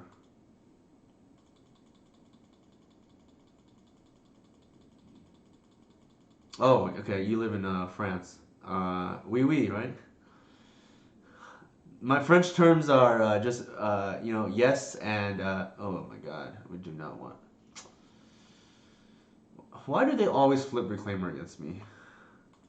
Good thing they didn't cast it though. Also, I like c'est la vie, right? That's a cool French term that I like to say.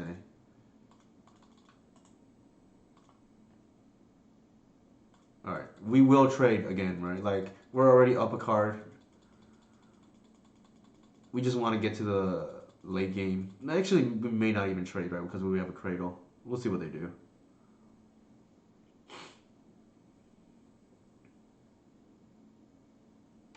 Oh, they're gonna. What?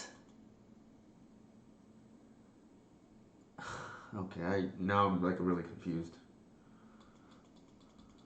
They're I don't know what they're doing.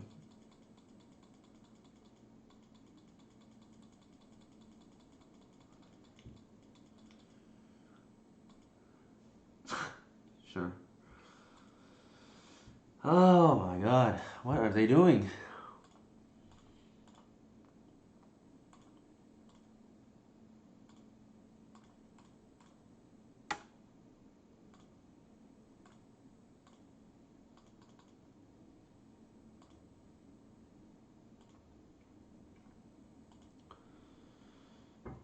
I think we're fine with this. Yeah.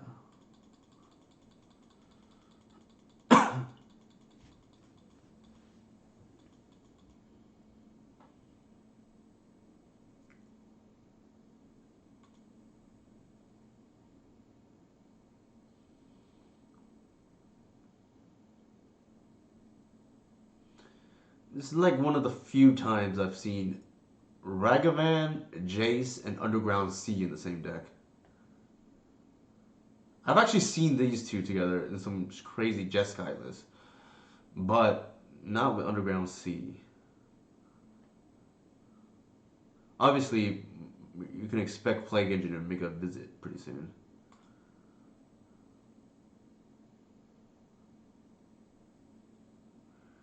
Very interesting thing here, whether they attack or not.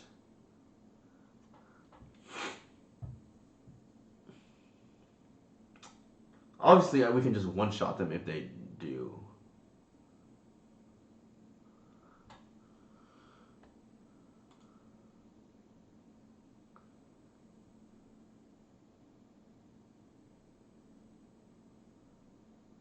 Murktide, perhaps? Yeah. Alright. What a crazy deck.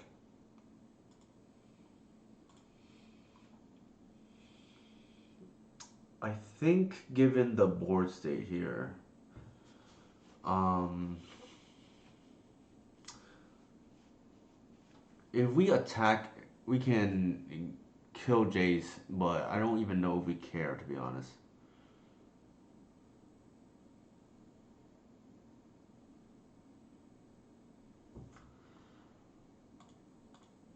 I think we just want to draw cards. We have a Protected Shepherd here.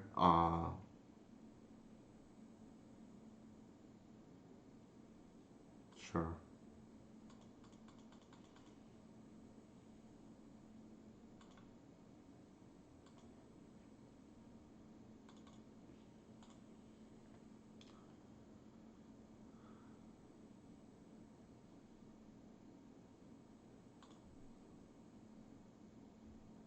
Well, that's pretty nice.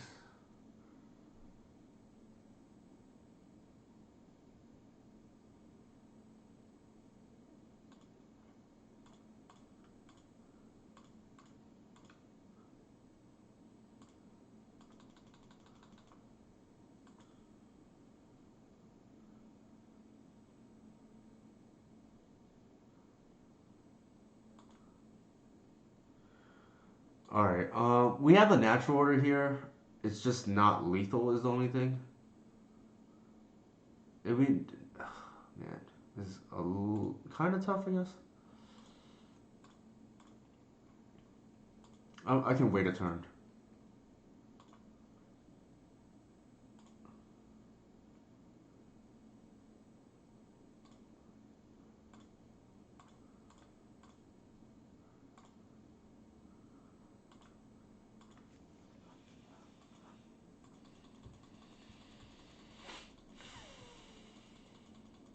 So they had to force, otherwise we're killing them, right?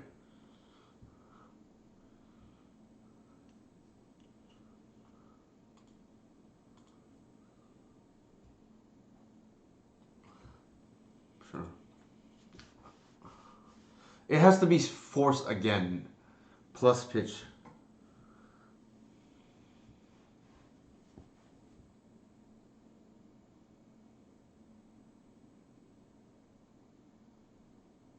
And depends what they do here. If they play even one spell, we know the coast is clear for natural order.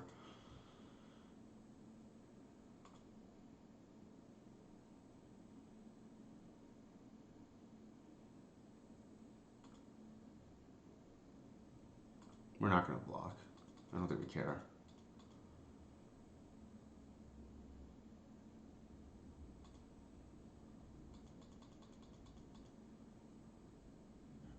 Sure. I don't think they run Wasteland, they're running Jace.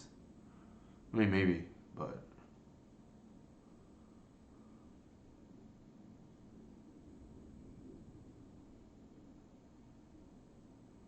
3 mana Engineer? It's Grixis colors here.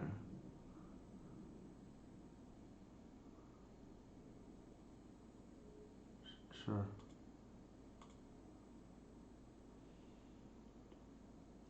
Now we know the coast is clear.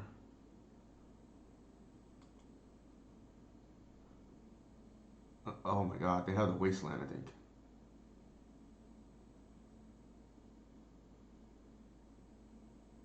Nope, never mind.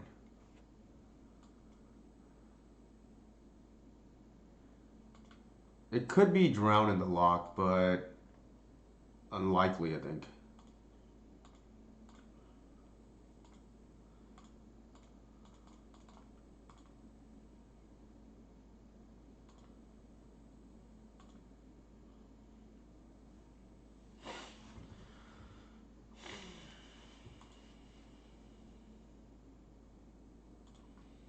So, some kind of Grixis control deck playing Ragavan for some reason.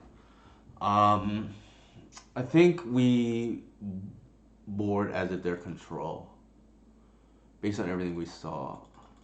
It's a little awkward that they have Murktide though. Um,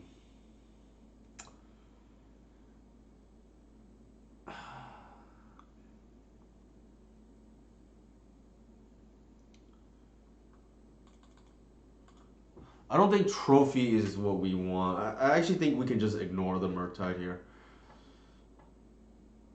Um, Possible we want C's. I think C's is a little bit awkward against Murktide. I think we can actually try to be a mid-range deck and just have more threats. Possible it's wrong though because they're likely to have Engineer. Um, so it's either Endurances or the Thought Seizes. I don't think Trophy is where we want to be. Uh, if we hedge towards the actually, so both are kind of bad. Yeah, both are kind of bad against Murktide. I think we just take C's and then just make sure that Engineer doesn't beat us.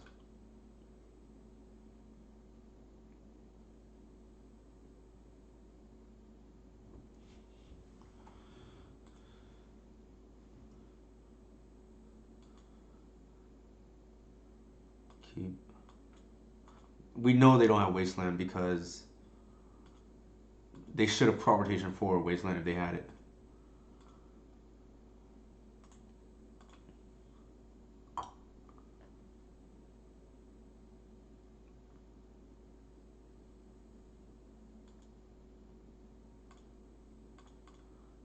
Here I'm just gonna go turn one C's and see what's up. If they have the Brainstorm, that's fine, I think.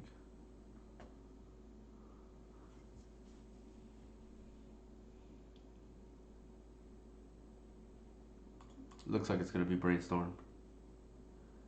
Slight chance it's Flusterstorm.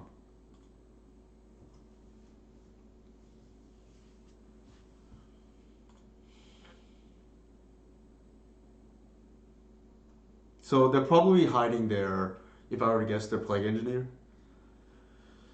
Um, Off chance it could be Liliana, the Last Hope.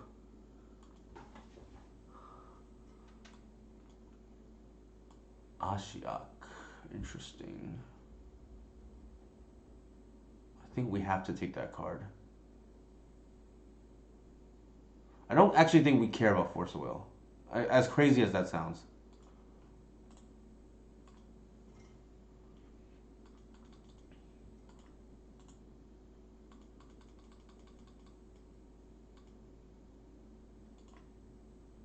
Strix is probably coming down unless they drew something relevant.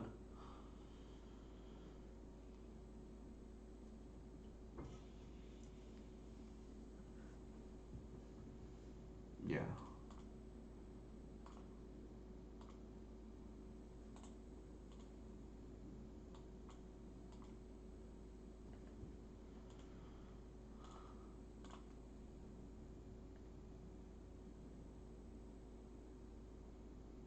I think just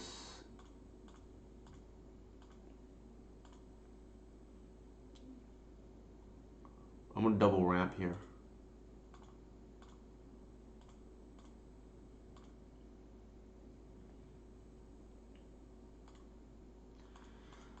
It's very awkward if they have Engineer, but we don't have a hand that can really play around it at the moment. Given that they have Force of Will backup too.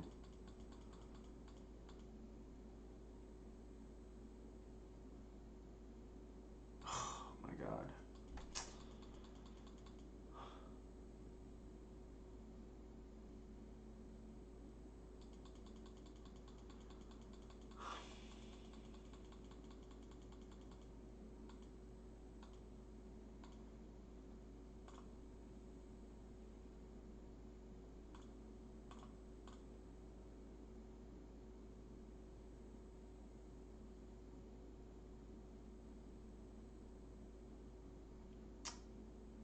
Ooh, that's not the worst, actually.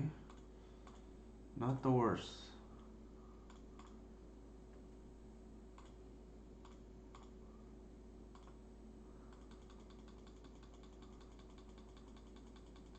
Not the worst. Don't tell me they have another Engineer. You got to be kidding me.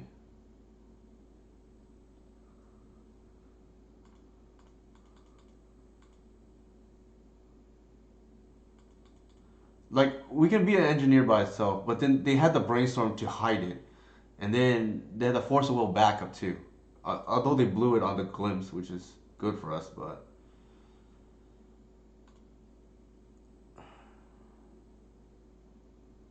it's very awkward to lose um, the two arbors. But I guess that means we don't lose our man. Okay.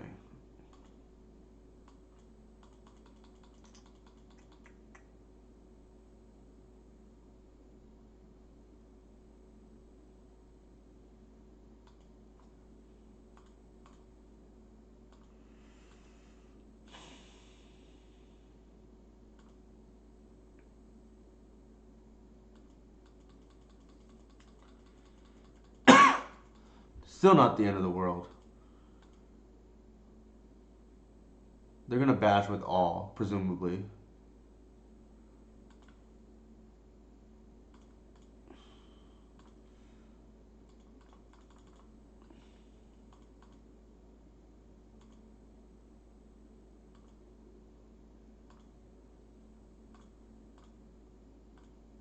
I don't think we have an out, but we can try.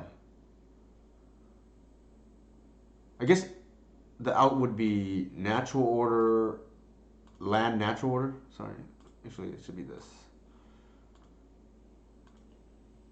It has to be cradle natural order. Sorry, and then grist them.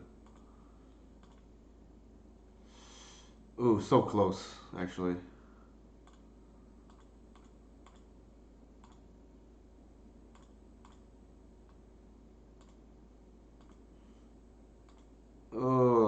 We needed a cradle.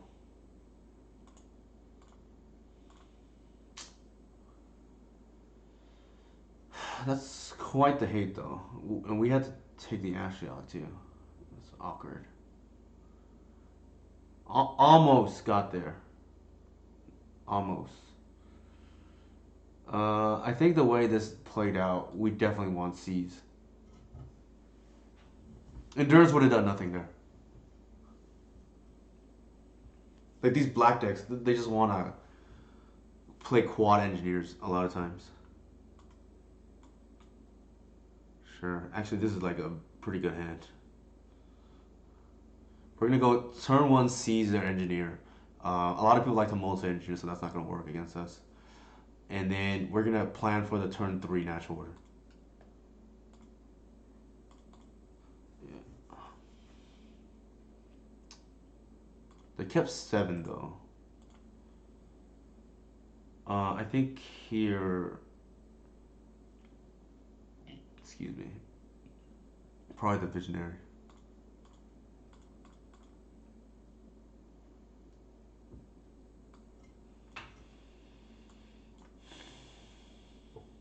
I think the only card we care about here is the hymn.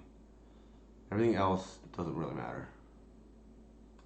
Potentially the brainstorm does, but the we're not going to be able to natural order before they get to him us. So that's the logic for that.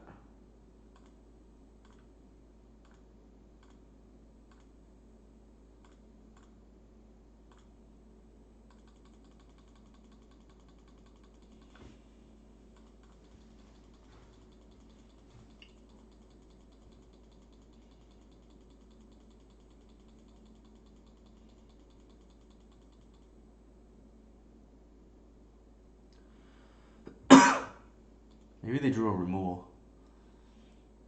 Oh, they're gonna dig for something relevant here. So really, they have three looks now, right?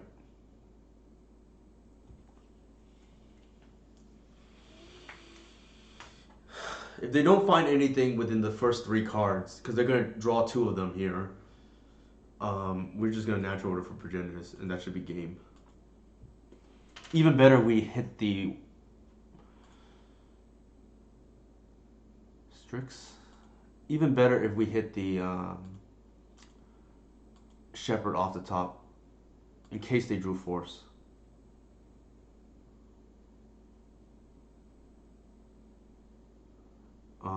Here we can Visionary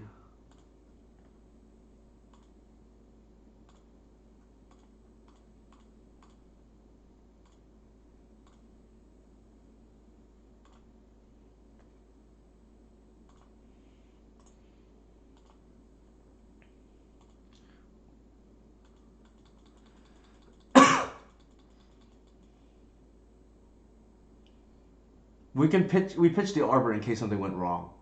We want the wirewood.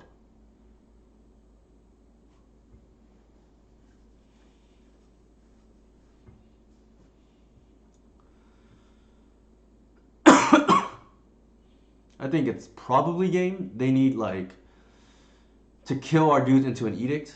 I don't think that's likely happening. Or just a yield. If they K command us here, we pitch the guy's cradle.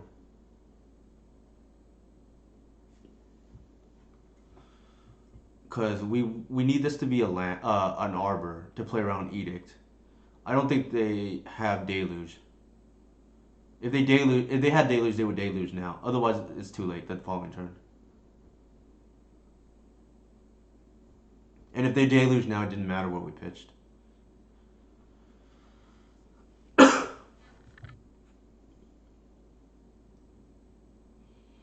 So the line is gonna be windswept, fetch for arbor into visionary, and then see what that digs us.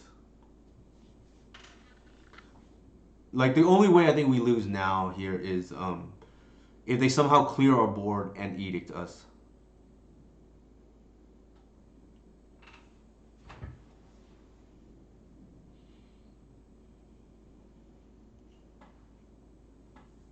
The nice thing about Seas is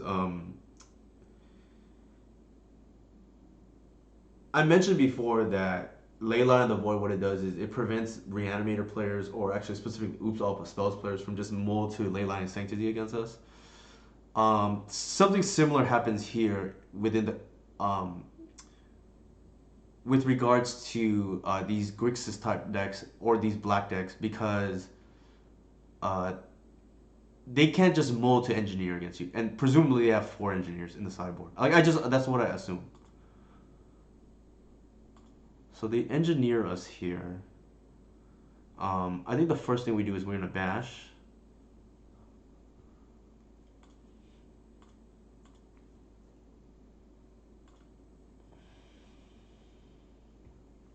So Delta is out.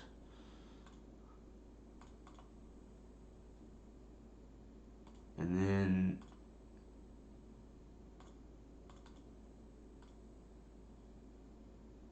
we're gonna get a Reclaimer to diversify our curve.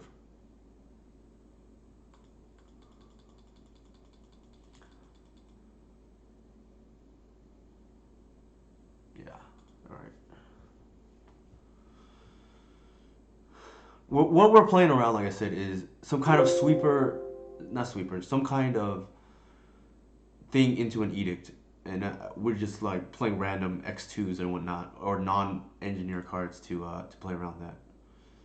All right, we recovered from our first loss against Mr. Lee. If Mr. Lee's on, shout out to them for for the raid. And then pretty happy overall, I think. Granted, we got like full value in this league, right? All our wins were 2-1.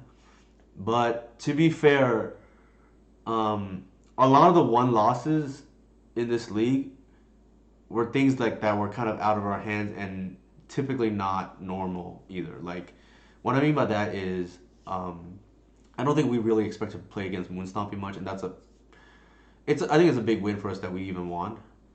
Um, we had the Delver player, granted inexperienced, uh, kill us from 12, like with no cards in the graveyard on the same turn, which is kind of nuts. With 3 DRCs. Again, I don't think that's like normal. And then we punted against Ant, and then what did we lose to? Oh, we lost to like a lot of hate game 2 against Grixis. I think that one is actually common, but like I said, we can typically navigate through at least 1 or 2 pieces of hate. Game 3 wasn't really ever close, in my opinion, because we had the C's, and then it's actually why against these quad engineer decks, like we don't really have a choice anymore but to play the 3 to 4 Thoughtseize, because you don't want to just lose the game to engineer for no reason. And we easily could have won game 2 too, but just didn't work out right. They had the I forget. They had the we couldn't get to the fourth land drop, and it wouldn't have mattered, right? Did anybody have any questions for this list? We didn't really get to test the Caracas today, unfortunately. Or the crop rotation was like okay at times, but a little bit awkward at other times. Um, if opponent is hits it off a Ragavan, it's kind of problematic, right? But maybe that's just one extra card that we live with. That's a good hit.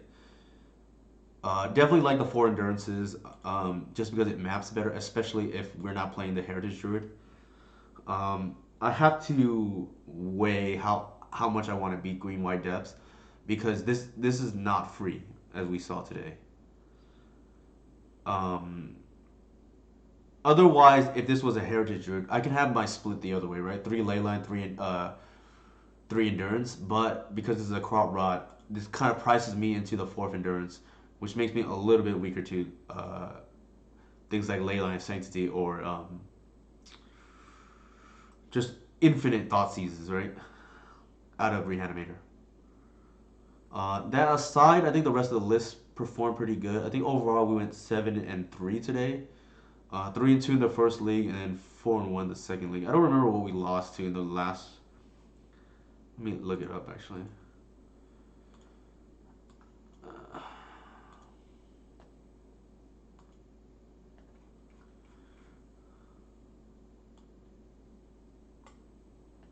Oh, we lost to Repo cheap on the Spirits deck, and then our first loss of the day was to Interlude Shadow. I forgot they were on Delver, for whatever that's worth.